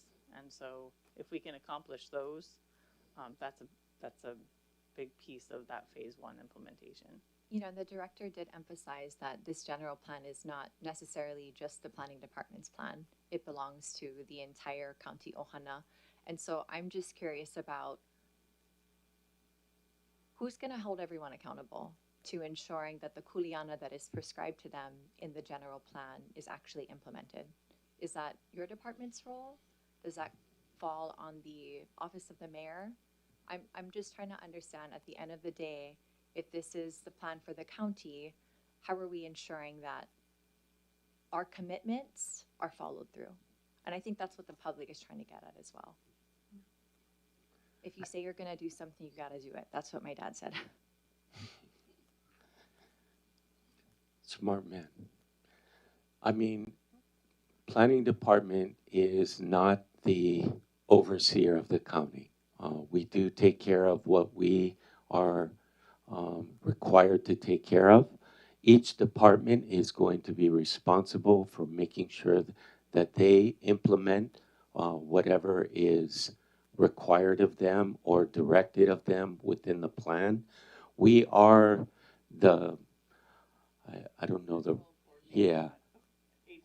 We are that central agency. So we would be the ones, when we provide these status reports, would have to work with each of these agencies to determine where they are at in the implementation of their particular direction within the plan. And again, that's why it was a heavy lift originally, having to do an annual report specifying what the status was for each of the goals, policies, objectives, standards, courses of action that are in the 2005 plan. It was an extremely heavy lift. If you look at some of those annual reports, you can see how much work went into them. Director, there were two, I believe, from 2008 and 2009. Right. So significant time has lapsed, and we as a council, the community, does not know of all the courses of action that are contained in the 05 plan, how much progress was actually made. That is a concern. Correct. Just high-level thoughts, right? General plan is supposed to set the vision. It's at the top of our planning hierarchy. Second tier, community development plans, where we get details, nitty-gritty of what we want at the community neighborhood level, implementation details, functional plans. And then the third tier is our codes. and our budget, right? Putting the money behind, resources behind taking action. My reflection is that over time in the 05 and 45 plans, we've actually absorbed more of the second and third tier details into the general plan, to the point where it almost seems overly bloated and so prescriptive that it makes it very difficult, I think, for the county to adapt to present circumstances. I'm going to continue to remain in opposition of GP 2045. For me, the true efficacy of a plan is its ability to be implemented. And in my humble opinion, the fact that the county or the community can't simply understand this plan, and I'm not 100% convinced that the county has the wherewithal to execute it, I just can't support the plan. You know, I took my job very seriously as planning chair, listening to the community, poring over the 2045 plan twice, and offering an alternative version. Unfortunately, we didn't have time to consider it, but that is the process that we have here today. There is an argument that I do want to address, though, when folks were saying, hey, we spent 10 years on this, close to $2 million. Just pass it and fix it later. That investment of time and public money is precisely why I demand excellence. And I do not want to settle for a document with acknowledged mapping errors and admissions that portions of our plan were drafted by artificial intelligence.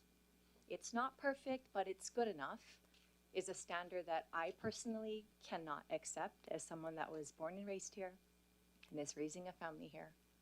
Good enough is not good enough for my Hawaii island. And so with a decade of work and significant public dollars directed to this plan, given to outside consultants, I believe that we should have been delivered a document that was done right, that more members of the community could stand behind. Thank you, Chair. Councilmember Galimba. Thank you. And I do want to thank Councilmember Kirkowitz for all the work that she put into her alternative. That was a lot of work, and I know it came from a good place in her heart, just like for everyone here, all the testifiers, everyone on this dais, the planning department, the county. We're all trying to do our best for the island that we love. And these are scary times. We all wake up, and if you read the newspaper, which may not be a good idea, you get scared because stuff is happening, and it doesn't matter what part of the political, ideological spectrum you're on, it's scary for everyone. I mean, there are just some really basic things that are happening that are scary. Like someone brought up that word collapse, and I think a lot of the thoughts and the feelings that are coming out kind of are circling around that idea. And it's an extreme idea. I don't think that, I mean, there's a possibility that civilization, as we know, may collapse, but I don't think it will. We will struggle on. I think that all of the work that a lot of the folks in here were talking about sustainable agriculture and renewable energy, that is all just really important work in making this the best island and the best community that we can be.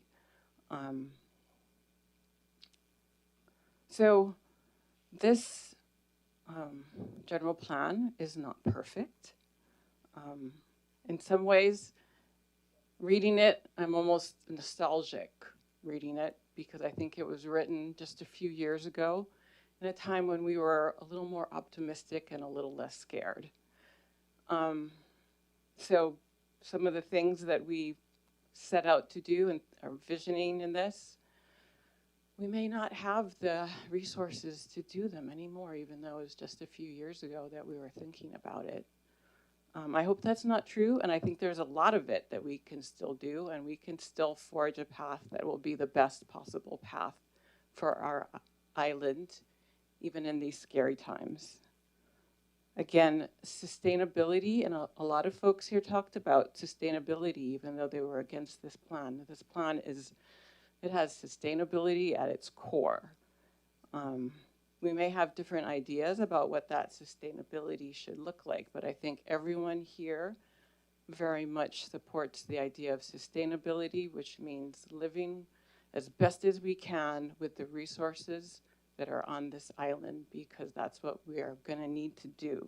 I mean, we are in a global society, but we are more and more, I think, having to really look at sustainability and stewardship of our natural resources, because that is really one of the most precious things that we have, is this beautiful, beautiful island with the natural resources that we have. I mean, there's really nowhere more beautiful than this island, in my very biased opinion. The other amazing thing we have is our community, our families, our small communities, our town cities like Hilo and Kona. They all just have their amazing character.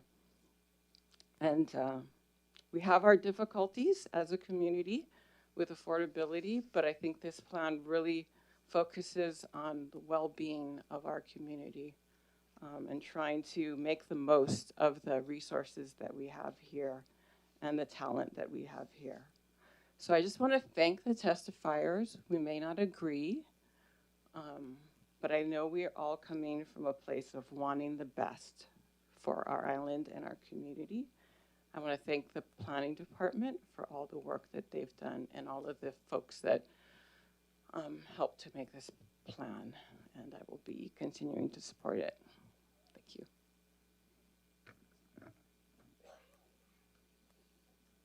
All right, any final comments? If not, again, yes, thank you to the testifiers.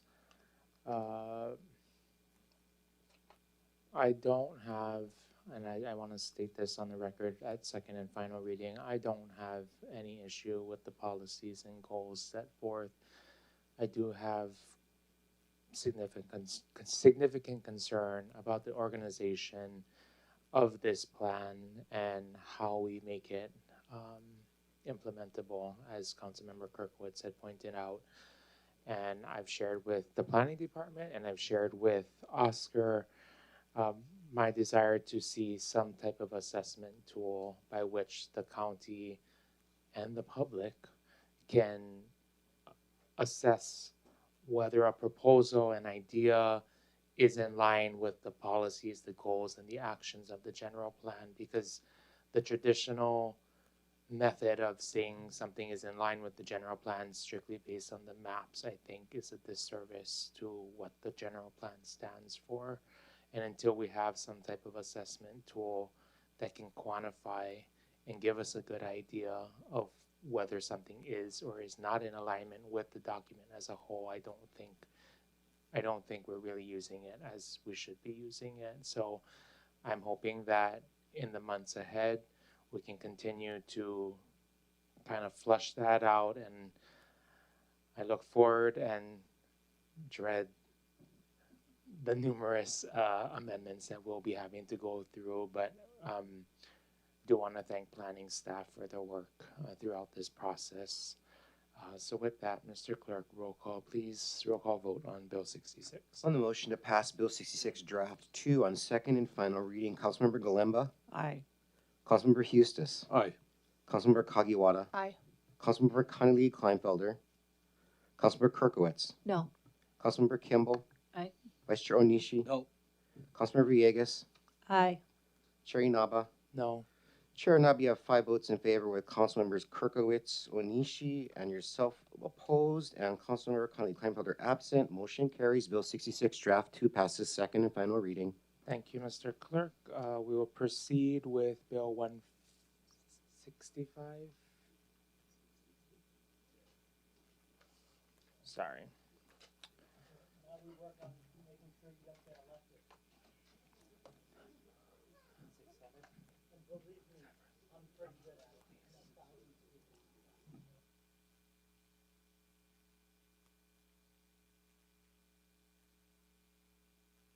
Bill 167, please, Mr. Clerk. Is there any testimony for Bill 167? Hearing none, Bill 167 amends orders number 2545 as amended the operating budget of the County of Hawaii for the fiscal year ending June 30, 2026. Appropriates represent the federal grants justice assistance grant special response team capability enhancement grant account $35,023 and appropriates the same to the justice assistance grant special response team capability enhancement account introduced by Councilmember Connolly Kleinfelter by request. This is on first reading. Chair, motion to approve Bill 167 on first reading. Moved by Councilmember Kirkowitz, seconded by Councilmember Hustis to approve Bill 167 at first reading. We have a member from HPD here this afternoon, well, this entire day, actually. Would you like to say anything for Bill 167?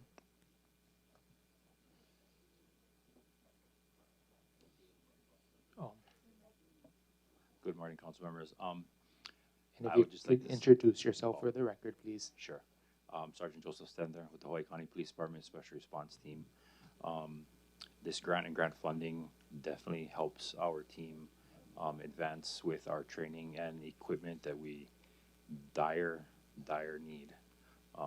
So we would very much appreciate accepting this grant funding.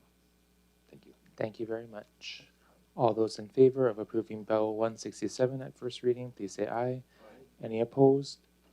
Motion carries 7 ayes, 1 excused, Councilmember Villegas, 1 absent, Councilmember Connolly Kleinfelder. Bill 167 is approved at first reading. Thank you. From the top. Just for the record, Chair, I'm still marking people as absent if they're not here. We can discuss that after. Okie dokie. Where are we going from here? From the top, please. Is there any testimony for Resolution 556-26? Hearing none, Resolution 556-26 authorizes the mayor to enter an intergovernmental agreement with the United States Postal Inspection Service, First Postal Inspector Task Force Officers. It allows certain Hawaii Police Department officers to be designated as Postal Inspector Task Force Officers with the authority to investigate mail-related criminal matters, introduced by Councilmember Kagiwara by request. Chair, motion to approve Resolution 556-26. Moved by Councilmember Kagiwara, seconded by Councilmember Hustis to approve Resolution 556-26. Councilmember Kagiwara. Just looking for people's support. We had a good discussion in committee. Thank you. Thank you. All those in favor of approving Resolution 556-26, please say aye. Aye. Any opposed? Motion carries 7 ayes, 1 excused, Councilmember Villegas, 1 absent, Councilmember Connolly Kleinfelder. Resolution 556-26 is approved. Is there any testimony for Resolution 567-26? Hearing none, Resolution 567-26 authorizes acquisition of private property by eminent domain, being certain portions of tax map key 15009-012 and 058 situated at Keonepoko Iki Puna for the construction and improvement of Government Beach Road, a public roadway. Authorize the Corporation Council to initiate proceedings for the taking, acquisition, and condemnation of private property for the improvement and widening of Government Beach Road, introduced by Councilmember Kimball by request. This is the first of 2 required readings. Chair, motion to approve Resolution 567-26 at first reading. Moved by Councilmember Kimball, seconded by Councilmember Galimba to approve Resolution 567-26 at first reading. Councilmember Kimball. No comments. Nope. We have DPW on screen if there are additional questions. Any further discussion? All those in favor of approving Resolution 567-26, please say aye. Any opposed? All right, roll call vote, please. On the motion to pass Resolution 567 at first reading, Councilmember Galimba. Aye. Councilmember Hustis. Aye. Councilmember Kagiwara. Aye. Councilmember Connolly Kleinfelder. Councilmember Kirkowitz. Aye. Councilmember Kimball. Aye. Vice Chair Onishi. No. Councilmember Villegas. Aye. Chair Inaba. Aye. Chair Inaba, you have 7 votes in favor, Vice Chair Onishi voting no, and Councilmember Connie Kleinfelder absent. Motion carries. Resolution 567-26 passes first reading. Is there any testimony for Resolution 569-26? Hearing none, Resolution 569-26 authorize the payment of funds from later fiscal years to enter a multi-year lease agreement for warehouse space to be used by the Department of Public Works. Authorize the mayor to enter into a 3-year lease agreement with Geo Investment Company Incorporated for warehouse space located at 73-4081 Hulikoa Drive with initial security deposit of $4,896 and an estimated monthly cost of approximately $3,240 for the first year, increasing thereafter, introduced by Councilmember Connolly Kleinfelder by request. Chair, motion to approve Resolution 569-26. Moved by Councilmember Husted, seconded by Councilmember Kirkowicz to approve Resolution 578-26. All those in favor, please say aye. Any opposed? Motion carries. 8 ayes, 1 absent. Councilmember Connie Kleinfelder, Resolution 578-26 is approved. For the record, that was Resolution 569. Oh, my apologies. No problem. We're all good. Is there any testimony for Resolution 578-26? Hearing none, Resolution 578-26 authorize the payment of funds of later fiscal years to enter a multi-year lease agreement for one wide format color digital imaging system to be used by the Department of Public Works. Authorize the mayor to enter a 5-year lease agreement with an estimated annual cost of $4,191.93 to use the department's traffic division in Hilo. Introduced by Councilmember Conley Kleinfelder by request. Chair, motion to approve Resolution 578-26. Moved by Councilmember Husted, seconded by Councilmember Kirkowicz to approve Resolution 578-26. All those in favor, please say aye. Any opposed? Motion carries. 8 ayes, 1 absent. Councilmember Connie Kleinfelder, Resolution 578-26 is approved. Is there any testimony for Resolution 579-26? Hearing none, Resolution 579-26 authorize the payment of funds of later fiscal years to enter a multi-year lease agreement for a wide format color digital imaging system to be used by the Department of Finance. Authorize the mayor to enter a 5-year lease agreement with an estimated monthly cost of $340 to be used by the department's administration and property management divisions in Hilo. Introduced by Councilmember Conley Kleinfelder by request. Chair, I move to approve Resolution 579-26. Moved by Councilmember Husted, seconded by Councilmember Kirkowicz to approve Resolution 579-26. All those in favor, please say aye. Any opposed? Motion carries. 8 ayes, 1 absent. Councilmember Connie Kleinfelder, Resolution 579-26 is approved. Is there any testimony for Resolution 580-26? Hearing none, Resolution 580-26 transfers appropriates an appropriation out from a designated fund account, credit same to a designated fund account to a grant to Friends of First Responders to assist with expenses for the 2026 Lifeguard Appreciation Week. Transfers $4,000 to the Clerk Council Services Contingency Relief Account, Council District 8, and credits to Park Liquor Control Public Programs Account, introduced by Councilmember Inaba. Chair, I move to approve Resolution 580-26. Moved by Councilmember Husted, seconded by Councilmember Kagiwara to approve Resolution 580-26. This resolution is from my office and being provided to Friends of First Responders. Ask for your support to recognize our lifeguards, both at Ocean Safety and with Parks and Recreation. All those in favor of approving Resolution 580-26, please say aye. Any opposed? Motion carries. 8 ayes, 1 absent. Councilmember Connie Kleinfelder, Resolution 580-26 is approved. Is there any testimony for Resolution 581-26? Chair, I do believe we do have a testifier for Resolution 581, Keisha Cologne. I apologize if I ruined your name there, Keisha. But if you'd like to provide testimony at this time, please unmute, introduce yourself, and you'll have 2 minutes. Hi, good afternoon. My name is Keisha Cologne. I am the chairperson for the Kinkameikameha Day Celebration Parade in Kailua Village. I humbly thank you for your consideration for District 8's contingency relief funds. This year, we are celebrating our 154th annual parade. This is one of Kona's longest standing traditions and is one of the community's most humble and authentic celebrations of Hawaiian culture, history, and tradition. As part of our 2026 celebration, this year our theme is Eola Nauka Pa'u, which is honoring the legacy of Barbara Nobriga. In April, we lost a beloved friend, mentor, and chair Since 1967, Barbara carried many titles for the Kamehameha Day Parade as chairwoman, Pa'u Queen, Princess, and Pa'u Chair with Grace. And this year we honor her with a theme that celebrates her lifelong endeavor to perpetuate the practice of wahine hololio. In 2024, I had the honor of riding with the Daughters of Hawaii unit, a precedent that would eventually lead to me assuming the title of chairperson for the parade.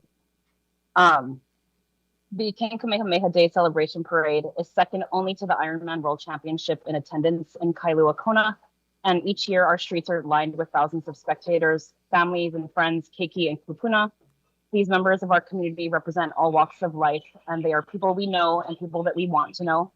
This cultural touchstone for many preserves a sense of family 30 and seconds, community. please. And I'm sorry, can you hear me all right? Yep, 30 seconds. Oh, 30, I apologize. When the parade is finished, we invite the community to come and join us on the lawn of Hulihe'e Palace. And it is my firm belief as chair of the parade that the members of Kailua Kona deserve to have touchstones that allow them to connect with Hawaiian culture in an authentic way. Thank you for your time. Thank you so much for your testimony. And with that, Chair, I believe those are all the testifiers you have for this item. Resolution 581-26 transfers, appropriates, and appropriation out from a designated fund account, credit same to a designated fund account for a grant to Halemua Cultural Group to assist with expenses for the 2026 King Kamehameha Day Celebration Parade, and Ho'olaulea transfers $5,300 from the Clerk Council Services Contingency Relief Account, Council District 8, and credits the Department of Liquor Control Public Programs Account, introduced by Councilmember Inaba. Chair, move to approve Resolution 581-26. Moved by Councilmember Hughes, seconded by Councilmember Villegas to approve Resolution 581-26. This is also from my office, and the parade starts this Saturday at 9 a.m. from Kekuaokalani Gym, heading south on Kuakini down Ali'i Drive, ending on the south side near Coconut Grove Marketplace. So we invite the public to come down, get down early. There will also be the canoe regatta this weekend, so it's always a packed weekend on Kamehameha Day weekend, and you might see some familiar faces in the parade, so we welcome everyone to come down and join us. All those in favor of approving Resolution 581-26, please say aye. Any opposed? Motion carries, 8 ayes, 1 absent. Councilmember Kaneali'i Kleinfelder, Resolution 581-26 is approved. Is there any testimony for Resolution 582-26? Hearing none, Resolution 582-26 transfers, appropriates, and appropriation out from a designated fund account, credit same to a designated fund account for a grant to Hawaii Island HIV/AIDS Foundation to assist with expenses relating to its Hawaii Island community outreach. Transfers $4,005 from the Clerk Council Services Contingency Relief Account, Council District 5, and credits to the Department of Liquor Control Public Programs Account, introduced by Councilmember Kaneali'i Kleinfelder. Chair, move to approve Resolution 582-26. Moved by Councilmember Hughes, seconded by Councilmember Kagiwara to approve Resolution 582-26. All those in favor, please say aye. Any opposed? Motion carries, 8 ayes, 1 absent. Councilmember Kaneali'i Kleinfelder, Resolution 582-26 is approved. Is there any testimony for Resolution 584-26? Hearing none, Resolution 584-26 transfers, appropriates, and appropriation out from a designated fund account, credit same to a designated fund account for the Department of Parks and Recreation to purchase volleyball equipment. Transfers $1,150 from the Clerk Council Services Contingency Relief Account, Council District 2, and credits to Department of Parks and Recreation, Recreation Division Equipment Account, introduced by Councilmember Kagiwara. Motion to approve Resolution 584-26. Moved by Councilmember Kagiwara, seconded by Councilmember Eustace to approve Resolution 584-26. Councilmember Kagiwara. Thank you. Just looking for my colleague's support. All those in favor of approving Resolution 584-26, please say aye. Any opposed? Motion carries, 8 ayes, 1 absent. Councilmember Kaneali'i Kleinfelder, Resolution 584-26 is approved. Is there any testimony for Resolution 585-26? Hearing none, Resolution 585-26 transfers, appropriates, and appropriation out from a designated fund account, credit same to a designated fund account to provide a grant to the Daniel R. Sayer Memorial Foundation to purchase equipment for the Makale and Kailua fire stations. Transfers $12,930 from the Clerk Council Services Contingency Relief Account, Council District 8, and credits to the Hawaii Fire Department Fire Operations Other Current Expenses Account, introduced by Councilmember Inaba. Chair, move to approve Resolution 585-26. Moved by Councilmember Houston, seconded by Vice Chair Onishi to approve Resolution 585-26. This resolution is providing funding to the Sarah Foundation to support some of the needs that go unmet at the two stations in North Kona. Ask for your support. All those in favor, please say aye. Any opposed? Motion carries 8 ayes, 1 absent. Councilmember Kaniali Kleinfelder, Resolution 585-26 is approved. Bills for first reading. Is there any testimony for Bill 156? Hearing none, Bill 156 amends Chapter 2, Article 25, Section 2-137 of the Hawaii County Code, 1983, 2016 edition as amended, relating to appropriation of funds to nonprofit organizations. Requires a nonprofit organization applying for county grant funds to certify, under penalty of perjury, that the organization has internal policies relating to management, audits, fiscal procedures, nepotism, and conflicts of interest. Introduced by Councilmember Inaba. Chair, move to approve Bill 156 at first reading. Moved by Councilmember Houston, seconded by Councilmember Villegas to approve Bill 156 at first reading. Ask for your continued support. Thank you so much. All those in favor, please say aye. Any opposed? Motion carries 8 ayes, 1 absent. Councilmember Kaniali Kleinfelder, Bill 156 is approved at first reading. Is there any additional testimony for Bill 158? Hearing none, Bill 158 initiates an amendment to Articles 3, 4, 5, 6, 7, 8, 10, 13, and 16 of the Charter of the County of Hawaii, 2024 edition, relating to the structure and organization of the county. Converts the county's government to a hybrid council manager system in which certain county departments and operations are overseen by an appointed county manager and others are overseen by an elected mayor. Introduced by Councilmember Kimball. This requires 2/3 votes to pass the first of 3 required readings. Chair, motion to approve Bill 158 at first reading. Moved by Councilmember Kimball, seconded by Councilmember Galimba to approve Bill 158 at first reading. Councilmember Kimball. Yes, thank you. Just wanted to, first of all, just share this bill proposal, as I hoped it would, led to a really wonderful discussion, both via email and meetings and online, that ran the gamut from this is a wonderful idea, let's do it. I've been in, these county manager type organizations to this is the worst idea I ever heard and, run us out of town on a pitchfork. So, but I do want to say that by and large, many of the folks that interacted with me on this piece of legislation provided some meaningful suggestions and feedback. And what I will share with you is that first and foremost, I think that what the public wants to see is transparency and accountability. And I think that that plays into our conversation about general plan a little bit.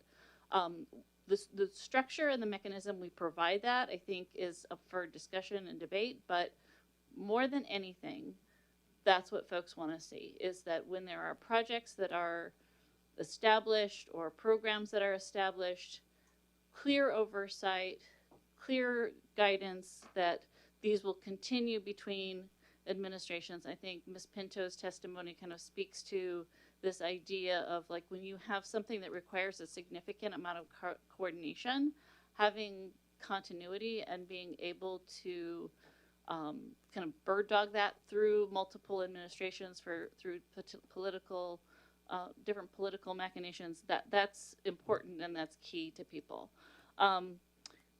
There were a couple of things that I wanted to make clear that I know you guys get, but that came out in maybe some of the newspaper articles or some of the other conversations. As you all know, this is a charter amendment, so we don't approve it. It goes to the voters, and they ultimately have the decision-making authority about whether it is approved on the November ballot. There was a number of statements about, well, this is adding another layer of bureaucracy, another position that we would have to pay a lot of money for. Wanted to be clear that this bill really is a retooling of the managing director role. It is not a new position per se. It's rather supplanting the existing managing director role with a county manager. There was a legitimate concern that this approach would relegate the mayor to essentially a figurehead position.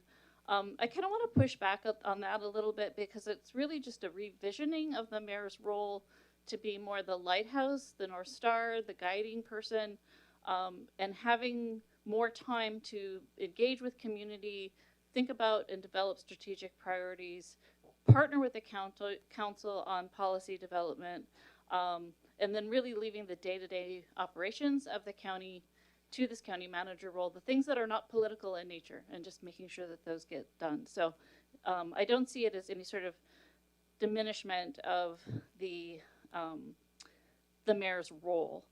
There is a fair criticism as well about that electoral accountability, like I spoke to. That is one of the trade-offs that you make when you move in this way, but there still is that oversight and engagement between the mayor and the council that provides that direct line of feedback from the voters to the working staff of the county civil service staff. I did note one of our opposing testimony came from HGEA. I didn't speak to this in the first round of hearings, but one of the things I did want to share is that there haven't been any meaningful studies that directly tie satisfaction, and now I've lost it here, employee satisfaction with the county manager model versus the county elected model.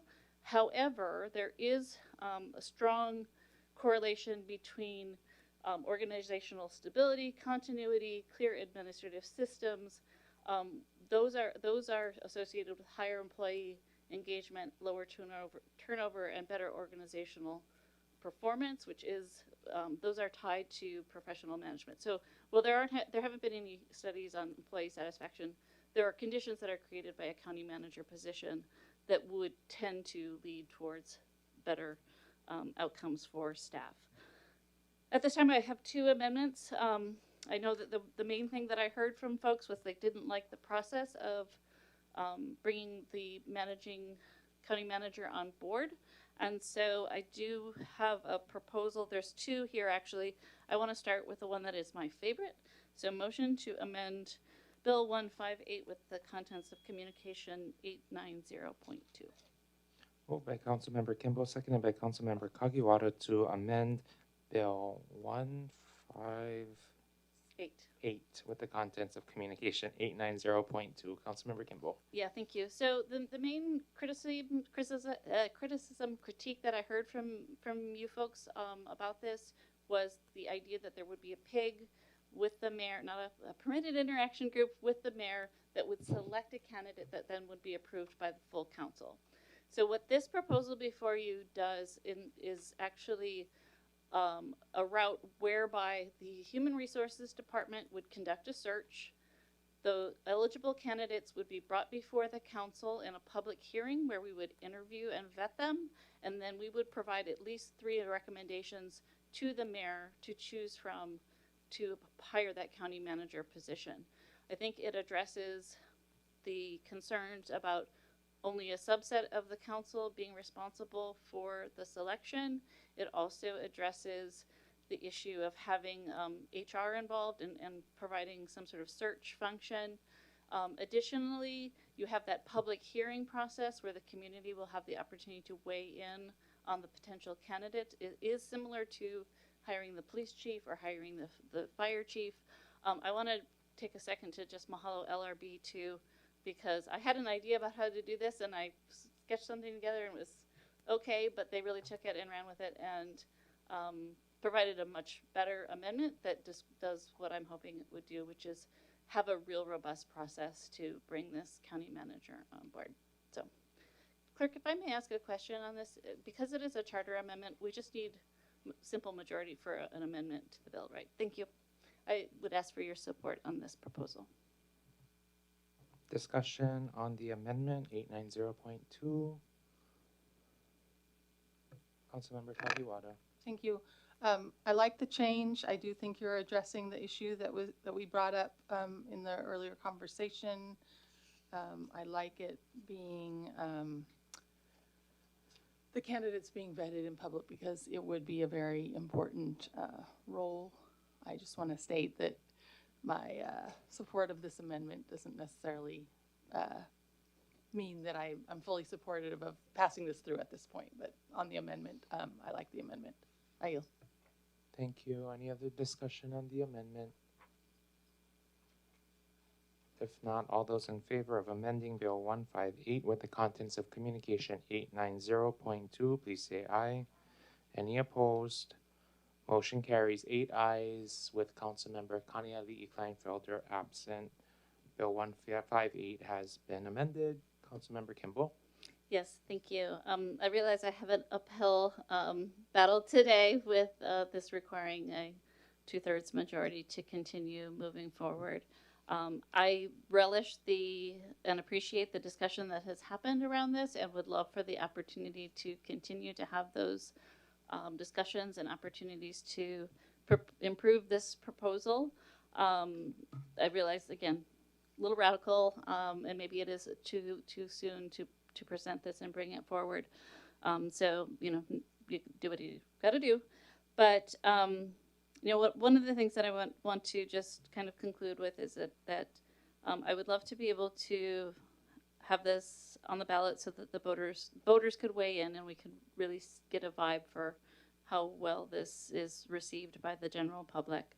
All that said, there's lots of room for improvement, and I think this conversation has sort of highlighted some of those opportunities. Though some of those things are being done in other ways.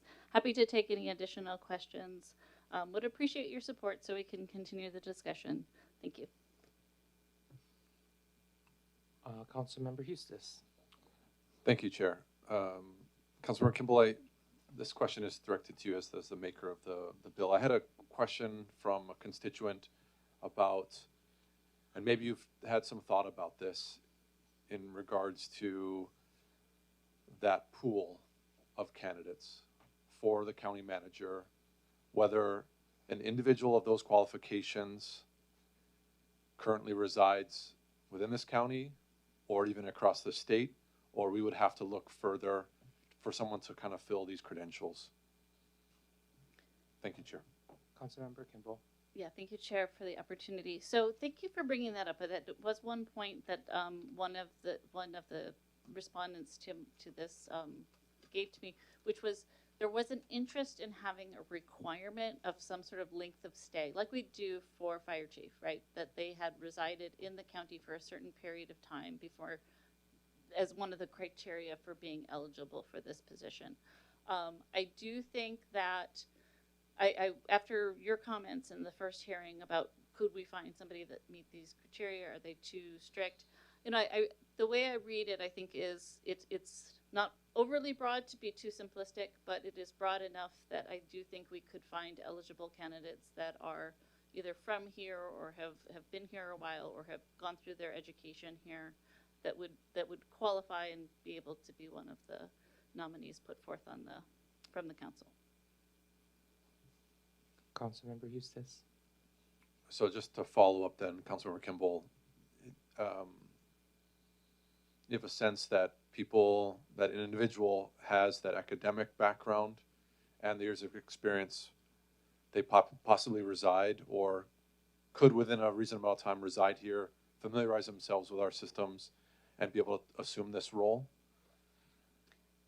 I think so, yes. I think that there is a high possibility that there are multiple candidates that live here now that would be eligible for this. I would suggest that our current managing director, Bill Brahante, is eligible per his background and his talents and experience for this particular position, as an example. Thank you. Thanks, Chair.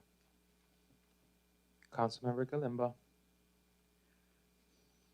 I don't really have too much to add right now to this. I think this is a great conversation that we're having, and I do hope that we can continue to have it. I guess the only thing that I wanted to add is that New Bern in North Carolina has this system, and it's such an amazing community that in itself is almost a recommendation for me. It's just that it's a place where a lot of folks go and retire because the facilities, the access to healthcare and transportation and recreation are so convenient. And that might not all be part of, caused by the county manager, but it certainly is a good example that very successful communities can have this system of government. Any other discussion? Councilmember Kagiwara. Thank you, Chair. I guess to the maker, I think this was brought up in our earlier conversation, and your recommendation today is to maybe put it on the ballot to get feedback from the public on kind of their thoughts on this. And I think you brought up earlier maybe having to do education if this were to pass the council and get on the ballot between now and when it would be on the ballot for the public.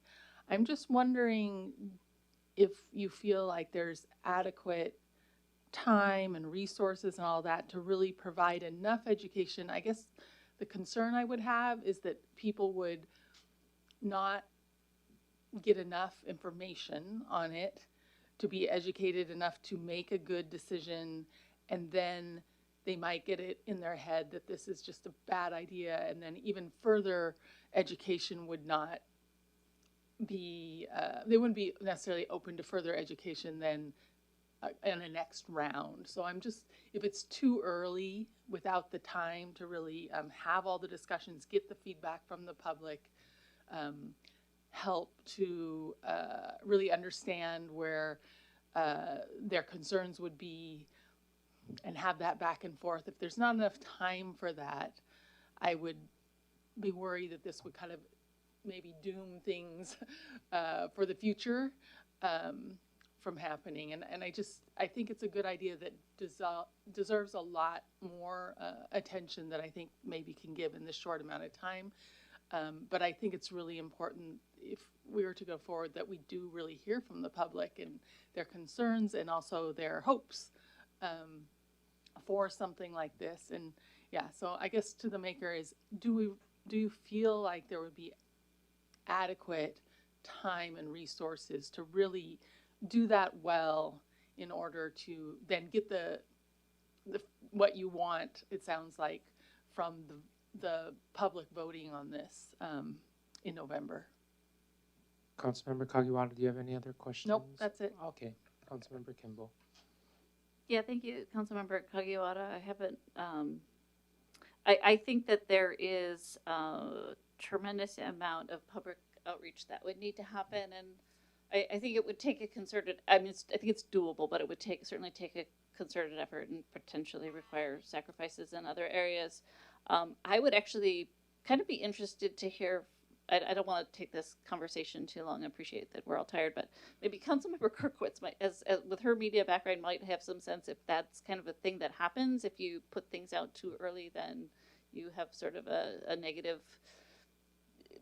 thing that builds and sticks. I don't know the answer to that because that's not my area of expertise, but I think that's a fair concern. Just leave it there.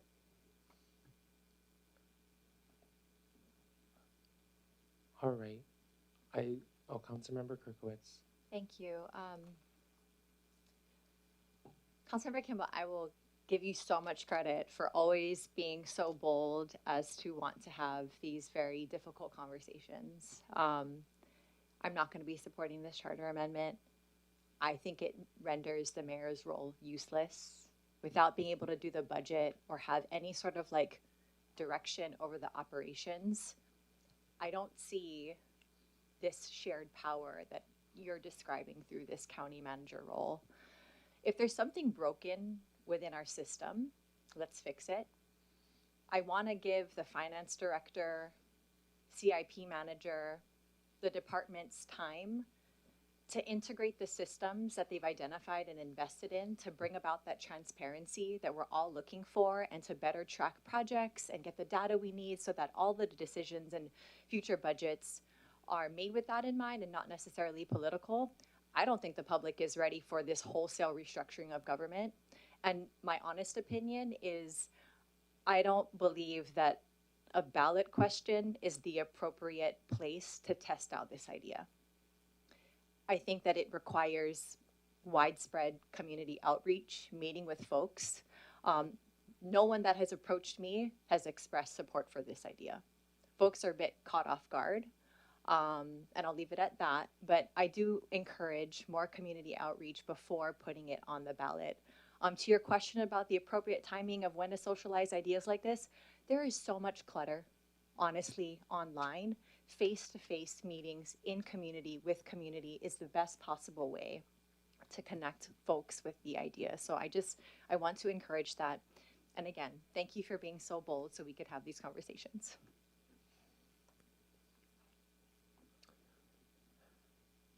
Alrighty. For myself, I just don't think we have enough time, Councilmember Kimball, because it's such a monumental shift in how the county would operate and be structured. I just think the bill is not completely there yet, and to rush it through and make continued amendments at the next readings still isn't enough time for us all to really grasp and take this on. So I don't know if you want to take the vote on it. I also think, you might not want a negative vote on something like this, should you choose to bring it back in the next council term if we're all here to discuss it. But leave it up to you. Yeah, thanks for that. I'm gonna guess that Councilmember Nishi is likely a no on this as well, based on the previous conversation, which would not give me enough votes to move this forward. I don't know if you want to say something, because I do think your comment is appropriate, Chair Nava. And I appreciate the suggestions, Councilmember Crockwitz. Thank you for your guidance. There were some recommendations around finance and what we're doing there that were not charter amendment related that I think could actually be incorporated to bring some of that additional transparency and accountability that you're talking about. There are also other strategies to preserve continuity that can be explored. I think the criticisms levied are appropriate. I guess at this time. And I think the clerk is actually rifling through our rules whether we can actually pull something since we amended it. Oh, yep, I'm reading minds. All okay. Right, let's see. Let's just go ahead and proceed with the vote, and it is what it is, and okay, go from there. Thank you. Thank you. Roll call, please. On the motion to pass Bill 158 as amended on first reading, Councilmember Galimba. Aye. Councilmember Eustis. No. Councilmember Kagiwara. No. Councilmember Kanye Kleinfelder. Councilmember Kirkowitz. No. Councilmember Campbell. Aye. Vice Chair Onishi. No. Councilmember Villegas. Aye. Chair Inaba. No. Chair Inaba, you have 3 votes in favor, those being Councilmembers Galimba, Gimbel, and Villegas. 5 opposed, 1 absent. Motion fails. Bill 158 as amended is filed. Thank you. For the record, Councilmember Kanye Kleinfelder absent. Proceed with Bill 159, please. Is there any testimony for Bill 159? Hearing none, Bill 159 initiates an amendment to Articles 3, 5, 6, 7, 8, and 10 of the Charter of the County of Hawaii, 2024 edition, relating to the establishment of biannual operating budget and capital budget, establishes biannual budgeting for the county with an initial primary budget to be adopted every odd number year and a supplemental operating budget to be adopted every even number year, introduced by Councilmember Kimball. This is the first of 3 required readings. It requires 2/3 vote to pass.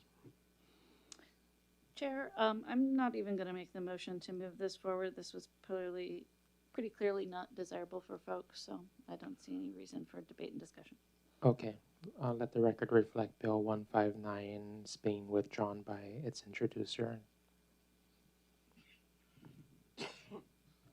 Is there any testimony for Bill 160?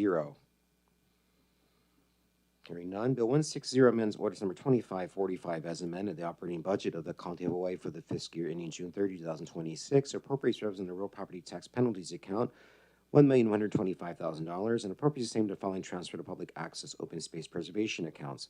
Fund, $1 million. Maintenance fund, $125,000. introduced by Councilmember Connolly Kleinfelder by request. Chair, move to approve Bill 160 at first reading.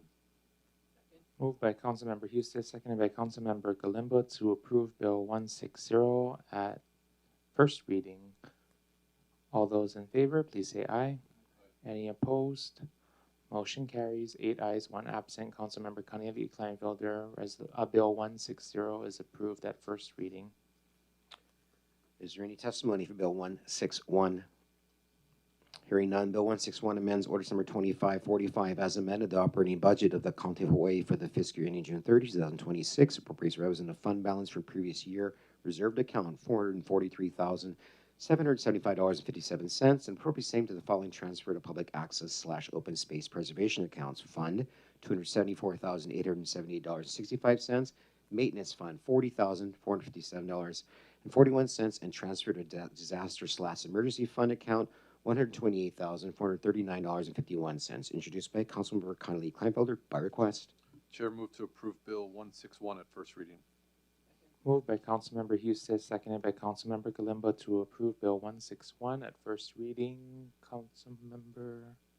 No discussion. All those in favor, please say aye. Any opposed? Motion carries. 8 ayes with Councilmember Connolly Kleinfelder absent. Bill 161 is approved at first reading. Is there any testimony for Bill 166? Hearing none, Bill 166 amends orders number 25-50 as amended, an ordinance amending Chapter 6 of the Hawaii County Code 1983, 2016 edition as amended relating to transit accommodations, delays the effective date of orders number 25-50 relating to transit accommodations until September 1, 2026, introduced by Councilmember Kim. Sorry. Motion to approve Bill 166. Moved by Councilmember Kimball, seconded by Councilmember Galimba to approve Bill 166 at first reading. Councilmember Kimball. Yes, requesting my colleagues' support. I will let the director speak to it if you have specific questions, but this moves the start of the registration process for TVRs out a month. We do have the vendor because it's September 1st. 2 months. It's July 1st, August 1st. There's that other month in there when my daughter's birthday is. Thank you. Gosh, it's been a long day. Out 2 months. So that we have the vendor, the website is largely ready. As I understand it, it's really the ability to take payment that is the challenge right now, and that they're trying to resolve that. But we should be on target to start the registration process in 2 months, September 1st. Thank you. Director Darrow, any comment? No comment, just would really appreciate your support. We're trying, we've just finished the background and recommendations for Bill 147 to the Planning Commissions. That is the amendments to Chapter 25 for TVRs, transient vacation rentals, which will include both unhosted STVRs and hosted B&Bs. And then once we get through the planning commissions, it'll come up to the Hawaii County Council. We're trying to incorporate the launch of the platform that's going to take care of the online registration process, which is covered under Chapter 6. And we want to make sure that we're through the process. We don't want to launch too quickly and confuse people, but thank you. Thank you, Director. All those in favor of approving Bill 166, please say aye. Any opposed? Motion carries. Bill 166 is approved. 8 in favor with Councilmember Connolly Kleinfelder absent. All right. Bills for second or final reading. Is there any testimony for Bill 152?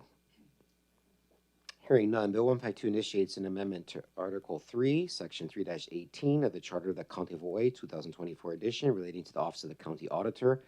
Clarifies that the County Auditor has the same power with respect to employees within the Office of the County Auditor's department heads and executive branch, and specifies that the County Auditor may appoint a deputy. This is introduced by Councilmembers Inaba and Kirkowitz.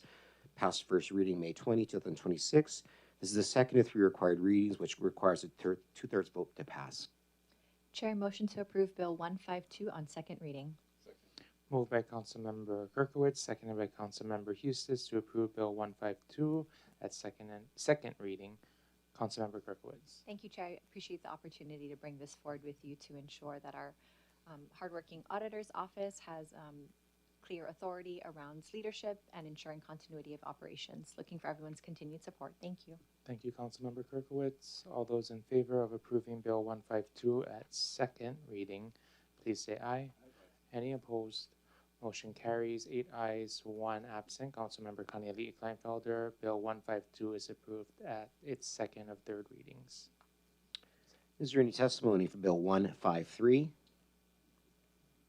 Hearing none, Bill 153 amends orders number 2545 as amended the operating budget of the County of Hawaii for the fiscal year ending June 30, 2026.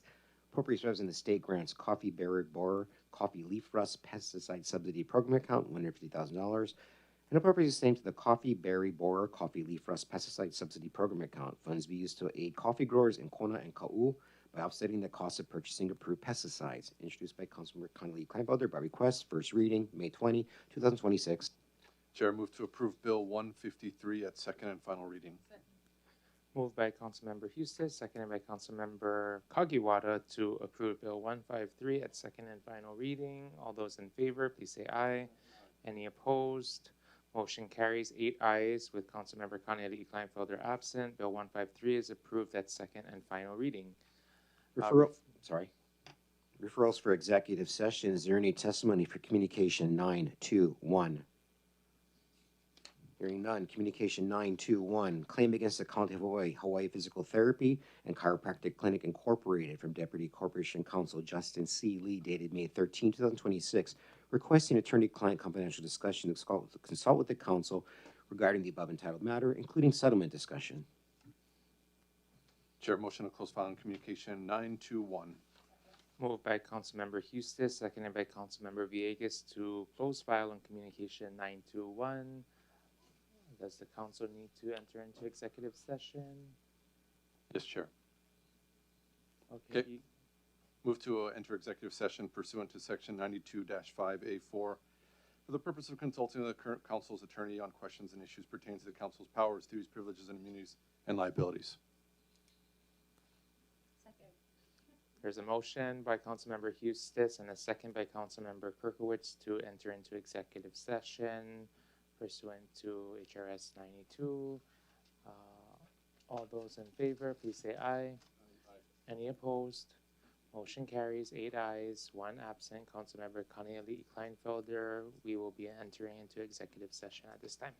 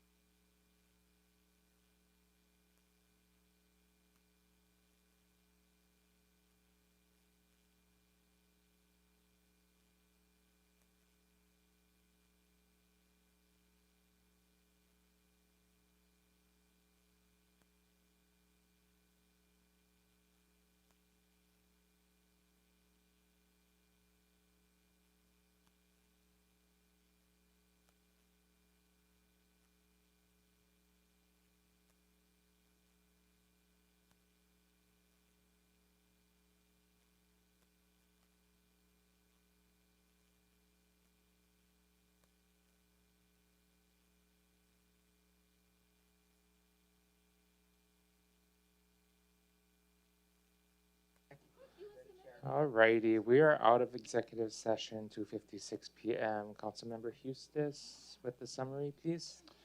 Thank you, Chair. Appreciate the opportunity. We entered executive session for the purpose and pursuant to section 92.5A4 for the purpose of consulting with our council's attorney and, regarding questions, issues pertaining to any of our powers, duties, and privileges, immunities, and liabilities. Thank you. Thank you, Councilmember Hustis. Is there a motion to approve the recommendation as provided in Communication 921? Second. Moved by Councilmember Villegas, seconded by Councilmember Hustis to approve the settlement recommendation as provided related to Communication 921. All those in favor, please say aye. Any opposed? Motion carries 8 ayes with Councilmember Kaniali Kleinfelder absent. The recommendation for settlement as provided in Communication 921 has been approved. All those in favor of closing file on Communication 921, please say aye. Any opposed? Motion carries 8 ayes with Councilmember Kaniali Kleinfelder absent. And last agenda item. Is there any testimony for Communication 922?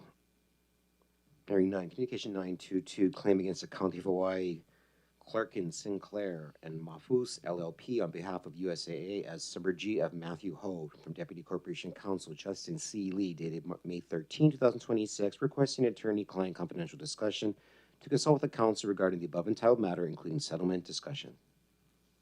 Chair, motion to close file on Communication 922. Moved by Councilmember Hustis, seconded by Vice Chair Onishi to close file on Communication 922. And a motion, please, to approve the recommendation as provided by the Corporation Counsel related to Communication 922. Moved by Councilmember Hustis, seconded by Councilmember Kimball to approve the recommendation of Corporation Counsel related to Communication 922. All those in favor, please say aye. Any opposed? Motion carries 8 ayes with Councilmember Kaniali Kleinfelder absent. The recommendation provided related to Communication 922 from Corporation Counsel has been approved. All those in favor of closing file on Communication 922, please say aye. Any opposed? Motion carries 8 ayes with Councilmember Kaniali Kleinfelder absent. We have closed file on Communication 922. And Mr. Hustis, any announcements? Thank you, Chair. I just want to mahalo your efforts today and the work we had here. And I just want to thank you for contingency fund relief for the King Kamehameha Day celebration in Kona, and recognizing that next week, Thursday, is King Kamehameha Day. And if you are in North Kohala, the road will be closed that morning as the parade in North Kohala will conduct from the high school to the statue in Kapa'au. And there's also a ho'olaulea and festivities and activities happening across the community up there on June 11th, King Kamehameha Day. So look forward to seeing you all there. Aloha. Thank you, Councilmember Hustis. Any other announcements? All right, yes. We love that Kohala always celebrates on the day. So hope to see you folks out there. With that, we mahalo everyone for their participation in today's council meeting, and our meeting is adjourned at 2:59 p.m. Mahalo.